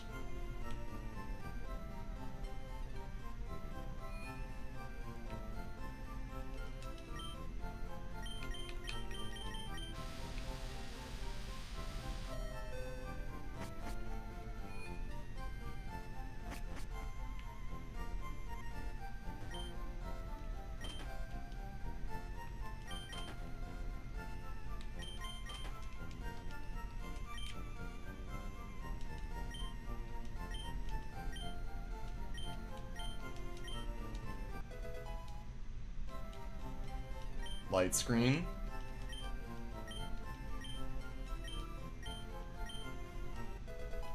Safeguard.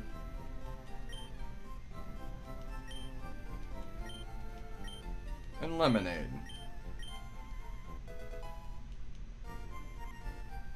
No. She does not give you that in Gen 1, Moose, because in Gen 1 she gives you Ice Beam, Rock Slide, and Tri-Attack. She gives you Ice Beam for the fresh water, she gives you Rock Slide for the Soda Pop, and she gives you Tri-Attack for the lemonade. And yes, Tri-Attack was a TM at one point. In Red, Blue, and Yellow.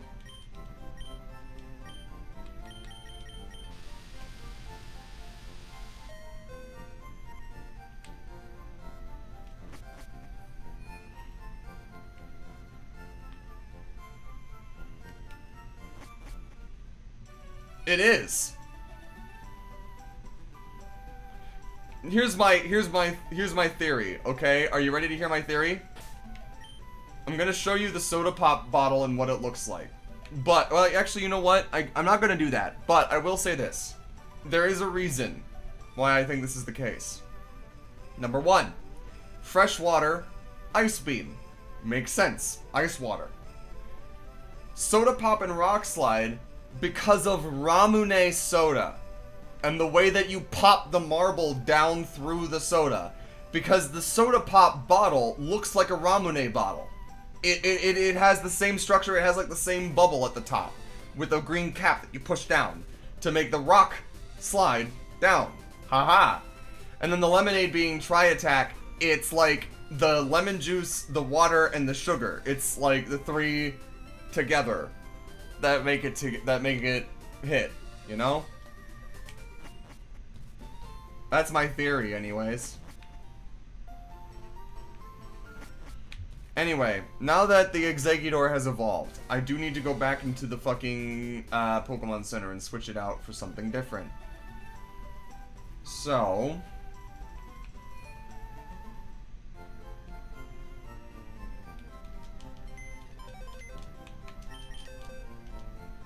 checking my notes here again. Check. The number 3 slot is Venonat. Wizard Moose says, I've never considered the possibility of a dumb pun or reference in this case, and I think that's actually what they're doing. Yeah, of course it is. What do you... Pokemon is literally known for its puns. Like, they take those advantages anytime they can. It's very funny. Yes, creature.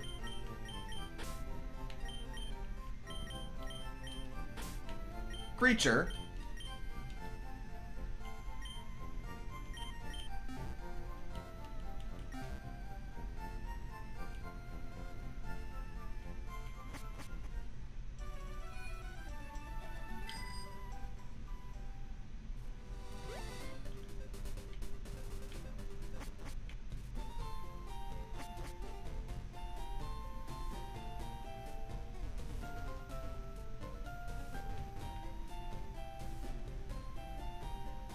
Nah.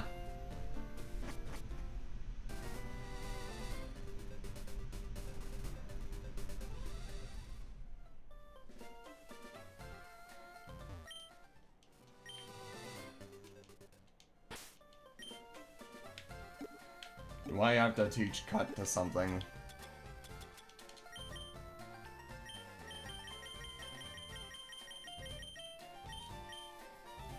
Nothing can learn it. Great. Okay.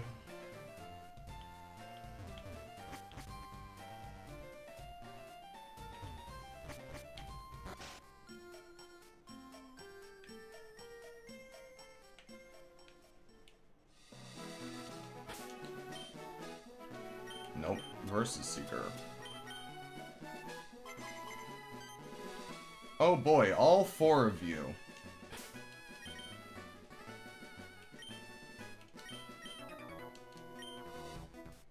You've already beaten us, so you're not allowed to take the challenge, but you're welcome to battle with us again.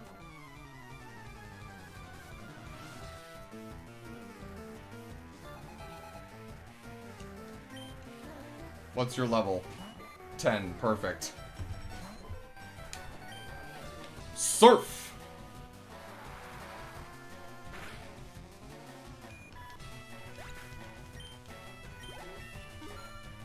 So this Poliwag, the Venonat, and the Grimer are the only things left that I have to evolve. The other thing that I could do is take on the Karate Dojo Master and pick up either Hitmonchan or Hitmonlee. I could do that as well, and Hitmonchan or Hitmonlee would automatically give me the Pokedex slot that I need. I might do that instead of evolving Grimer, because that's probably going to take the longest, for the least amount of payoff.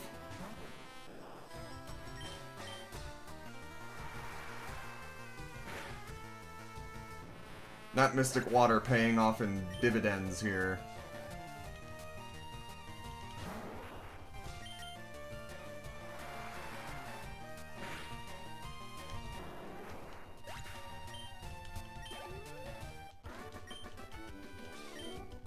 Woo! Good stuff.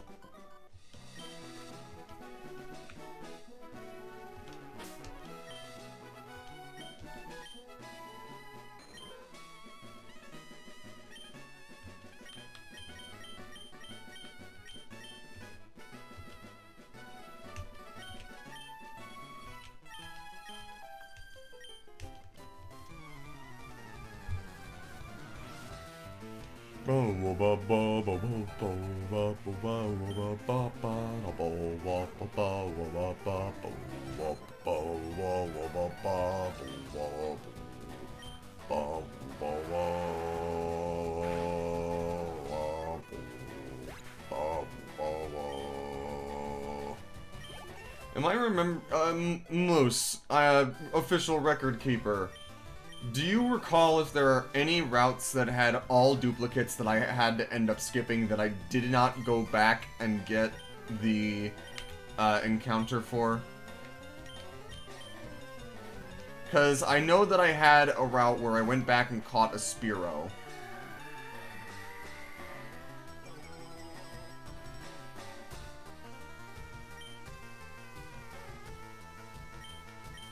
I think that the reason I had Pidge the Third was because I already used that as a second encounter to get Pidgey in this playthrough already as well. So that might be the case. Honestly, Moose, I'm debating on whether or not I should just keep the Poliwhirl and evolve it into Poliwrath. Because I need a water type. A good water type that isn't Seeking. I mean, I guess, you know, I guess that it is true that I guess that I could probably re-encounter it. It would probably be relatively easy to re-encounter, but I would, I don't know. I don't know if I would really use Jinx. Maybe.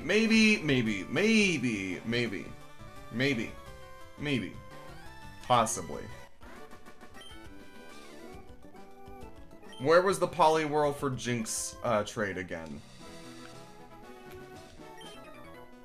You must really love coming to Nugget Bridge.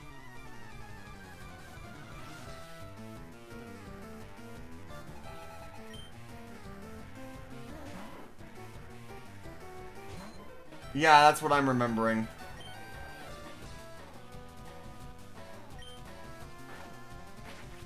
Gotcha.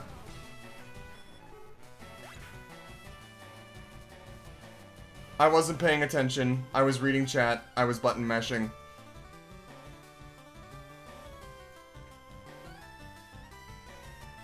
That's user error.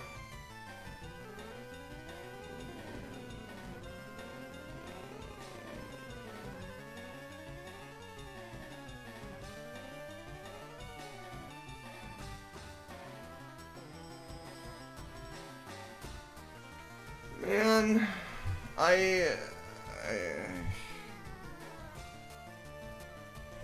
just kill me already, man. Just end my suffering already, man. I was literally talking about the Pokemon as I was using it, and then this shit. And I got excited, and I got distracted, and I got... Oh, man.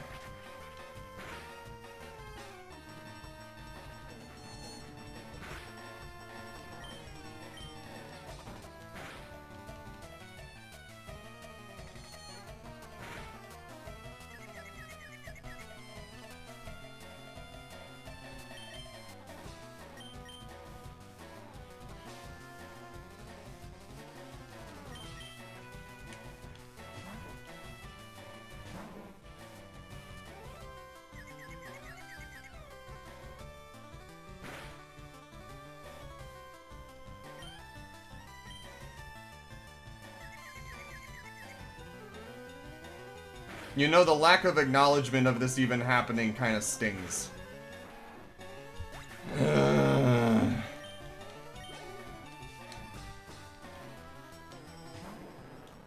Whatever, man. Whatever, man. Whatever, man. Whatever, man. Whatever, man. I just... Come on.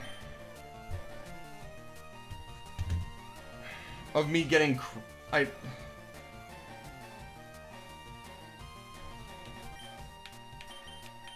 I guess. Of this happening, Shadow.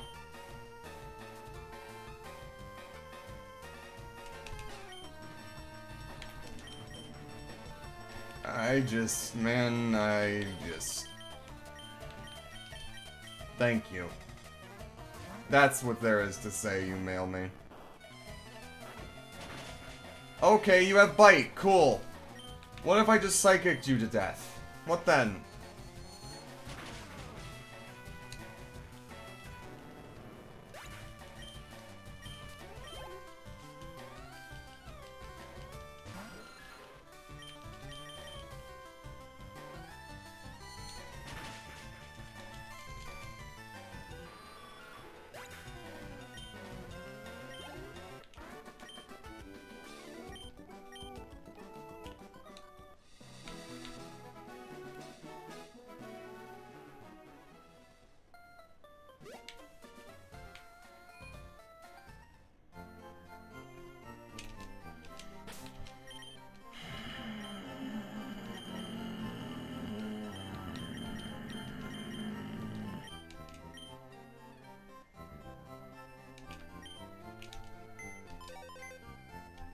I have made no progress whatsoever this stream, it feels like.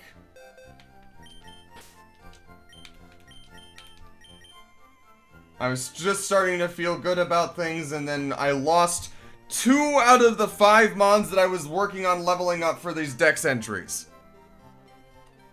And I came close to losing a 3rd.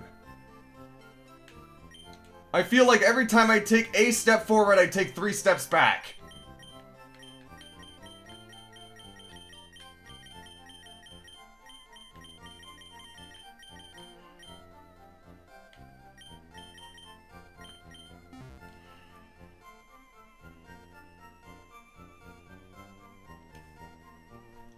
I haven't fished in Pallet Town yet, I don't think, right?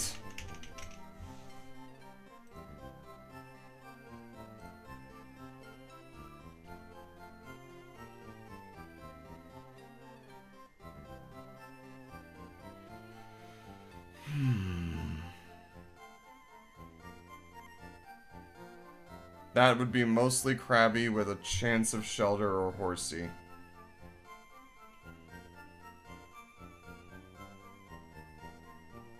Possibly Staryu. Possibly Slowpoke, with a 1% chance. I will fly to Pallet Town. I will use my Good Rod.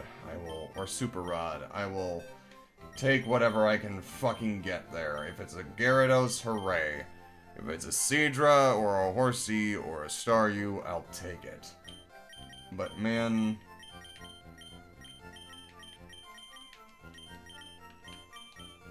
I'm incredibly angry at myself.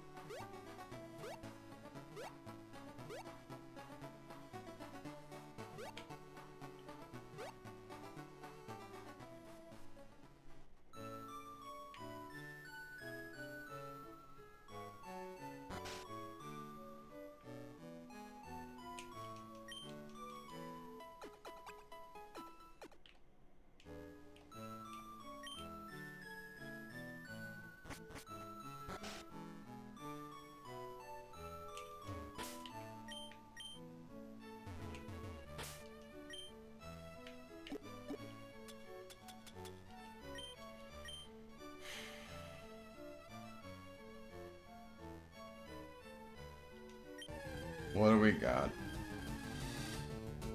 That's a duplicate.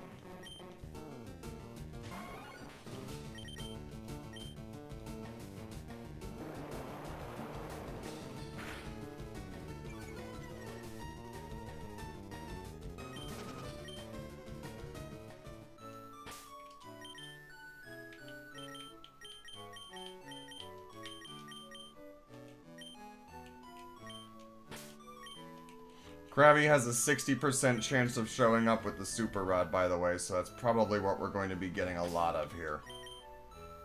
Oh, sorry, a 40% chance of showing up.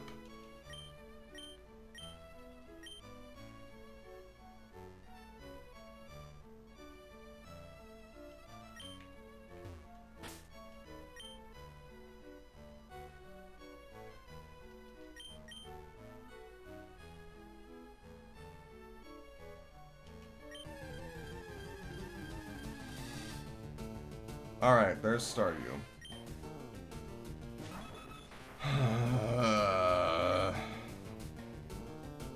Surely a Pursuit will not kill. Right? Do I have more than one Ultra Ball? I do. I have 10. Let me throw one immediately and see how it does. Nope.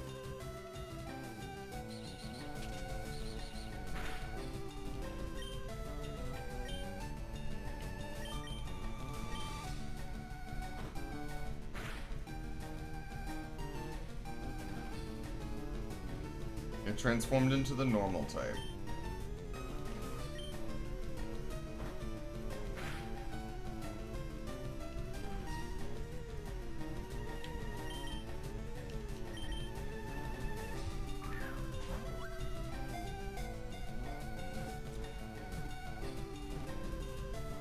Cool.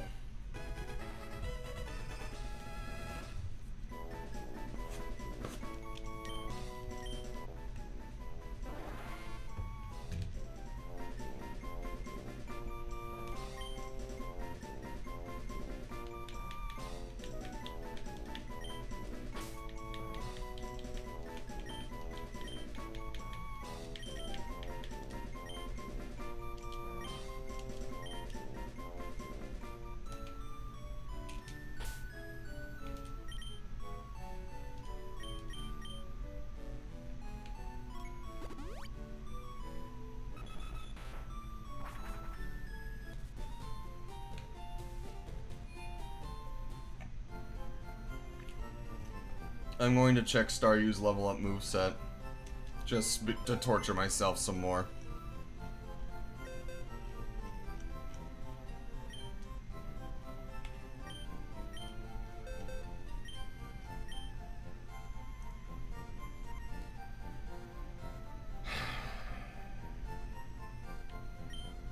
Oh, it has Stardust. How lovely.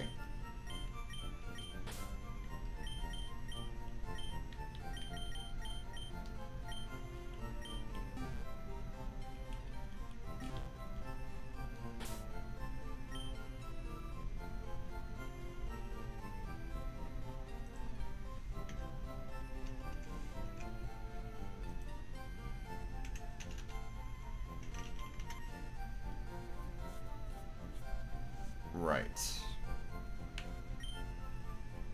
Well.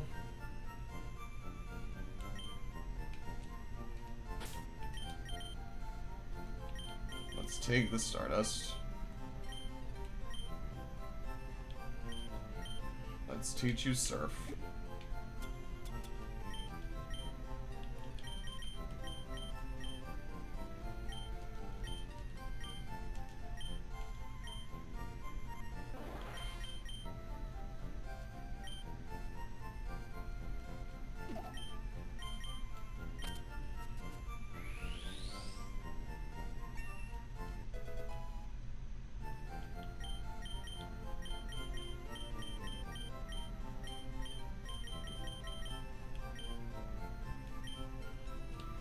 Let's go buy a water stone. I'm going to need to get my bird, I guess.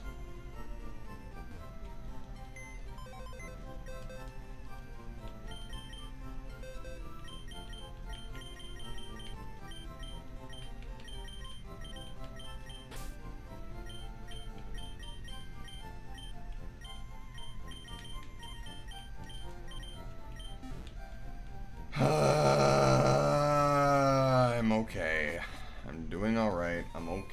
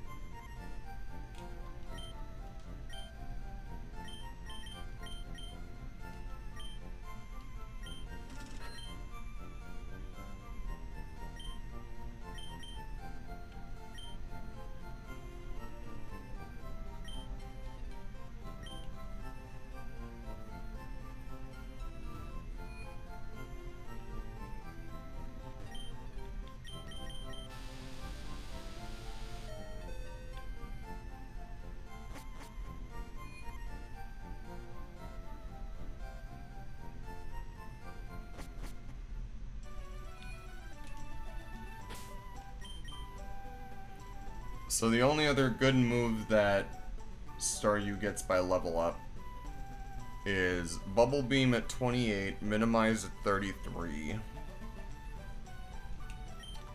and Cosmic Power at 42, which I'm not waiting for. It does have Recover currently, it does have Rapid Spin, and it does... I probably should not have gotten rid of Swift. Probably should have gotten rid of Camouflage. But I will get rid of Camouflage for Ice Beam when I teach it that. So it will have Recover and Rapid Spin. And Rapid Spin can get rid of stuff like Leech Seed, Spikes that are probably not even in this, like, that people aren't going to be using. So I might get rid of that for something else like Reflector Light Screen as well. But let's get this done at least.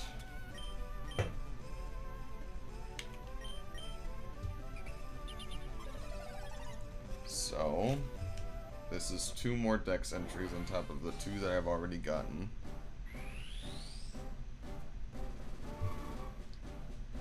that means we only need one more.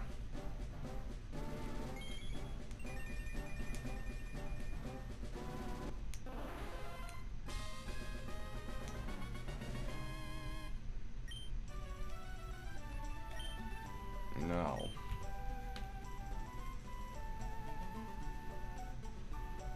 I probably should aim to go for Koga first, which means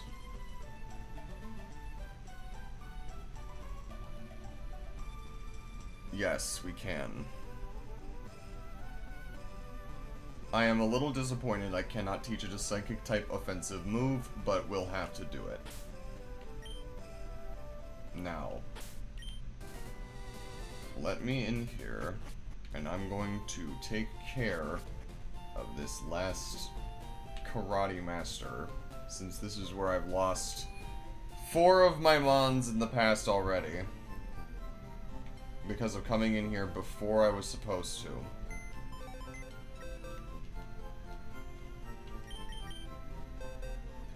So...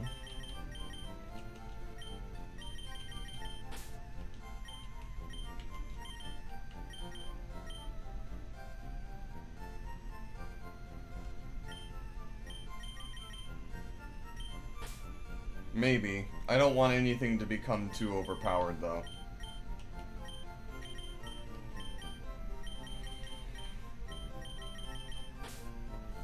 Like, and not overpowered, over-leveled, I mean.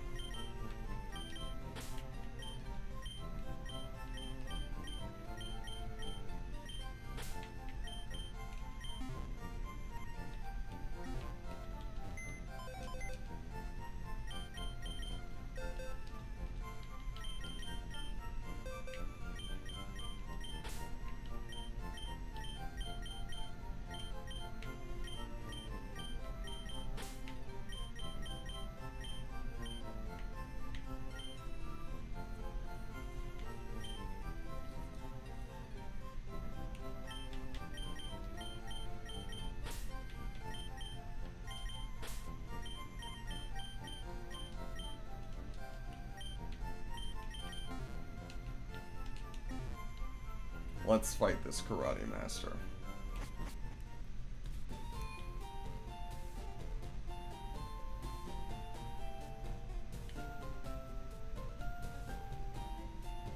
Uh-huh. And then by the time it solos the gym, it's going to be like level 46.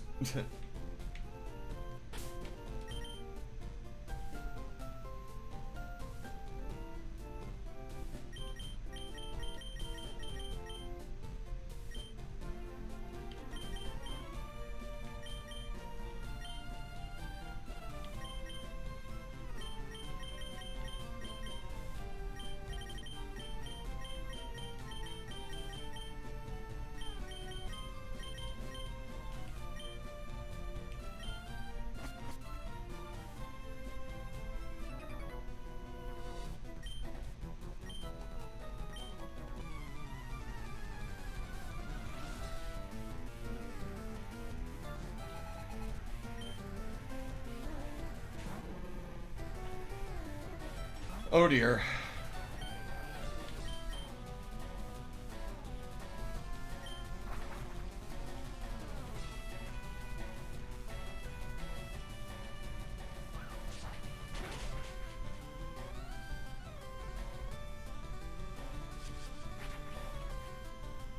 Yeah, because they use fucking Drowsy.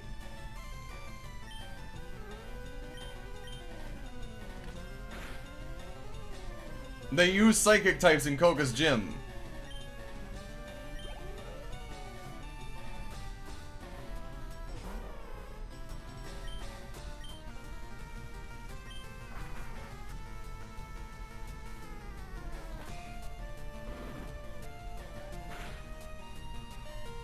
Ah!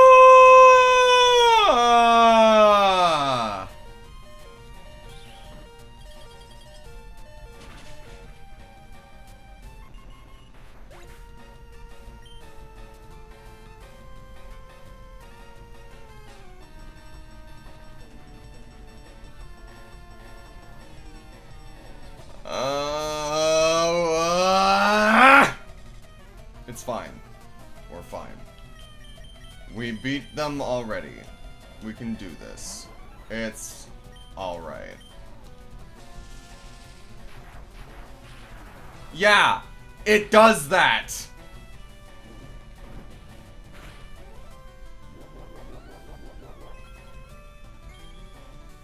That's its whole bit! Is that it does that.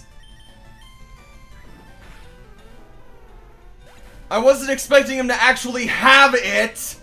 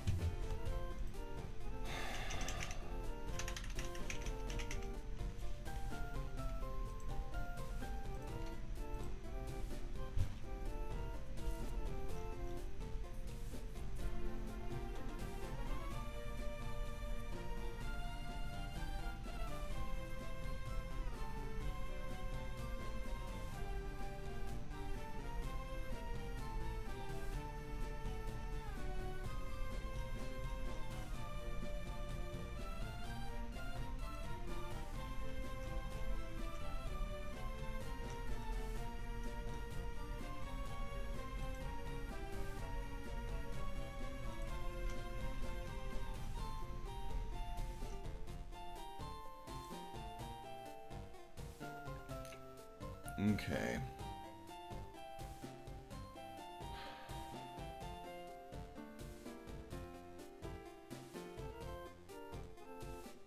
So, Hitmonlee would have a lot less type coverage. It's mainly fighting type with like high jump kick, and then it has Mind Reader and Foresight, which are terrible.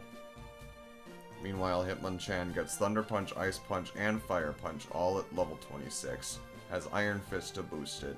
Will learn Sky Uppercut at level 32, and will probably have the priority Mach Punch on it as well. So with all of that being said, I do want the Piston Punching Hitmonchan. Yes.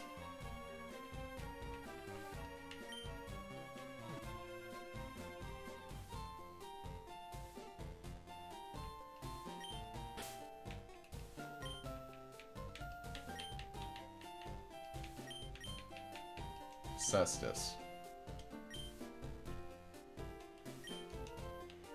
Cool. So that's our final Pokédex slot, and we had to sacrifice yet another Mon to do it.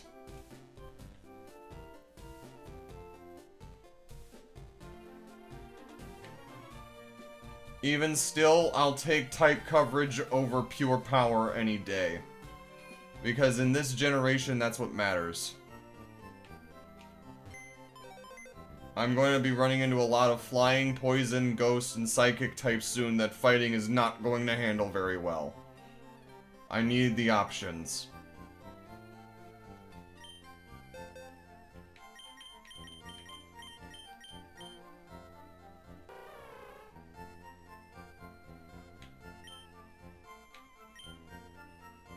Great, it doesn't even have the elemental punches, it has to level up first. Cool. But, it's something. And I'm going to fly on my bird's corpse so that I can pick up the Farfetch'd that's in the daycare. Actually, I don't even need to do that, do I? I can probably just...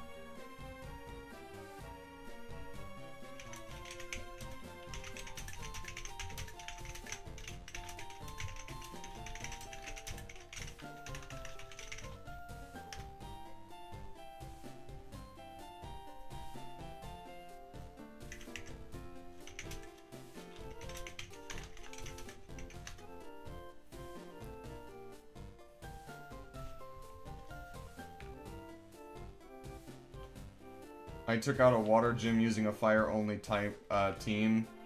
You'll be a bit more specific, Shadow. Which game were you? Which game did you do that in?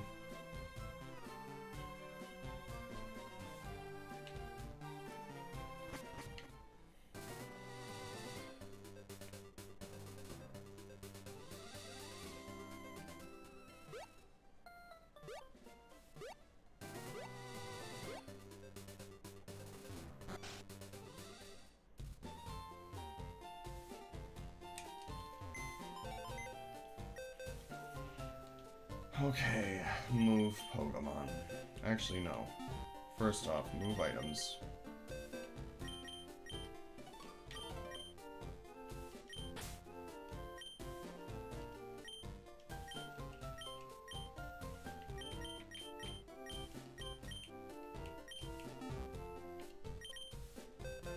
Pokemon Y. Breaks and clutched the entire battle after the rest of my team got wiped out by 2. Ooh. Wait, there's no water-type gym in Pokemon X and Y. That's an Elite Four member. Bucko, what are you doing? Are you trying to do like a fire-only run? Completely?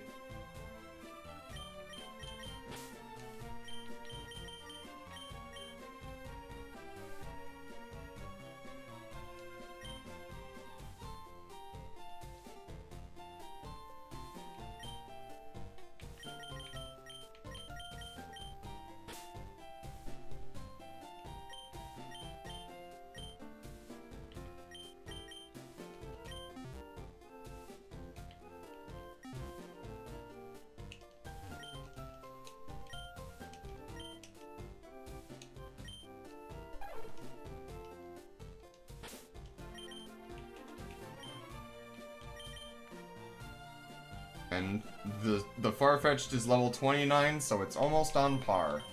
Cool. What moves do you have?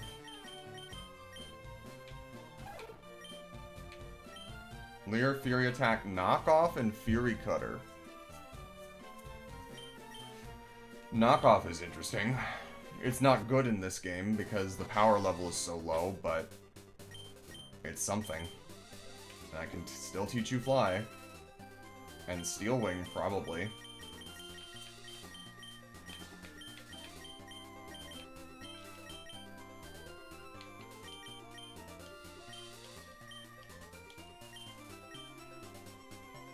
Get rid of Leer. Poof! Seeing that leak is making me hungry.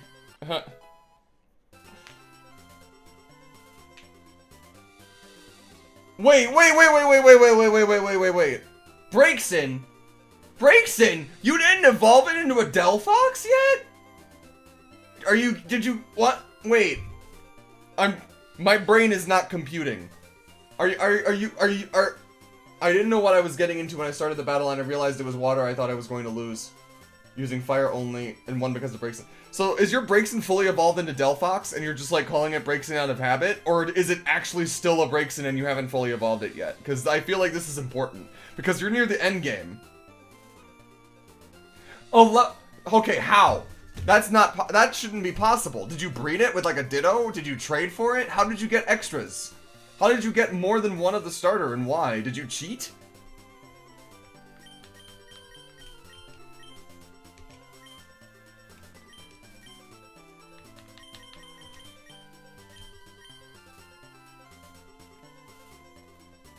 Ah, yep, okay.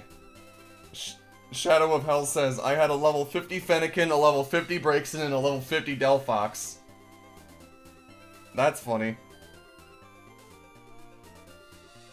Wizard Moose says, I've played Sun and Moon without evolving my Brion because I like it better. God damn. What do you have against Primarina? She's beautiful. I love Primarina.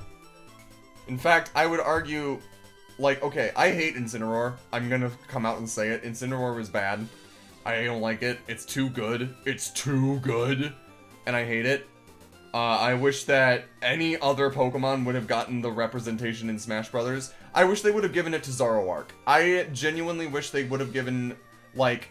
I feel like Zoroark could have been another kind of copy thing with an illusion, but like temporary instead of permanent until whatever, like Kirby's, or like much longer like Kirby's. I do not like the fact that Incineroar got in. I wish it was like Blaziken. I wish it was Infernape. I wish it was any other Pokemon other than Incineroar. With that being said, I do like Decidueye and Primarina a lot. I like their designs a lot.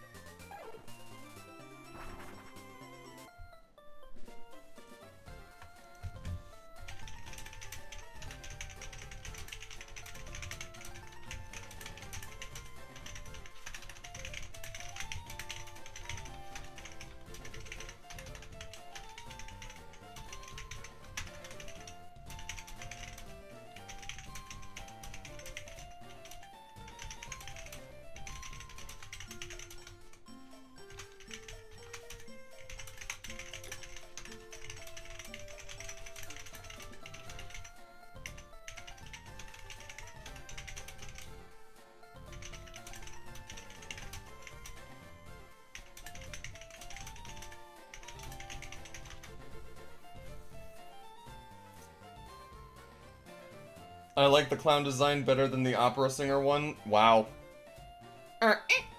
Shadow of Hell says that typing speed is absolutely insane. I've been doing it for a while. The private school that I went to had typing in its computer course as one of like its mandatory things. And I'm kind of grateful for it. We played a bunch of learn to type games in the computer thing over the years. And I've gotten to a point where I could probably do, like, I think it's, like, close to 80 or 90 words a minute. But, like, whenever me and my friends are playing Jackbox and we're playing Trivia Murder Party and the dictation game comes up where you have to write the letter, as long as I'm not on my phone and if I'm playing on, like, my desktop computer, I will, like, almost always get over 30 words in there, like, from perfect. It's pretty neat. But, yeah. I just have a mechanical keyboard, so it's very loud and clacky and clicky when I'm typing to people, so I apologize for that. But, I appreciate it. It's a shame that typing fast doesn't equate to coding good.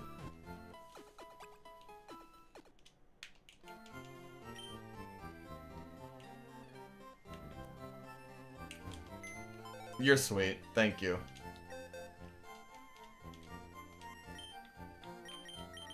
So.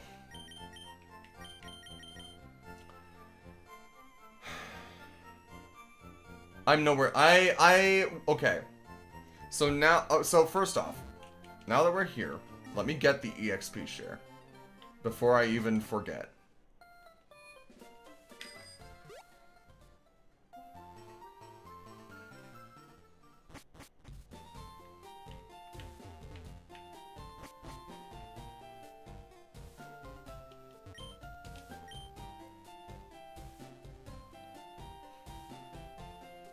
But at least they can code to begin with to make it look like it works. I can't code at all. I went to college to try to learn how to code, and I flunked out of the second half of the first course. It was bad. It may have been because the curriculum hadn't been updated since 1999. It may have been because we were trying to learn C++. It may have been because my teacher had a thick Russian accent that made him nearly impossible to understand and did not give two shits about the class that he was teaching. Whatever the case may be, maybe the learning environment wasn't good. Maybe my ADHD ass just does not have the patience to sit and learn if loops and for loops and all of this garbo. But like, it really turned me off to it.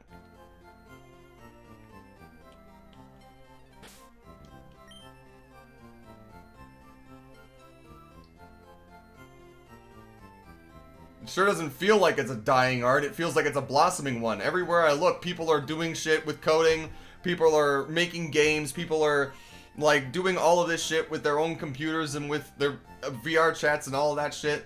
And people are just learning coding as like an inherent skill to have, and I feel like I'm falling far behind. I feel like I haven't learned anything to keep up with people in technology in this day and age. Everything has advanced so far technology-wise that we as a people have not been able to keep up with how demanding coding has become. That's how I feel, but it feels like people are still doing it, and I feel like I can't do it, period. So, that's the main difference. But, let me, now that I have this, let me take a look at my level. Let's see. Hi, Dito, welcome back. I haven't seen you talk in a little bit. Was gonna try and learn Python for Raspberry Pi. Ha ha ha ha. I don't know what that means. I don't know what Raspberry Pi is. I know what Python is, but like, yeah. Well, at least I have the brains to know that I'm incompetent and know when to quit while I'm behind, you know.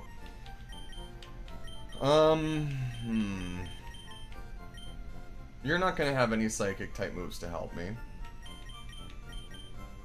What is your stats? Aye.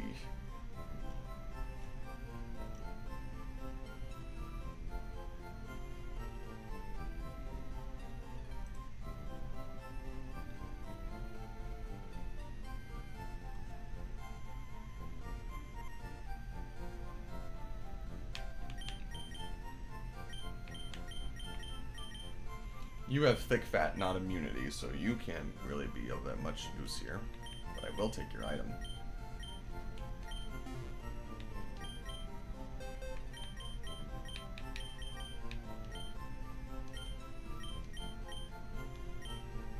Lol.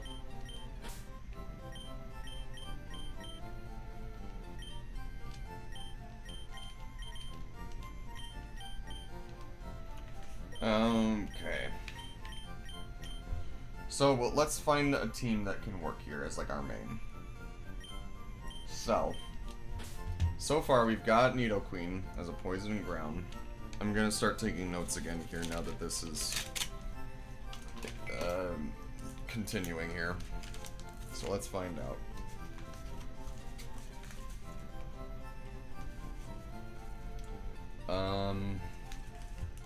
Poison ground. Poison ghost. Electric. Ground rock.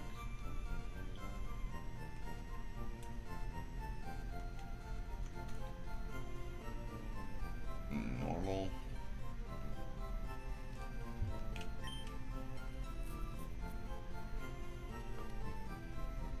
Huh.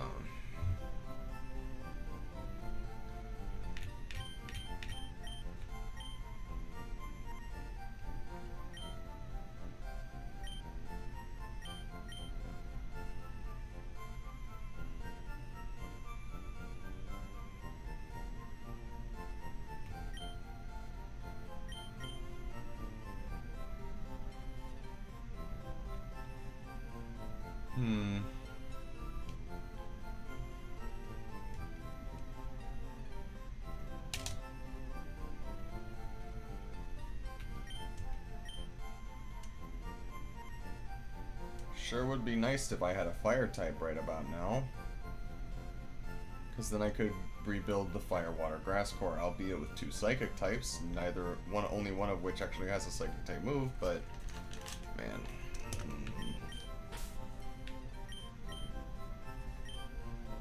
I really wish I had someone to trade with for both of these. Ugh.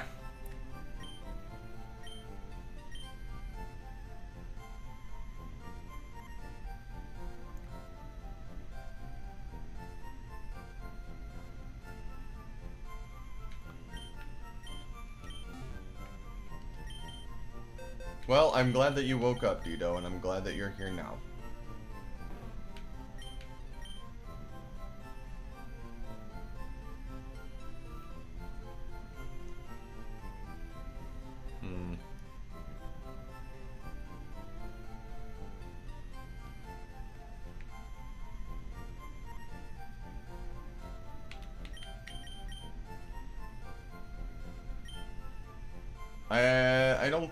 I think you're seeing things, Moose. How's the grind going, Dito? Bad. Terrible, even.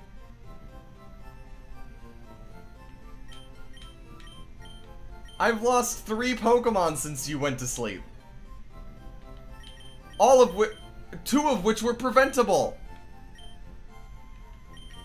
And 1 of which was just a crit from full health that I could do nothing about.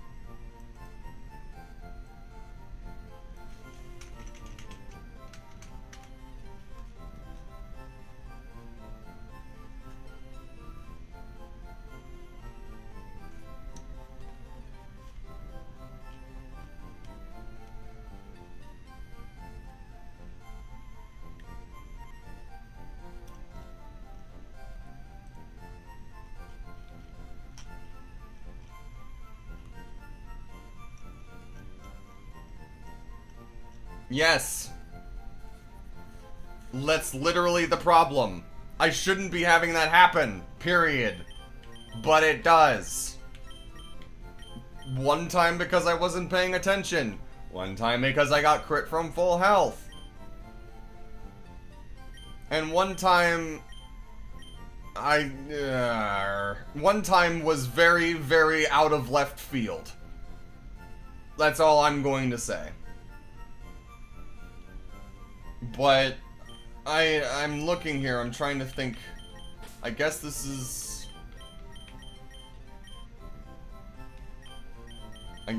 probably the best that I can do with what I've got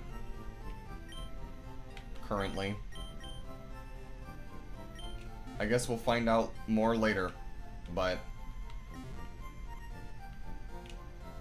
is everyone healed here? Yes.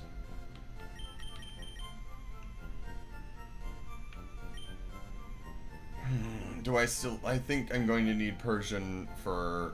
I'm going to need Persian for the Psychic Gym. Persian is going to take out a lot of Sabrina's mons with Feint Attack and Bite, I think. And I will get Shadow Ball on Jean as well, but we will see. Before that, though, we have to level up a lot. And now that we have the means of doing so, things might go a lot quicker.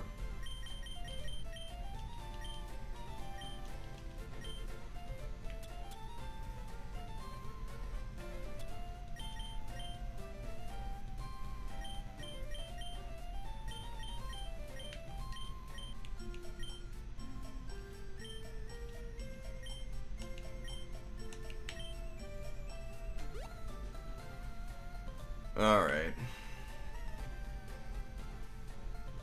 So the goal, I guess now, is to just get everyone up to level 40. Here's the question. I've been live for 5.5 hours. How much longer do I go? Do I go for 30 more minutes and cut it at a 6-hour stream? Or do I go for 2.5 more hours and make it an 8-hour stream? How much longer would you guys be interested in watching me do this?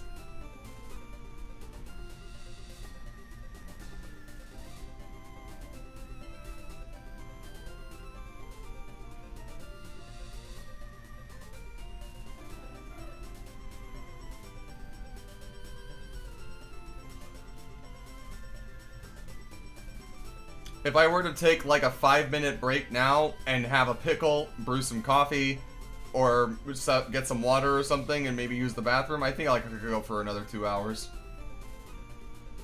How well I could function within those 2 hours is debatable.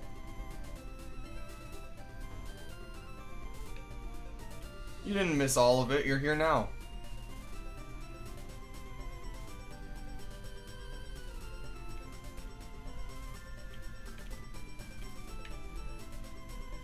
Well, everyone's saying for as long as I feel like I can, and I don't feel like I'm getting worn down yet.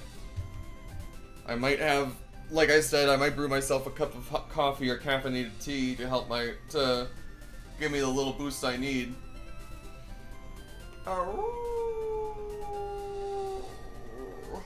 And also just to stretch my legs.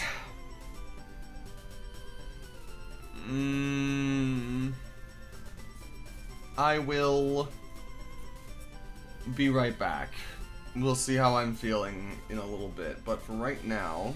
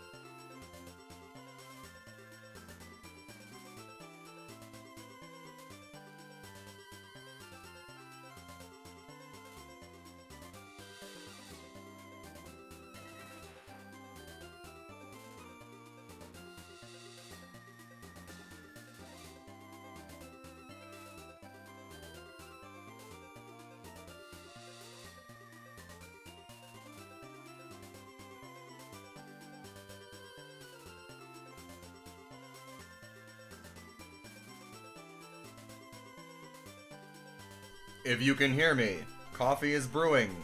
I have, finished the last of the joint. I'm debating still, mainly because this is not like, I keep thinking that this is not prime time. But at the same time, I keep forgetting that there's other time zones in the US. So it's technically only 7 p.m. for folks on the West Coast. So, with that being said, I think I will go for another 2 hours.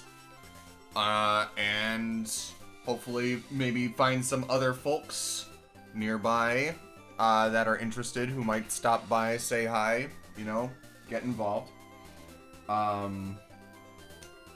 And yeah, it is also 10 p.m. for me. Shadow, I will say. I'm not gonna be fried, I'm only gonna be, like, lightly high. And also, I'm probably going to try to quit after today, at least for the foreseeable future. Just because I think that it's been holding me back in more ways than one.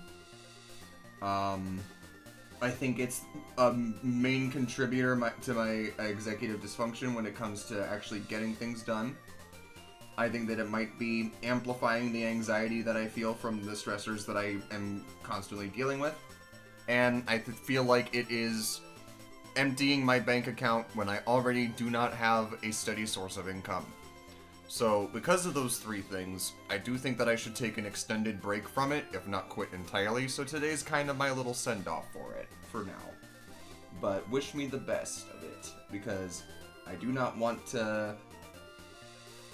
I still might do it on weekends, I still might, like, you know, do it socially or, like, with other people or whatever, in those types of situations, but I'm not going to be doing it alone constantly, like, daily anymore.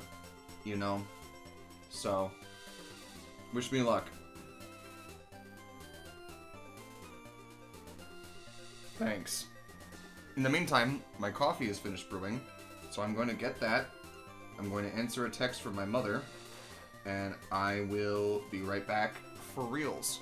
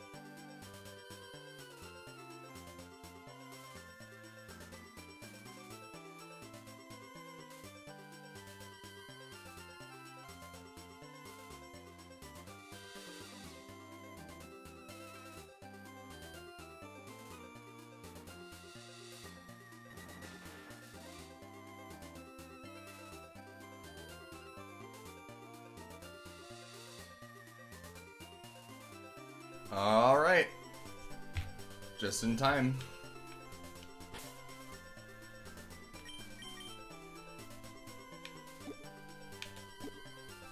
I am probably going to want to use that amulet coin too. I think I already put it on there. Good. Who has it? You have XP share. You got amulet coin. So you're gonna come out first. Now that I think about it, I shouldn't be here.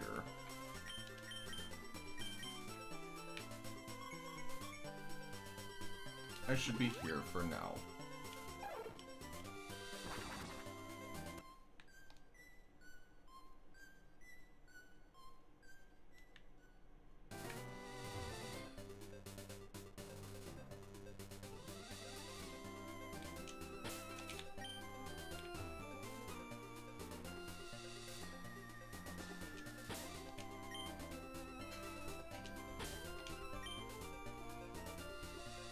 Come on. Oh, I gotta get that biker in the bottom of the screen.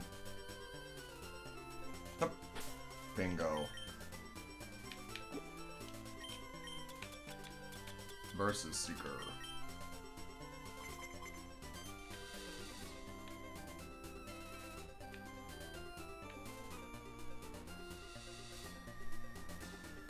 Okay. Let's go fight the old man first.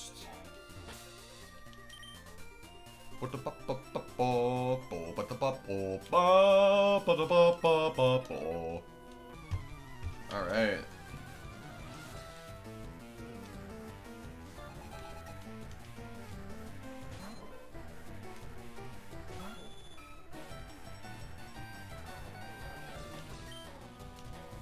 I do have payday too.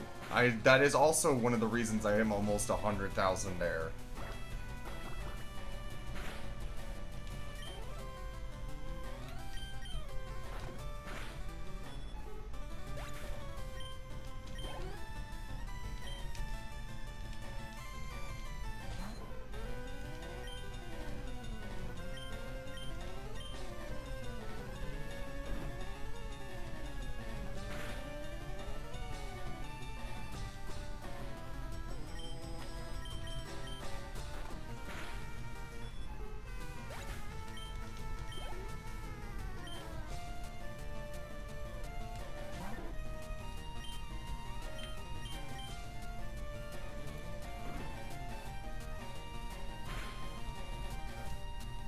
Anyway.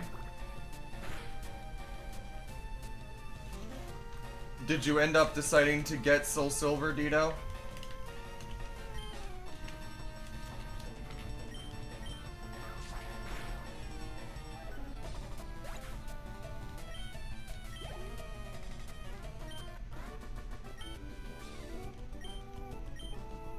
Nice. Do you know which starter you're going to choose? Or have you looked at anything around it yet, specifically, or no? Out of curiosity.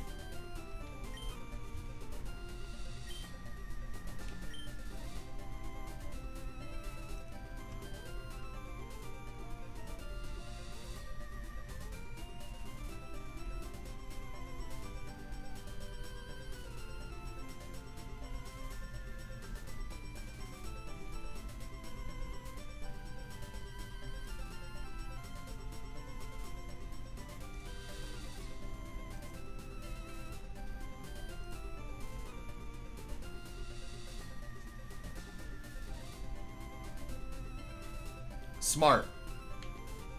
But also kind of typical. Not in a bad way. It's just that people that like Chikorita are in the minority most of the time. I've tended to notice.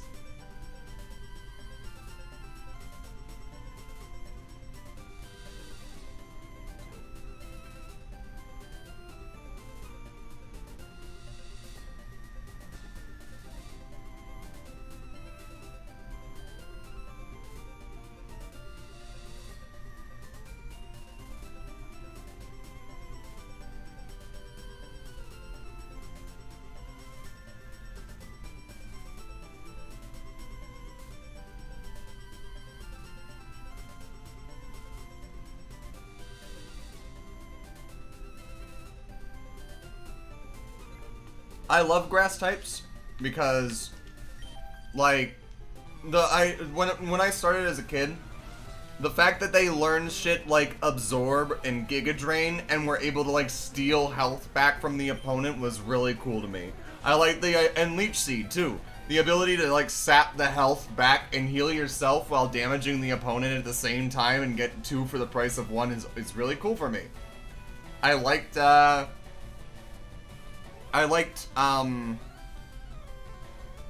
like how focused on status effects they are as well when it comes to like poisons, powder, stun spore. Like there's a lot of like grass and poison types as well. Hell, Bulbasaur is one. But that's just me.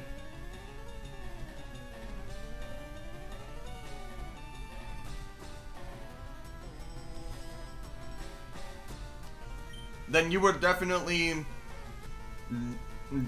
more of a fire type person than a water type, I must say. Water type is the one that is like stall and very bulky and very defensive and very, well, okay. I say this, but then Typhlosion and Feraligatr are kind of the opposite, right? Because Typhlosion's main gimmick, Cyndaquil's final evolution, its best, like, shtick is its move, Eruption. And basically what that does is it's more damage the higher the health you have. So it's great when you can continuously knock out your opponents one after the next without taking any hits, or if you can, like, dodge hits or heal them off somehow and stay at relatively high health. But if you dip below half, your moves are not doing as much damage, right? Especially with that. Feraligatr, on the other hand, is a physical water type. And it learns a lot of, like, biting moves, a lot of, like, recoil moves that will damage itself or, like, lower its own stats. Stuff like that. So, water is definitely more of a bulky attacker kind of a thing, where it doesn't hit as hard, but it takes a lot less damage. And fire is like all in on damage most of the time, right? Because like Feraligatr is definitely more bulky than Typhlosion is. That's for sure.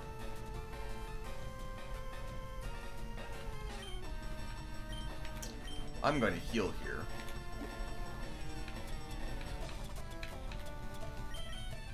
I will say, number one, I find it very upsetting as a Cyndaquil enjoyer that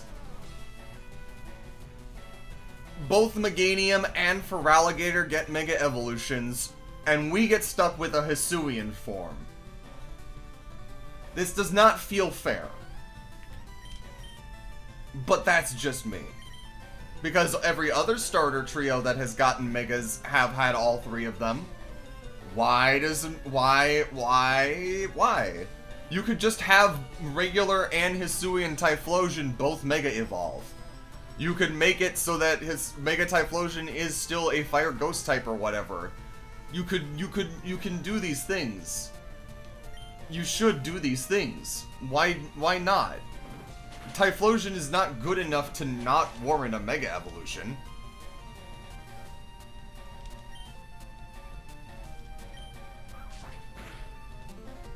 Fuck.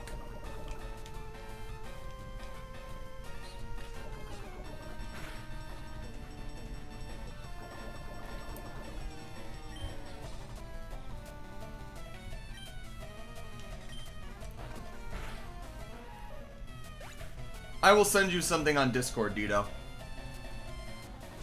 I just washed one of my removable pant legs because it got nasty rank juice all over it earlier, and I can feel the difference between the 2 pant legs, says Wizard Moose on YouTube. Huh? Like, at work? Do you have, like, a washer or a dryer or whatever that you just throw it into? Or are you talking, like, scrubbing it in a sink?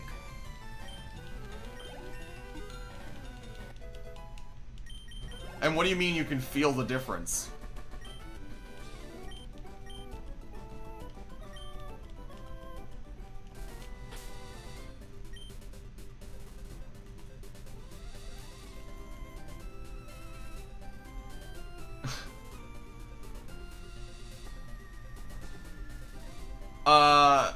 I will say this, Dito. I don't think you can get Mew through the game. I do not think that you will be able to get Mew through the game at all because of its mythical status and it usually being hidden behind events or stuff like that, right? Or distributions. Mewtwo is in the game and you will be able to find it as part of the game itself. It is still going to be in Cerulean Cave when you go there in the post-game in like the Kanto area, right? So there's that.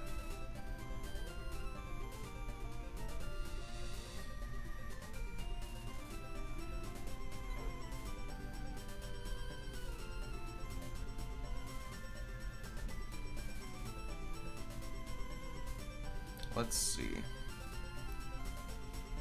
It should.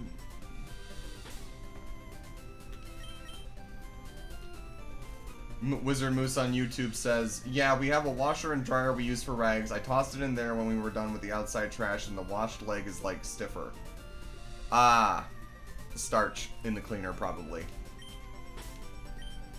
I have to heal Mia.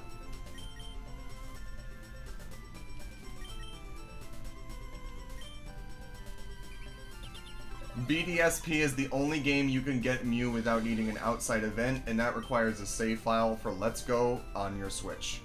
Yep.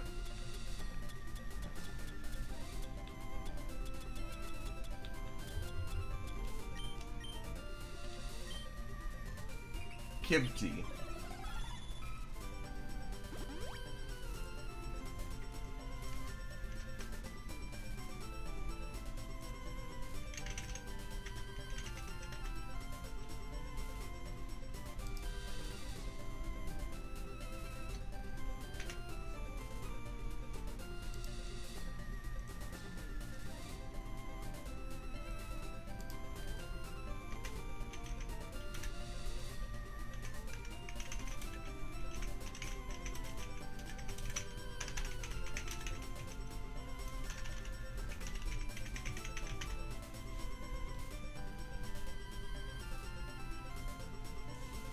Damn. I see you, Dito. I'm not one for hacking shit like that, but oof.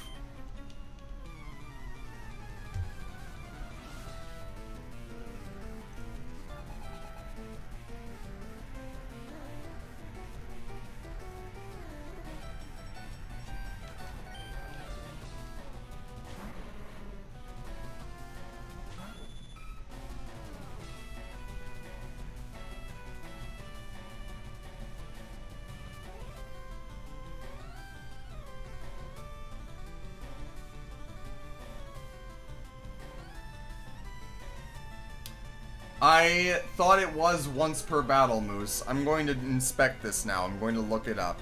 I'm going to check Payday.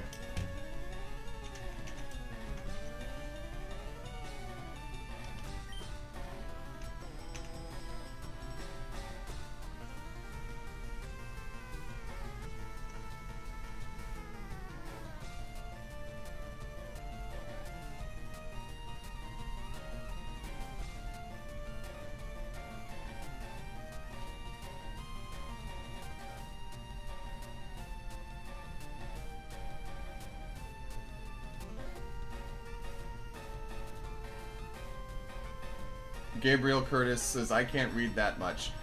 Don't worry about it. Basically, let me see here. It says, Payday will normally scatter, okay.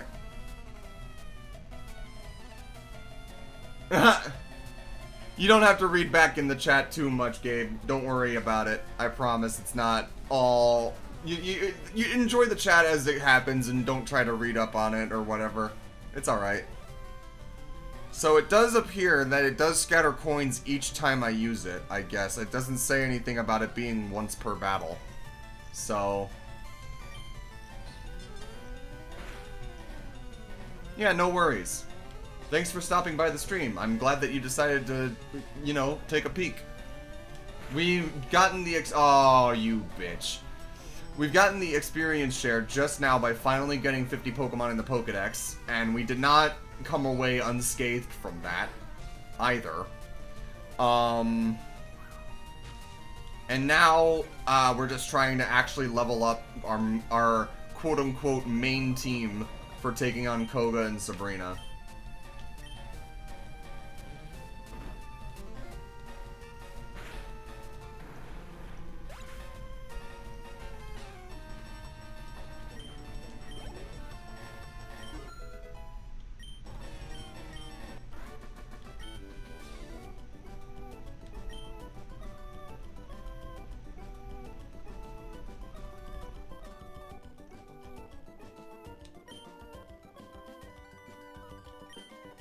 $320. I did use it twice, and that is 5 times 2 times is 10. Yeah, that is. Which means you should probably hold the amulet coin instead of the black glasses. Oh, currently we're playing Gen 3's Leafgreen version. I am about halfway through, technically. I've gotten the first 4 gym badges. I'm working on getting my 5th and 6th here, which are both at level 45.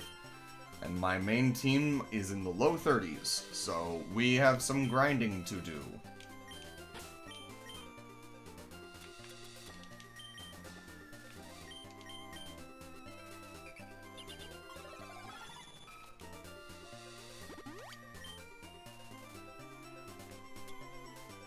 I still need to sell that Stardust, too.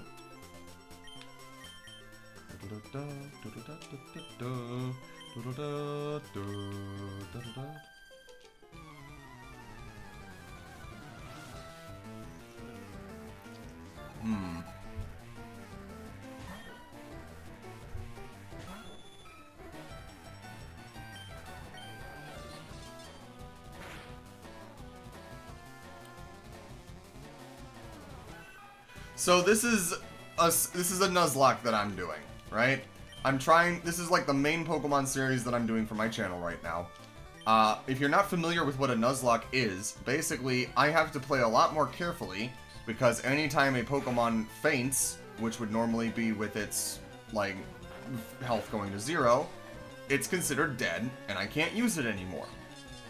And that means that and also I can only catch the first Pokemon that I find in each area, meaning that there is a limited number of Pokemon that I can have and obtain in a game. So that is possible for me to lose a run in a Nuzlocke, and I did before. And this is my 2nd attempt at this Nuzlocke, technically speaking.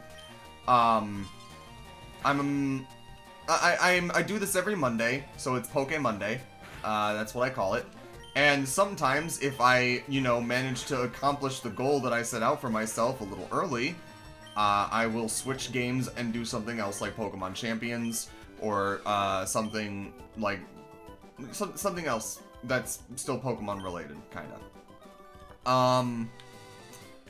Fridays, I usually stream Fallout. I have never played Fallout games before, but now I can actually say that I have played through and beaten Fallout 3.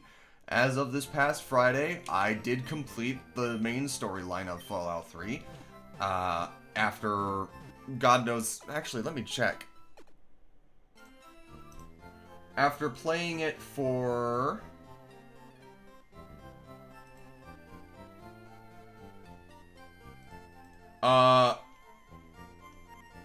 Okay, that's not right.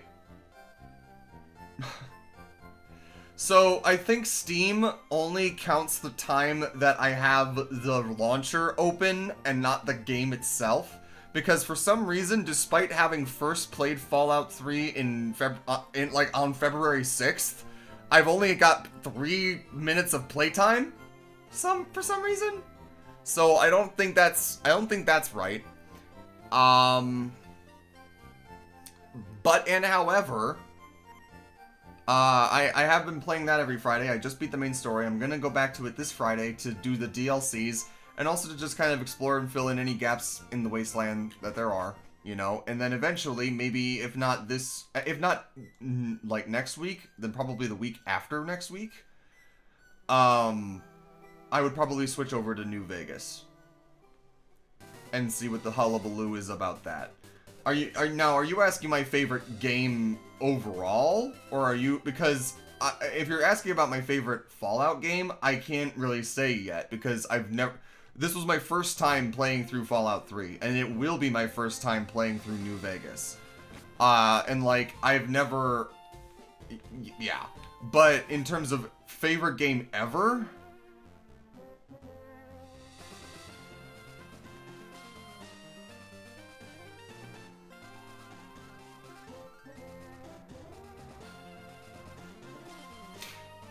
this is a very tough question to answer for a number of reasons.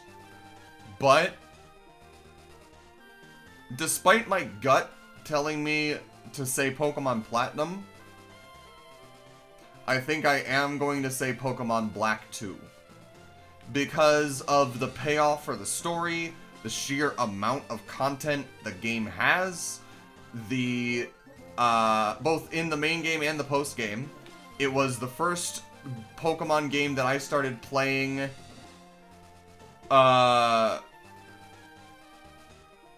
like, it was the first time that I started playing, like, competitively. I started, like, actually playing against other people online in tournaments and in competitions in Pokemon Black 2. It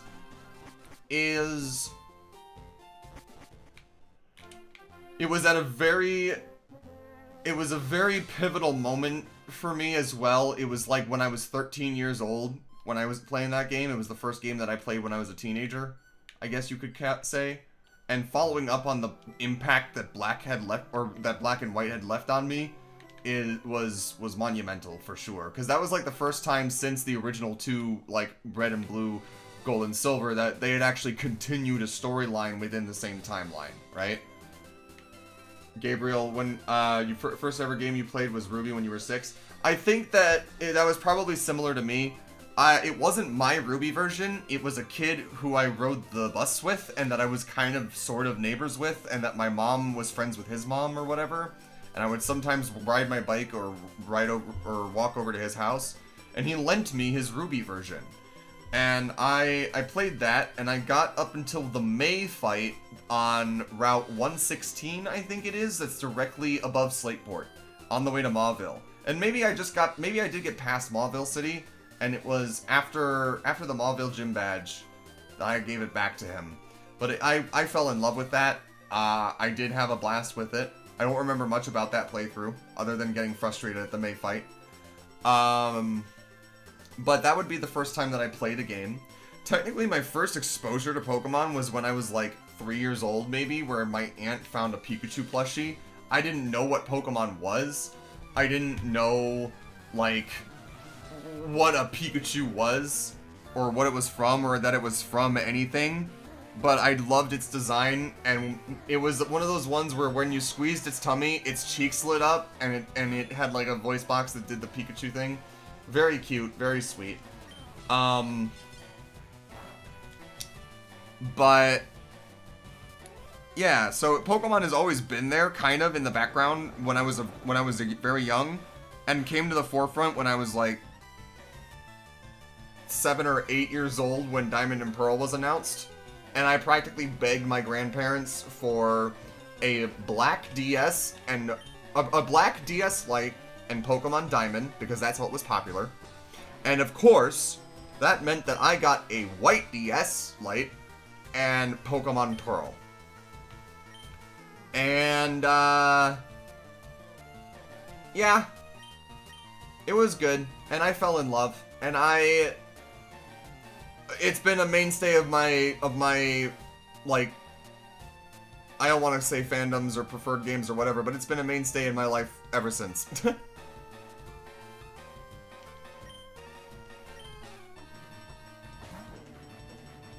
I don't think that there's been a single Pokemon game that I've missed. I have not finished a lot of them, to be clear. I started Pokemon Ultra Moon when that came out, and after getting halfway through the second island out of 4, I was like, there is not enough new content in this game to justify me playing it any further. Like, if it takes me getting 3/4 of the way through your game to access a new content, it should have been a DLC instead. Honestly, I know that Sword and Shield were the first Pokemon games to have DLC, but genuinely, I would have taken DLC for Sun and Moon on the 3DS over an entirely separate game that adds virtually nothing. At least for the main story of the game.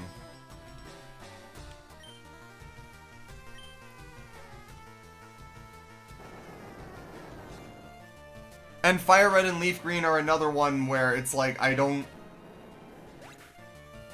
Because they're the first Pokemon that I found on the route. That's part of the Nuzlocke rule. If I find a Pokemon in... If the first encounter of a route or of a cave or of an area... Yep. So, I'm gonna tell you, Gabe. There's Red and Blue and Yellow, which are Generation 1. There is Gold, Silver, and Crystal, which is Generation 2. There's Ruby, Sapphire, and Emerald, which is Generation 3. Diamond, Pearl, and Platinum, which is Generation 4. Black, White, Black 2, and White 2, which is Generation 5. X and Y, which is Generation 6. Sun and Moon and Ultra Sun and Moon, which are Generation 7. There's Sword and Shield, which is Generation 8.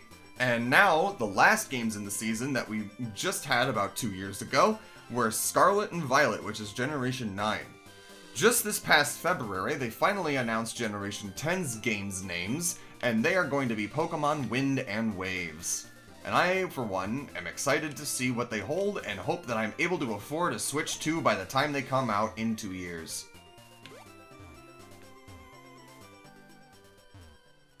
But yes, Wizard Moose has summarized the predicament quite nicely. But the other thing is that, Gabe, the reason I have these two is because part of the rules of the Nuzlocke is that... No. Well, it's good. We don't know yet. We don't know what the legendaries are or what the theme of the game is yet. We just know the reveals. What I think it's gonna be is gonna be like Sky and Sea. You know, it's gonna be like, because here's the thing, right? Lugia is also technically a guardian of the sea on top of Kyogre, and like there are multiple water legendaries. You know, there's Suicune as well. So I'm not sure what precisely this means, but I'm excited to find out. We've established that there are few domains that have sovereignty, I guess you could say, right? So, like, for example, time and space are manipulated by Dialga and Palkia respectively, right? They are the cornerstones, the anchors and controllers of those aspects of reality. They are like the Infinity Stones of space and time, literally with the Diamond and Pearl. Ha ha ha ha. But there are little, like, I don't want to call them nymph Pokemon, but yes, Dialga has to share time with Celebi, and, Moose, I'm about to blow your mind, Palkia has to share space with Hoopa.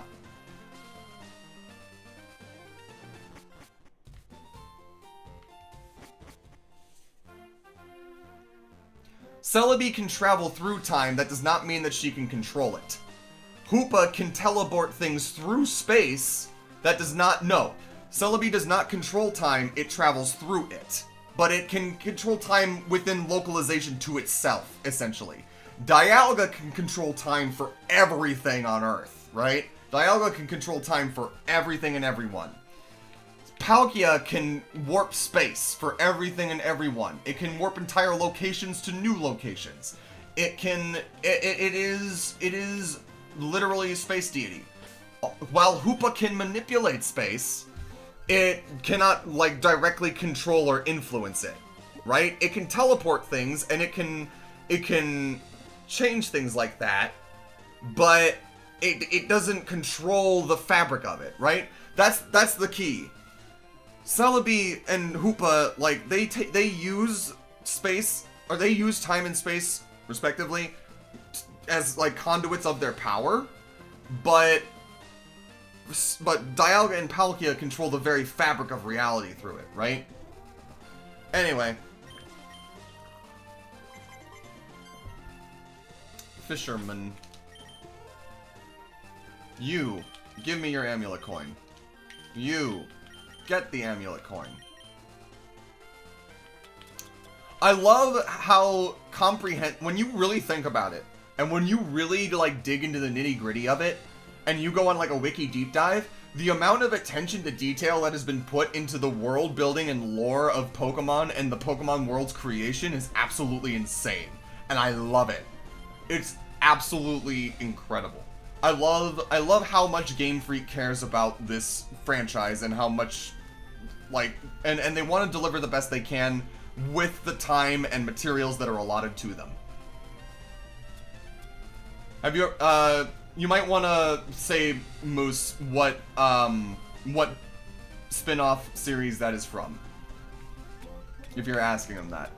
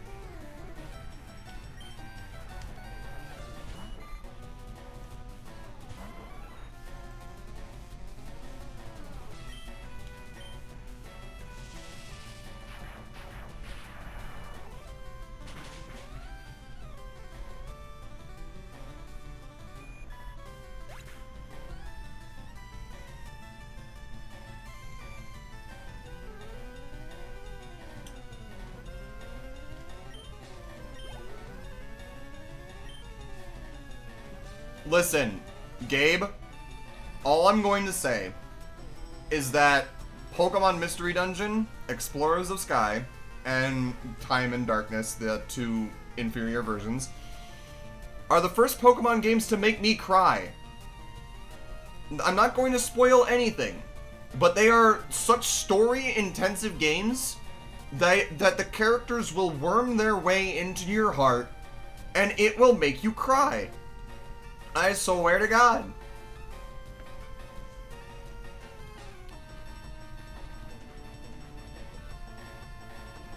Be gone, butt! Anyway.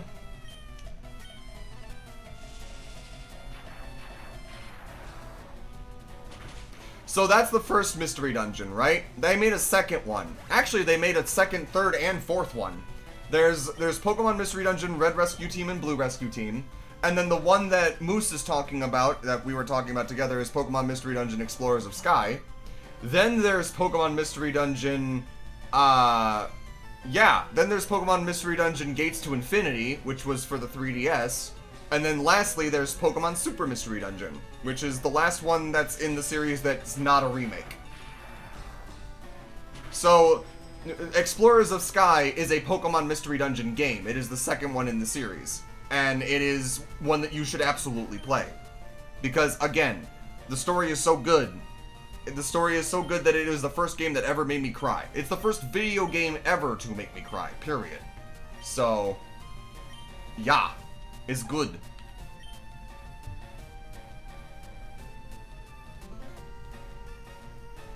Honestly,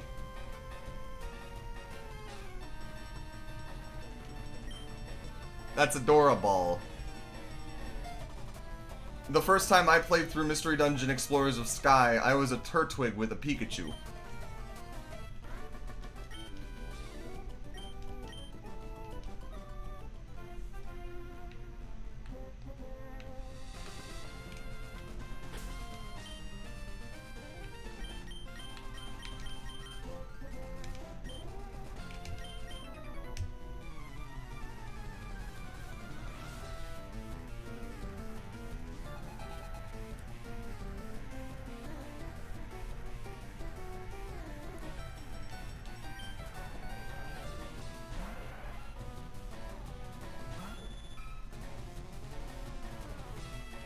Let's see.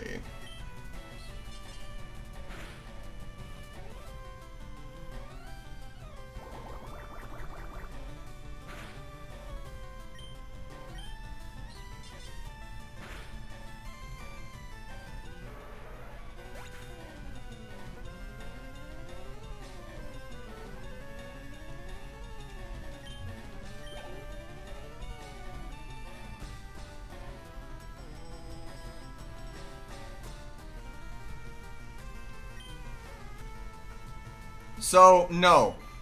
I will say this. In Gates to Infinity, they get rid of the, personality quiz. And they let you just select the Pokemon that you want to be. And then they bring the quiz back in Pokemon Super Mystery Dungeon, and they say, but if you don't like the results of the quiz, you can still pick what you want. I think they thought that it was restrictive and people not getting what they wanted and having to restart their game just to get what they wanted was tedious. And then they got rid of it, and then people were like, but we like the personality quiz. So they brought it back, and then they made it optional. In Super Mystery Dungeon and in Mystery Dungeon DX, which is the remake that they made of Red and Blue Mystery Dungeon for the Switch.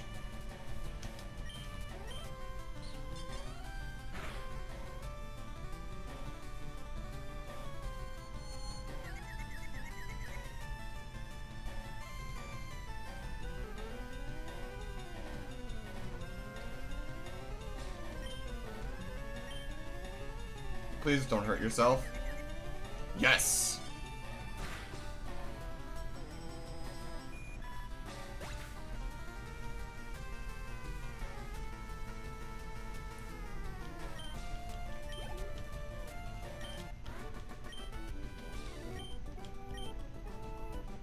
That sure is a lot more money.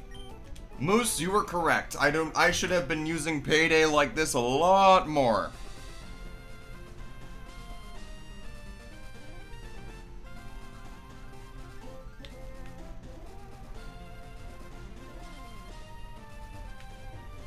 So Payday is a normal damaging move, but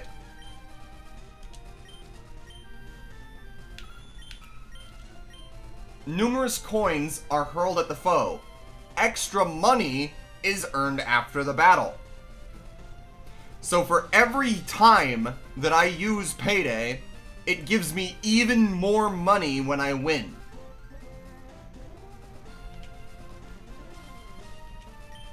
I originally thought that it was a one-time per battle thing.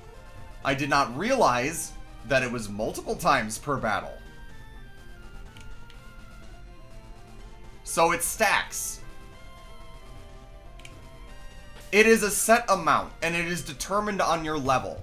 So you gain money equal to 5 times the user's level. So, for example, with Persian being at level 32 right now, it would be 160? Yes, $160 each time. But because I used it like 10 times that last time, or like 9 times or 8 times, it was $1,200. So, it does get more money every time it levels up, but it is additive, not multiplicative.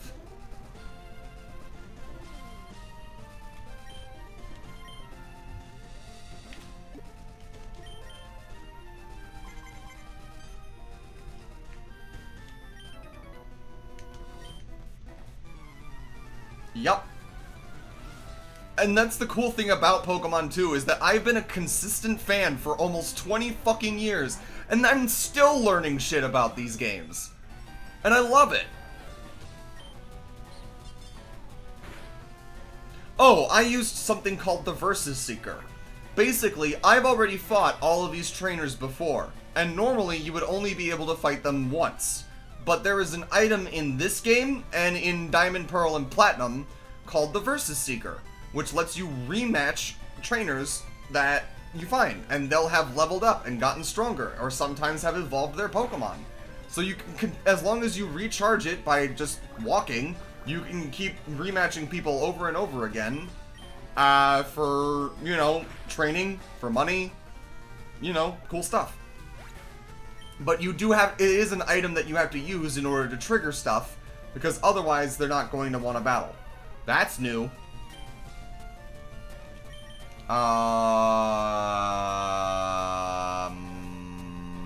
You scare me, actually. I'm gonna send this in.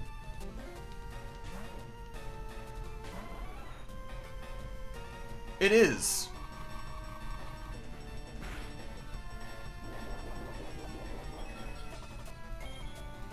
You're welcome. I would love for you to, you know, subscribe, leave a like on this stream so more people can find it.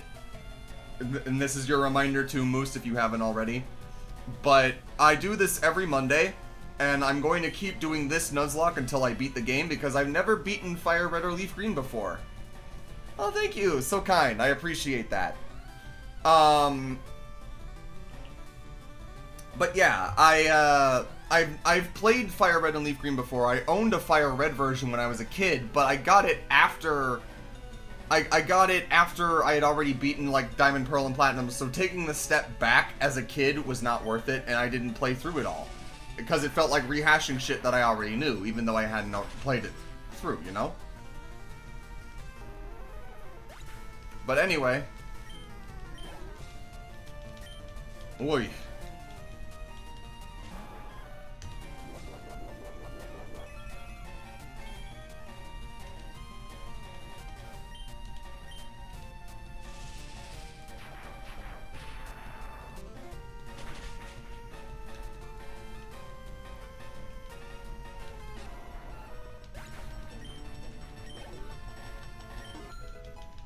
Nice.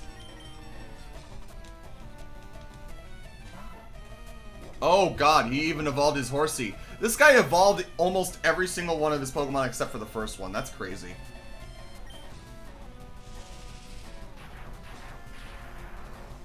I hope you have a good night, Gabe. I appreciate you popping in, and I hope to see you either Friday or next Monday.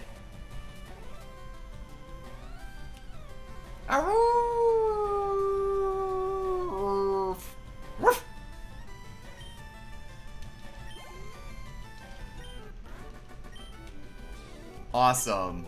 Look forward to seeing you. Sleep well. Good night.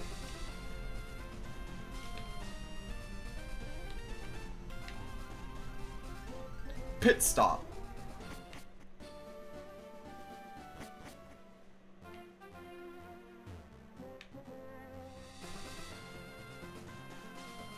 Hey Moose, do you want to know something that's very funny that I just found?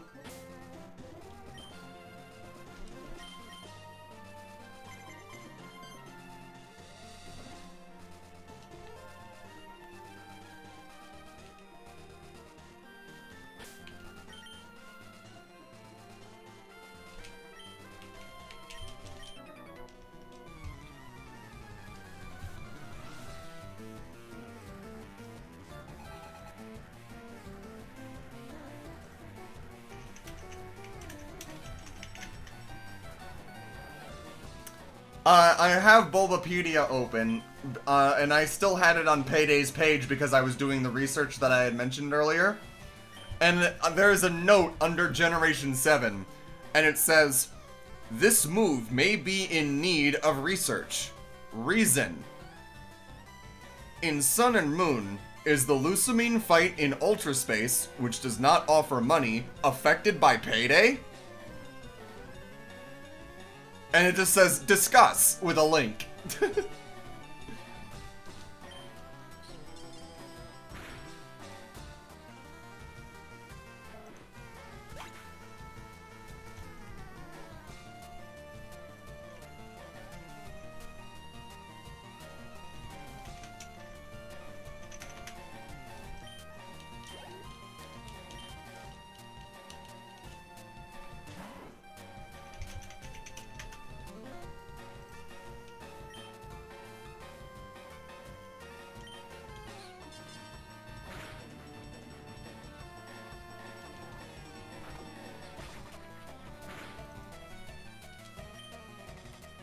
That's less than ideal.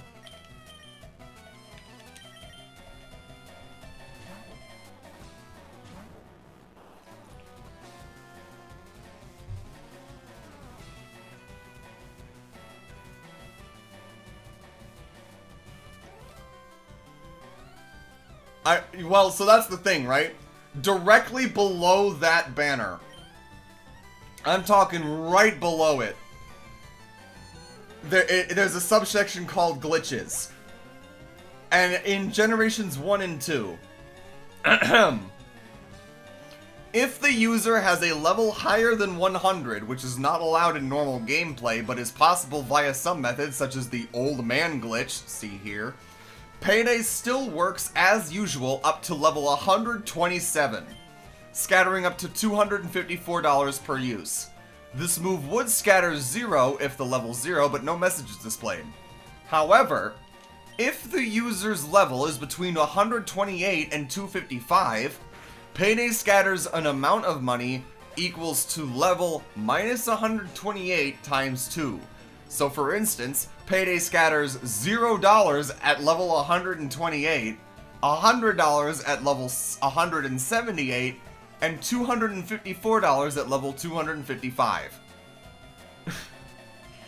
Pokemon over level 100 cannot be traded from Generation 1 to Generation 2 due to a message that the Pokemon's abnormal, but it's possible to obtain one in Generation 2 with means of a arbitrary code execution, such as the coin gaze glitch. See here.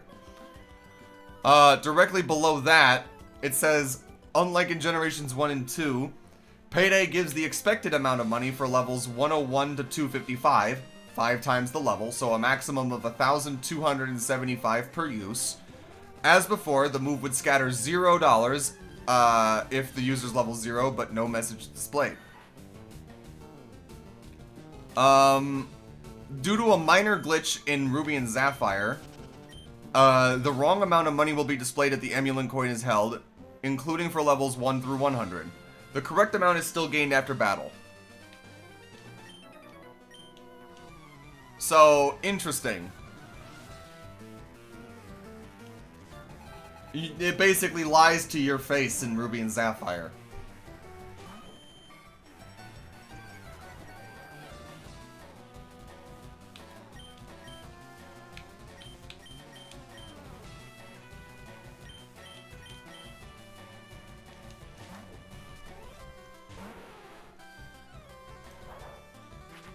There's a Payday TM? I guess there was. Wait. Huh? Wait a second here. Oh wow, Payday is TMO2 in Sword and Shield and 116 in Legend ZA. Interesting. I did not realize this.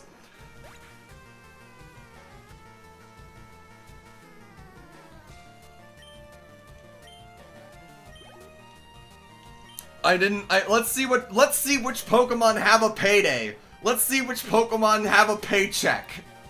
We've got Pikachu and Raichu, of course, because they're the breadwinners, let's face it. We've got Nidoqueen and Nidoking, their salary working parents. I getcha, I getcha. We've got Meowth and Persian, because of course. Psyduck and Golduck, they're a gold digger. Mankey and Primate, prize winnings. Rapidash, also prize winnings. Slowpoke and Slowbro.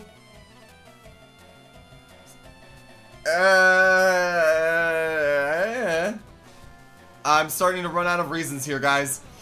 We have Seal and Dugong learning Payday. Rhydon learning Payday. All of the Evolutions learning Payday. Snorlax. Mew and Mewtwo, because of course they can. Slowking, Munchlax, Rhyperior. Purloin and Liepard because they steal. You know what? You absolutely right, Moose. You are absolutely right. They do get the merch money. Wait! No! Litten and Incineroar gets it too. Incineroar also gets it from its prize winnings as a fucking wrestler. I fucking hate that.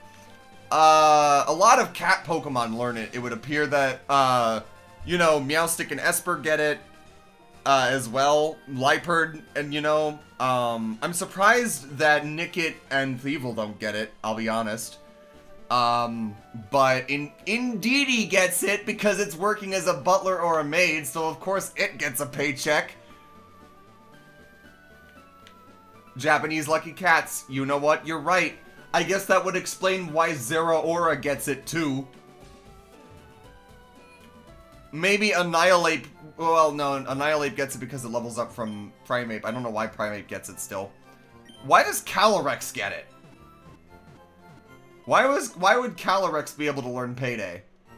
Is it just because he's royalty and he's throwing money at his problems? Is that it?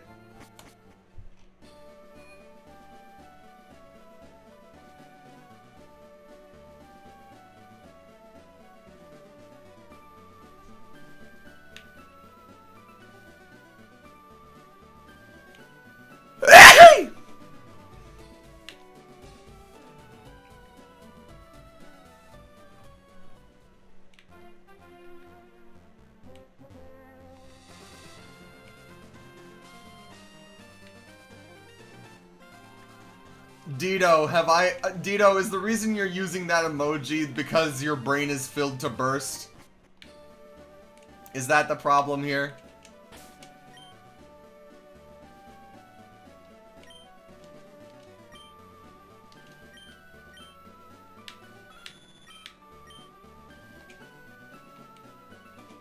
Oh, I'm sorry. Let me turn that down. Anyway, apologies. That was a sneeze.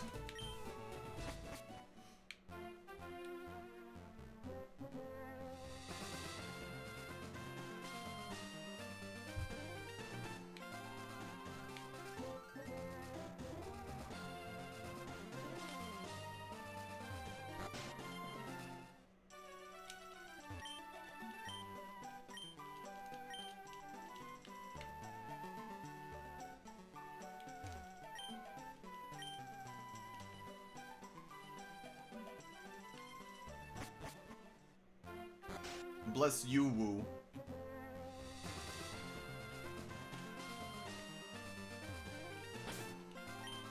Alright, versus Seeker. Don't let me down. Hiya. Both of them.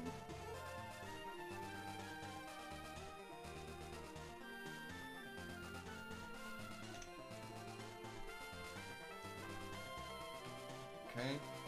This guy is amped up, and he's going to have electric types.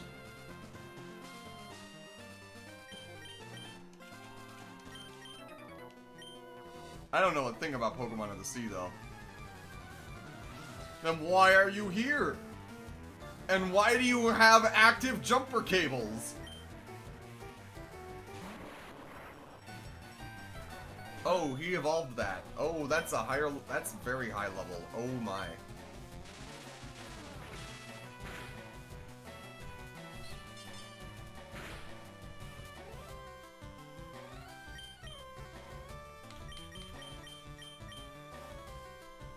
Catherine time.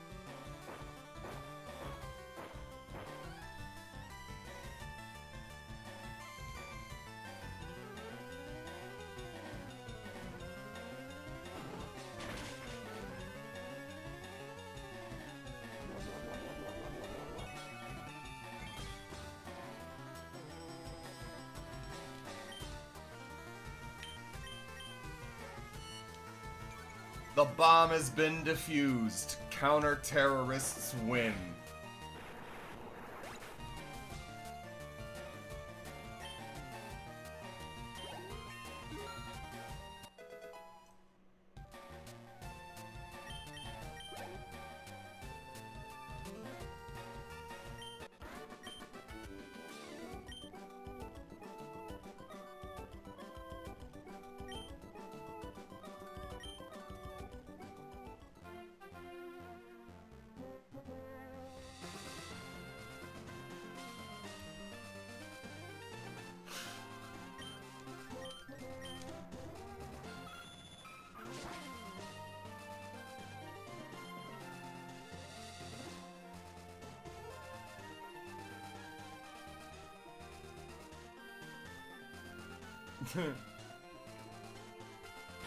Drive safe, Moose.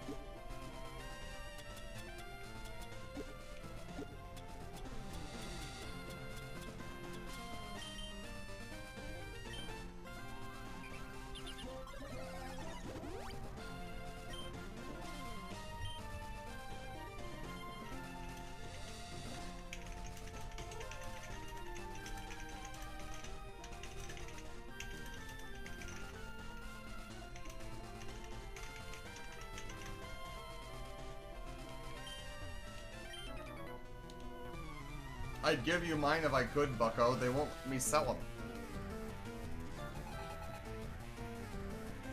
Ah.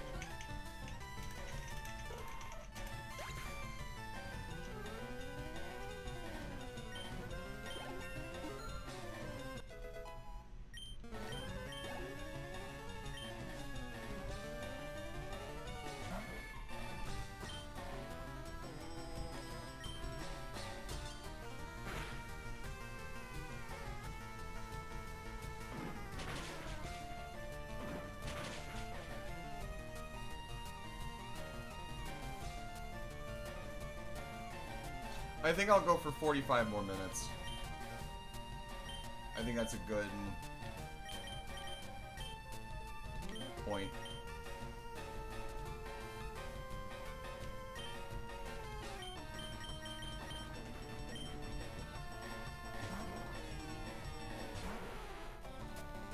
because that way I will have been live for exactly 7.5 hours. At that point, it will be exactly midnight for me. And you will be on your way home, and I will no longer be a distraction for you while you're driving. So, I think that all works out well enough. And hopefully I'll be able to at least get folks up here to level 35 maybe within that time. And that way we'll only have 10 levels to go for next time. I don't know, man.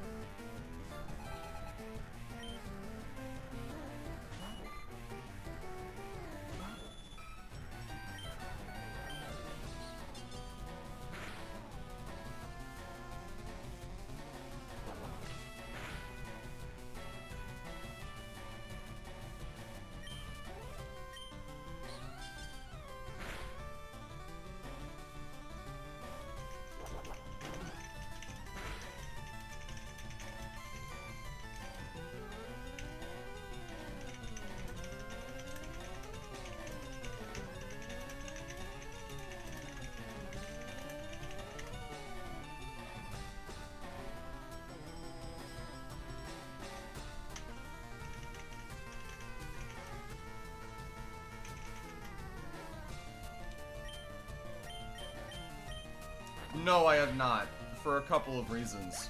Number one, I don't use Twitter hardly at all anymore. I use it to boost my stuff, and that's really it. I don't use it with any regularity. Blue Sky and Tumblr are more so where I've been looking lately. And the second reason is because I respect artistic integrity, and I want to support the people that made this movie, the artists and fans who worked on it and put their heart and soul into it. And I do not want to pass around awesome, incredible shots like a piece of candy. So I'm going to hopefully maybe eventually see it. Maybe I'll rewatch the entire Last Airbender series because I haven't seen it since it aired. I watched it when I was a kid and I liked it well enough, but I fell off watching it after book 4. Like right near before the end of the series, I stopped watching it. And I just, yeah. I will say I'm most familiar with books 1 and 2, of course, but like, or sorry, books 2 and 3 actually. But yeah. I would not mind that, Chloe, but we've already got a backlog list to go through. We still have to finish Reigns. We still have to finish Beastars. We still have to finish Agretzko. We still have to finish playing through Baldur's Gate 3 for your main playthrough, so that you and I can play through it together. Because, you know, you won't play through it with me until you beat the game, and you won't beat the game because you think it's too scary. But I will get you. But we can watch it together, and I would love to watch it with you, and I love you. Ahihi. I literally have a Google Doc, by the way, for people who are watching. My partner is in the chat now, and I have a Google Doc that is titled The List. And it is just a list of things that Chloe and I either want to start watching, and just haven't had the time or chance to yet, or started watching years ago and never finished. So, right now, every Wednesday, me, Chloe, and another IRL friend of mine that I've known since college, every Wednesday we watch Yu-Gi-Oh! in a separate server of mine, and we've been going through the first original Yu-Gi-Oh! Like, series, like Duel Monsters. We are, like, on the 3rd season now. We're in the middle of the virtual world arc against, like, the Big Five, and they're doing their thing. I believe we left off last time against Kaiba versus Lecter. That's a very interesting duel. This is getting a little dicey here.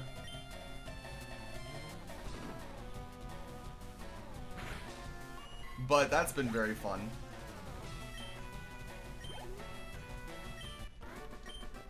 I do think that Seto Kaiba is one of the most, like, intriguing characters ever put in media, because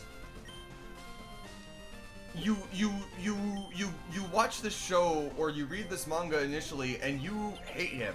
Like, he is an actual jackass, and he is like every stereotypical CEO that you will ever see. And then you give it a second look, and you look deeper into it, and you watch the anime that, like, expands upon his backstory a little bit, and you find out why he is the way that he is, and how he became the person he is today. Which doesn't excuse his actions, but it does give reasoning behind them, and it makes sense why he is the way he is. Especially if you factor in the undiagnosed autism. But I digress.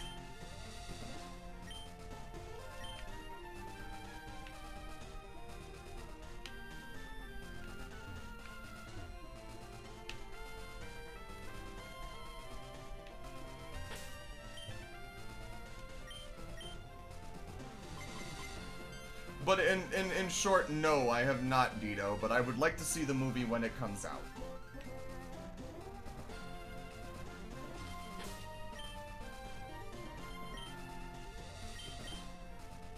And Chloe, if you're talking about the movie, I would also like to watch the movie together in theaters too.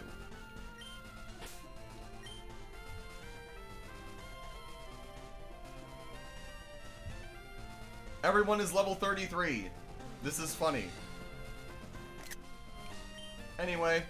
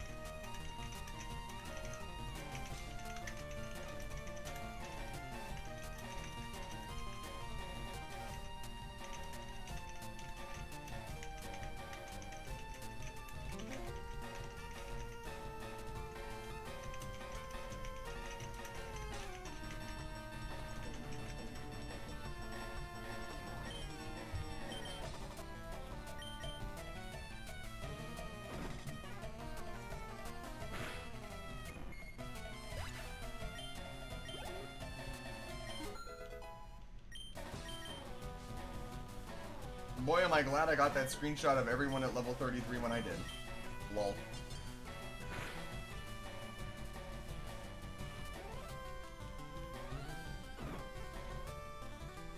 The Meowth looking at Mia being like, "Who are you?" And Mia staring back unflinchingly going, "I'm you, but stronger."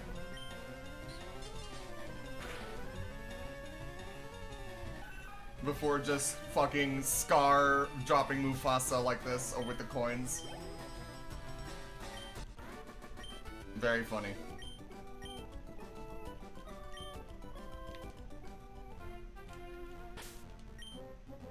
So now...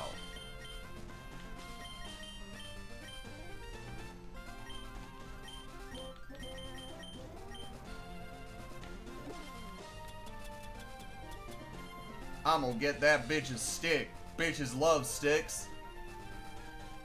Stick, gotta find stick. I got stick. Becky, let me smash. If you know that, you're a real one.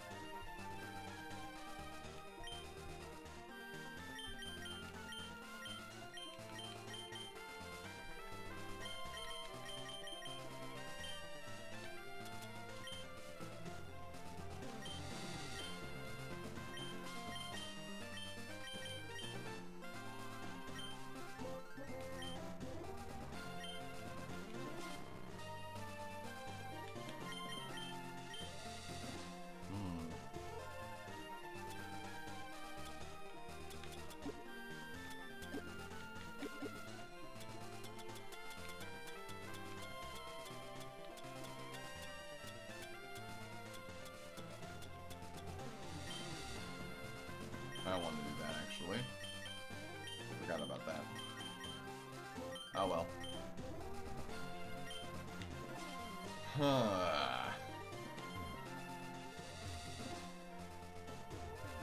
I love when they're still versus seekered, but they're out of sync, so they start jumping at different times. It's very funny. Anyway, you're next.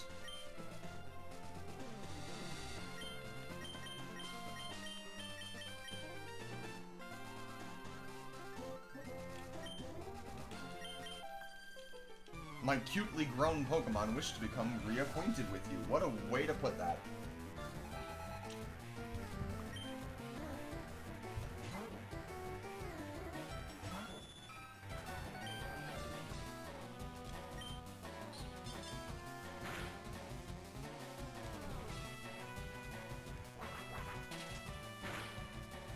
Wapop, wapop. I love, as primitive as they are, I love these sound effects.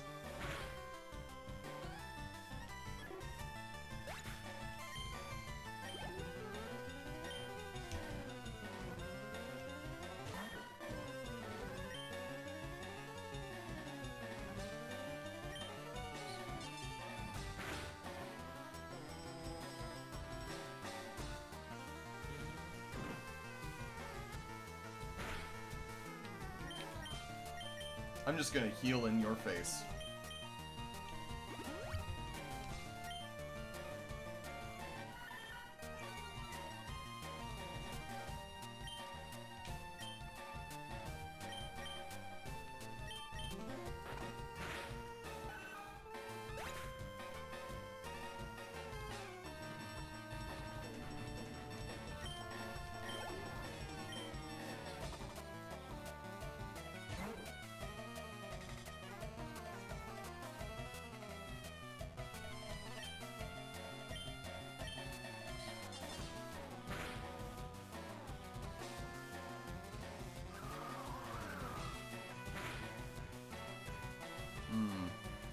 Let's see.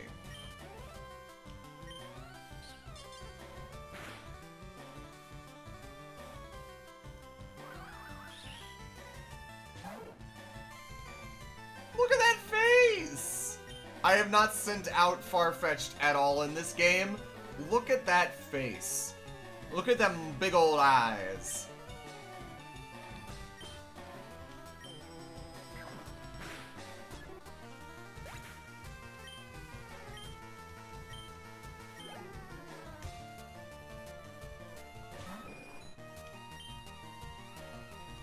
Ah, It's a fun thing. It's an old Japanese proverb about like finding a duck holding an onion in its beak being good fortune because you can make soup and have the seasoning with it, you know? So it's a play on like that kind of a thing. But that is why. That's the whole thing. It's far-fetched because it's uncommon. That's its name. It's far-fetched. And yes, Chloe in the chat, looking at you with his special eyes. I'm gonna be cocky. I'm gonna be like, you can't hit this shot. And then they don't. And then I do this.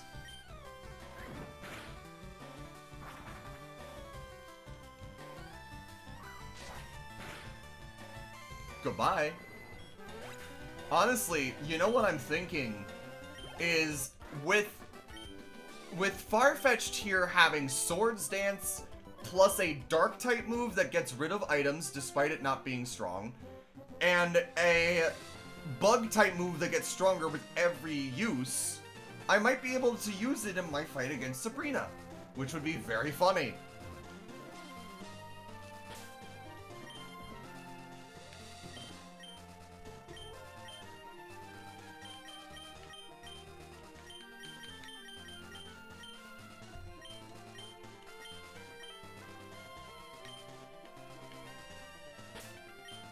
What do I have here? Restore all moves. Restore a selected move's PP by 10 points. This is what I need.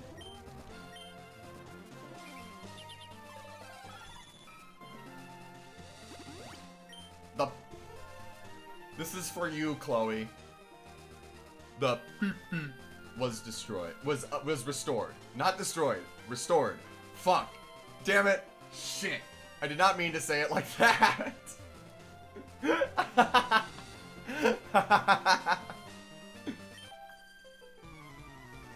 Ay, ay, ay. Valerie.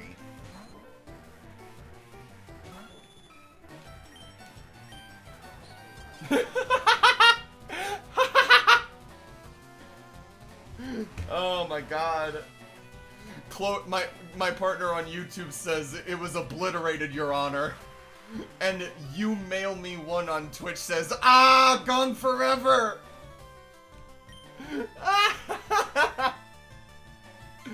Oh man. Talk about a Freudian slip. My god.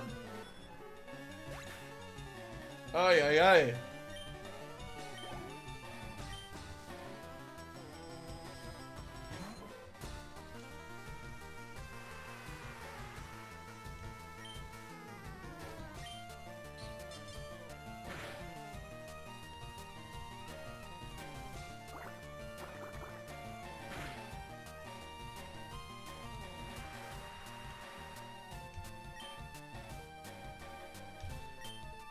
You know what's really interesting to me, and I don't know why this is the case? Moose. I don't know if you're still watching and if you have me on in the background, you probably don't. But Chloe and Moose have consistent colors on YouTube chat, which I thought was only a thing for Twitch. I know that Twitch lets you choose what color you appear as a chatter, but I did not know if YouTube does it or not, but it looks like Chloe, I don't know what the criteria is, but Chloe, your color for your chat name is like a deep royal blue, and I love it. And Moose's is like a viridian green. It's like a forest green. Unlike Dito's Twitch color, which is like a lime green.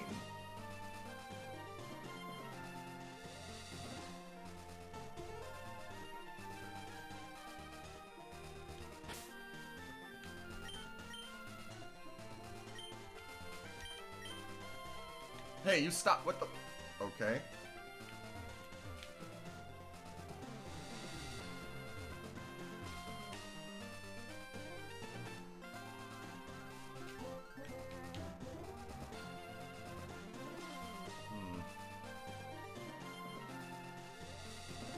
I don't think I fought you yet, have I? I have not.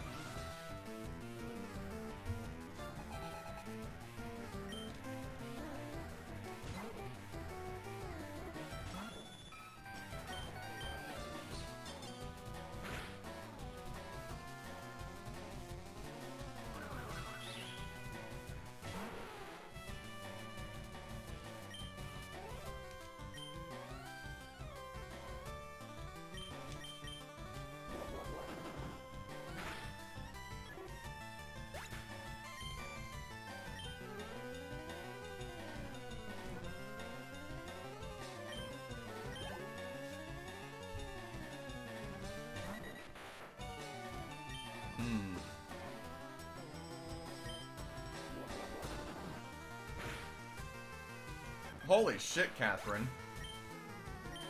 She out here tackling bitches.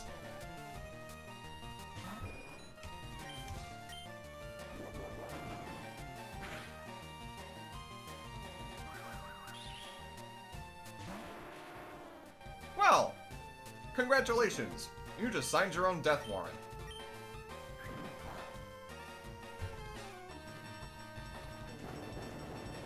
And now I'm gonna put you in a rock tomb.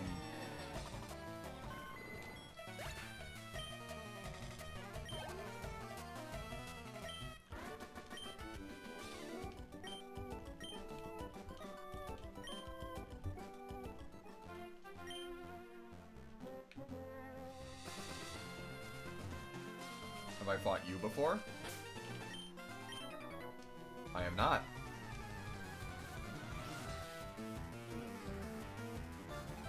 Birdkeeper Mitch.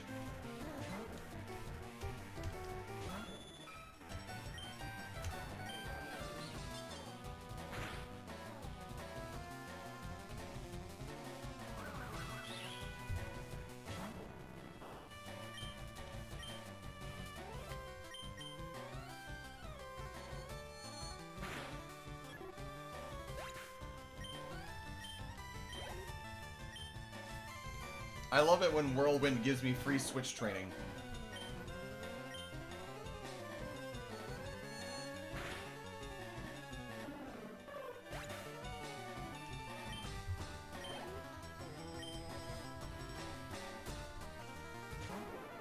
Ooh, big and scary. Big Fuwo. Big boy. Big guy. Big, oh, big special defense drop. Oh, big defense drop. Oh. But I'm gonna beat you like this.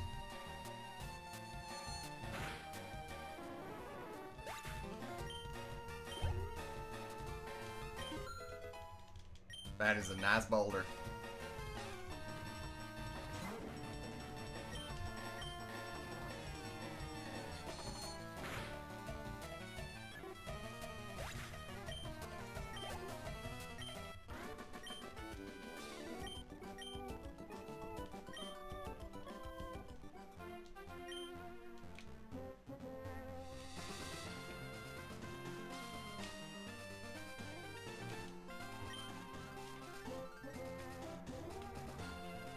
Uh-huh.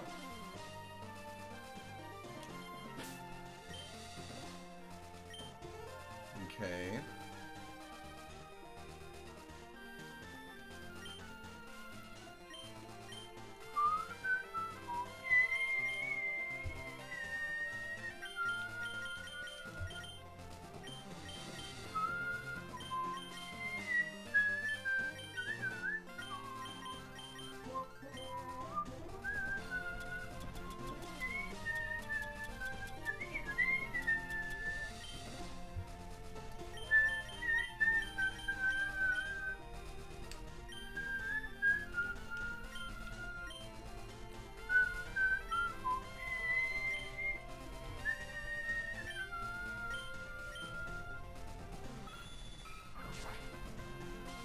Alright. Bag. Voices Seeker, where are you? Here you are. Ah, they all want a battle, and I haven't fought them before. That's why they only have one exclamation point. So... what is Payday's PP at?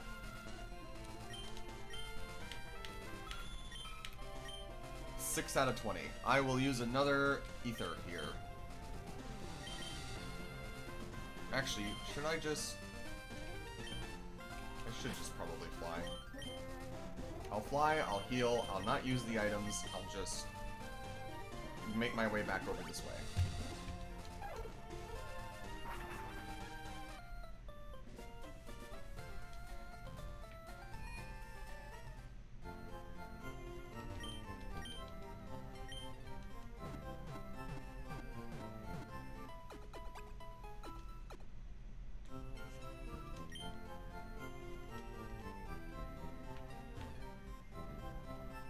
Okay.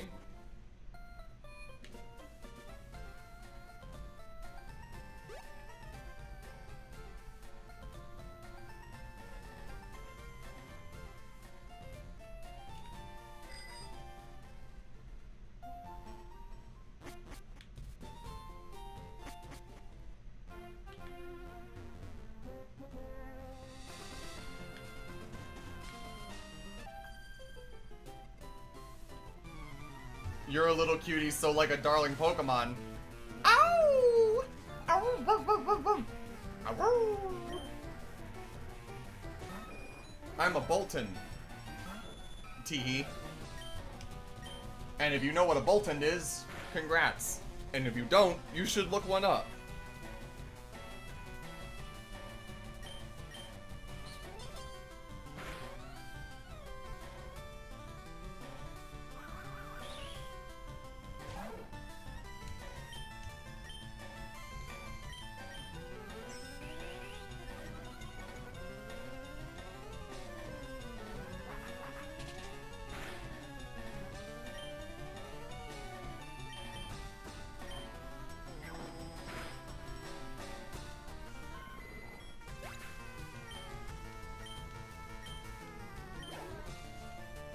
Neat.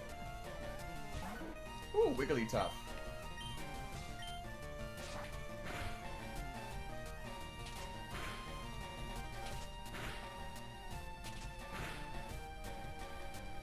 Boltund. Here, I'll spell it for you.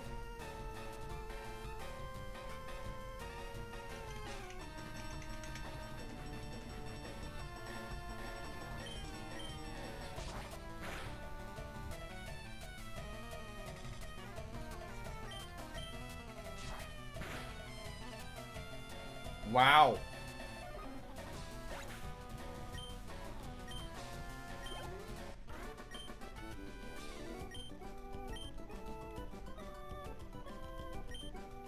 I take it that means you just took a peek at it, you mail me?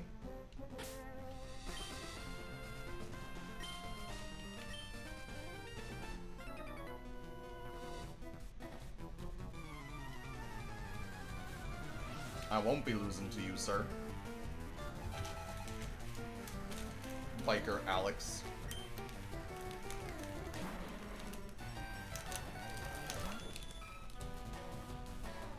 Hee.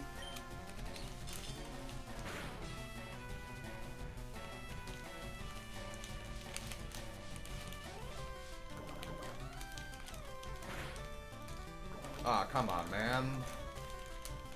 Uncalled for. Uncool.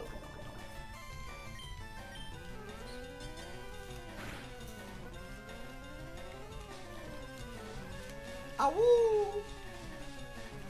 It's the first dog that's closest to a golden retriever, okay? And I will take it.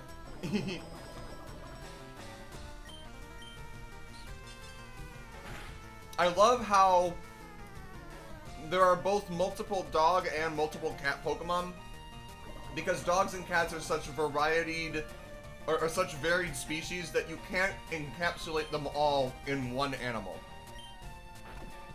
You have Furfrou, which is the poodle. You have Stoutland, which is like the terrier. You have, hang on. You have Boltund, which is like the hound dog, you know, like the hunting dog, right? Yamper, which is a corgi. You have so many different dogs. It's awesome, and I love it.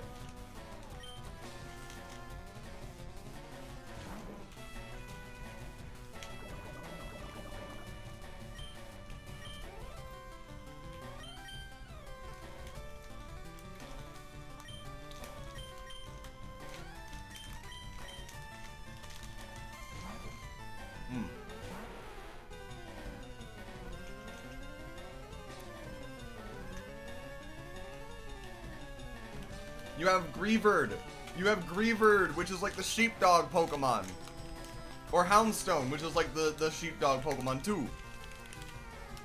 You've got Houndoom, which is like a Doberman. And Houndour, which is like a Rottweiler. There's so many good dog Pokemon, and I love it. And now I can have an entire team full of dogs if I want. And wolves, I guess, if you count, you know, stuff like Lycanroc. But still.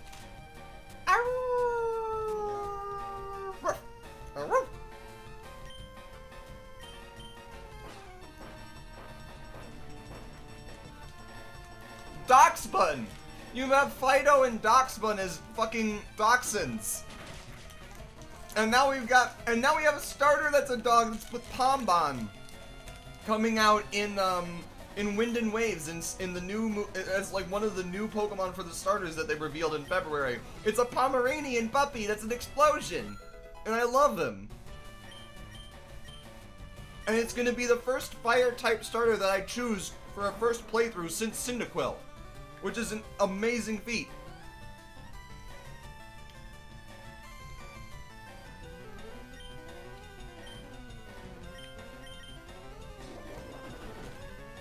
I'm sorry. I love dogs. I love Pokemon. I love dog Pokemon. Granbull. You have Granbull as like a bulldog. Like I'm sorry. I'm literally just naming all the dog Pokemon, but like, ow! It's so good. It's so good.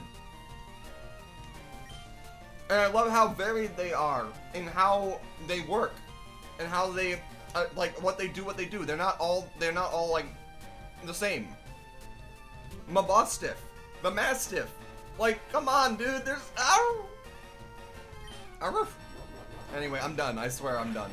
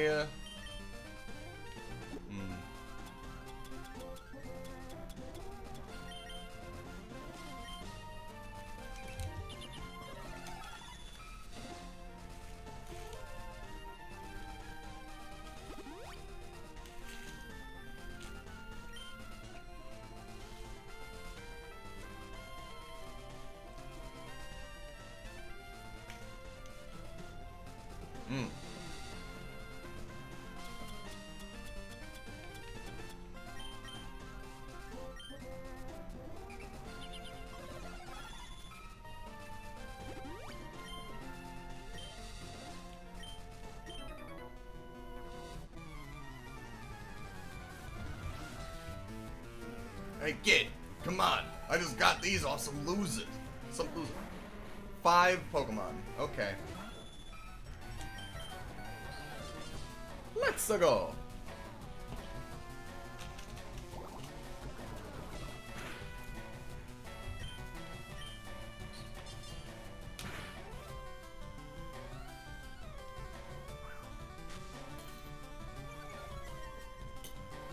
Hydration is important.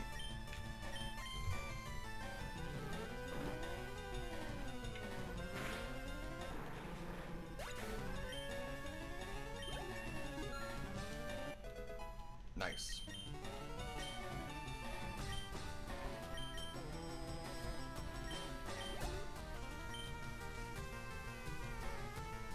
Excuse me.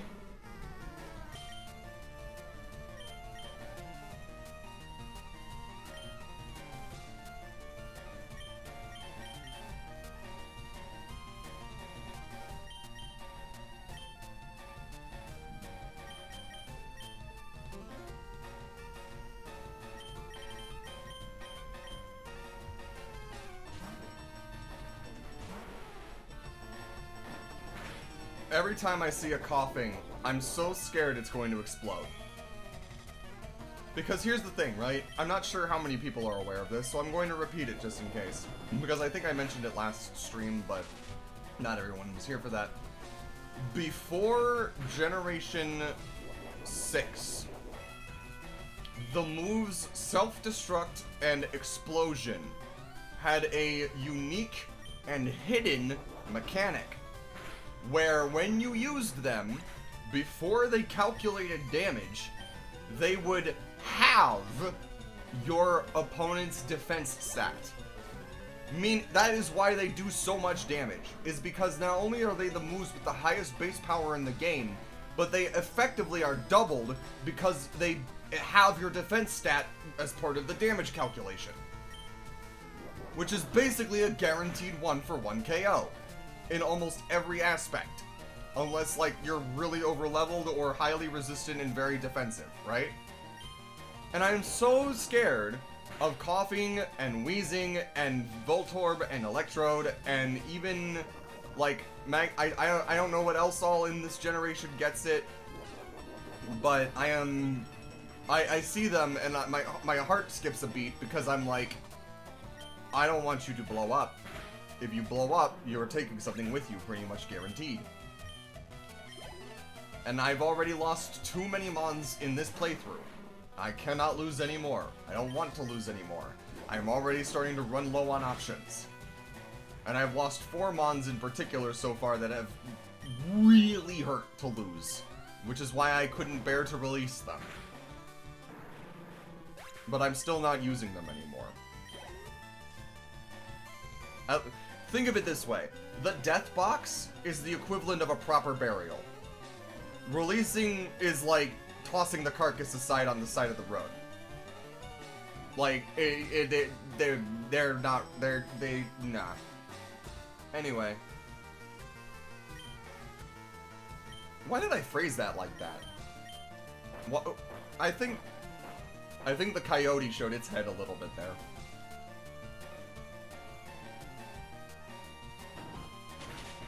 Anyway.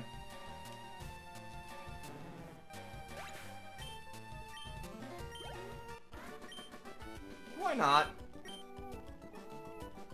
What do you mean, why not? Life's too short. It's cool to live as an outlaw. Team Rocket rules. Okay, buddy.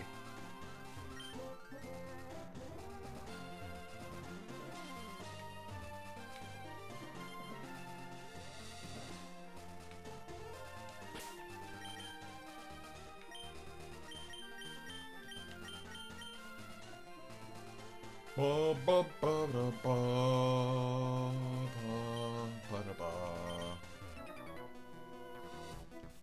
The Winged Mirages. Yeah, boy. Birdkeeper Donald.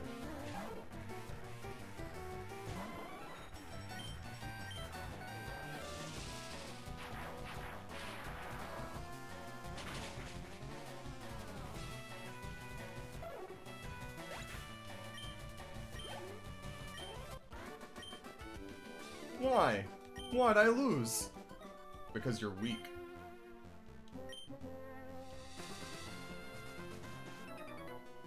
I'm not into it, but okay, let's go. Well, you're not into what? Why are you doing this if you're not into it? Do you need a safe word, buddy? Sounds like you need one.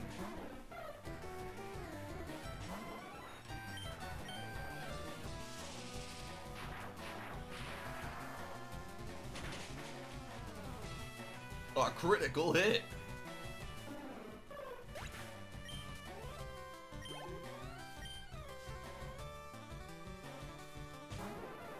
And Firo, you get the same treatment.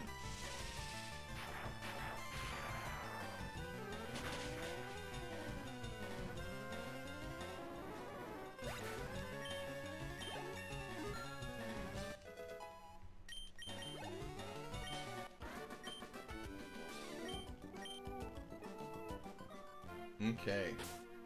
So, we are making decent progress, I think. It is a lot slower than I would have liked because of the setbacks, but we are making progress nonetheless. The last thing that I'm going to do here, I think, is I'm going to get the TM for Shadow Ball after selling my Stardust and other assorted items that I will not be using, buying a shit ton of coins, and, you know, we'll cap off the stream with that. But, this was a overall good stream. You know, for some reason, it's a lot less grueling to do this for 8 hours than it is to take phone calls. I wonder why. But, and however, holy shit, I have almost $120,000. But yeah, no. I enjoy doing this a lot, and I'm grateful that people enjoy watching me, and I'm grateful that I'm apparently charismatic enough to keep people's attention and hold a conversation and all of that jazz. Or, you know, just be entertaining enough to have on in the background for some other people who are watching me, you know. And I'm more grateful than I can express for folks who do pop in, who do say hi, who do come back, you know? Little by little, you know? That's how we do it. So I'm gonna need 4,000 coins.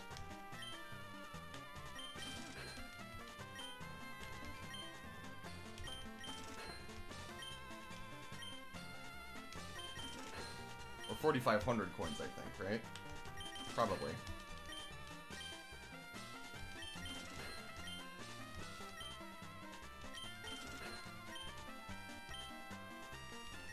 There we go. So the reason I'm doing this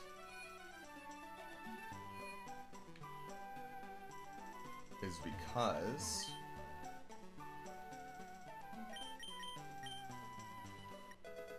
there we go. I need a ghost type move that is super effective against a psychic type gym leader, and also a good move that is not an electric type on my electric type. And believe it or not, Jolteon can learn Shadow Ball.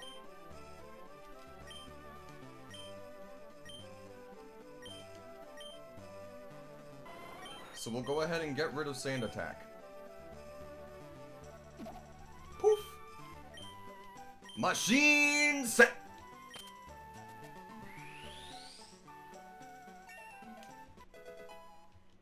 Alright, and with that, I think that's going to cap this stream off here. I have been live for 7.5 hours.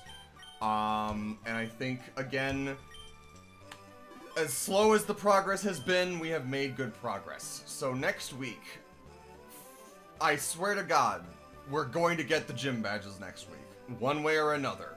It's going to happen. I will not stop until I get one. That is what the plan is. I'm going to grind until I get to level 40 or 45, depending. And depending on how confident I am, depending on the timing that it takes, we will do this. We will do both Koga and Sabrina in one day, maybe. Who knows? But thank you for popping in today. Pop in on Friday to help me go through Fallout 3's post-game and DLCs and whatever mysteries await me through that. And thanks you again for just, you know, vibing. Even for those who didn't, you know, chat, who don't really, you know, who just lurk. Every little bit helps. So thank you. See you next week, or see you on Friday. Bleh. And have a good night. Ow.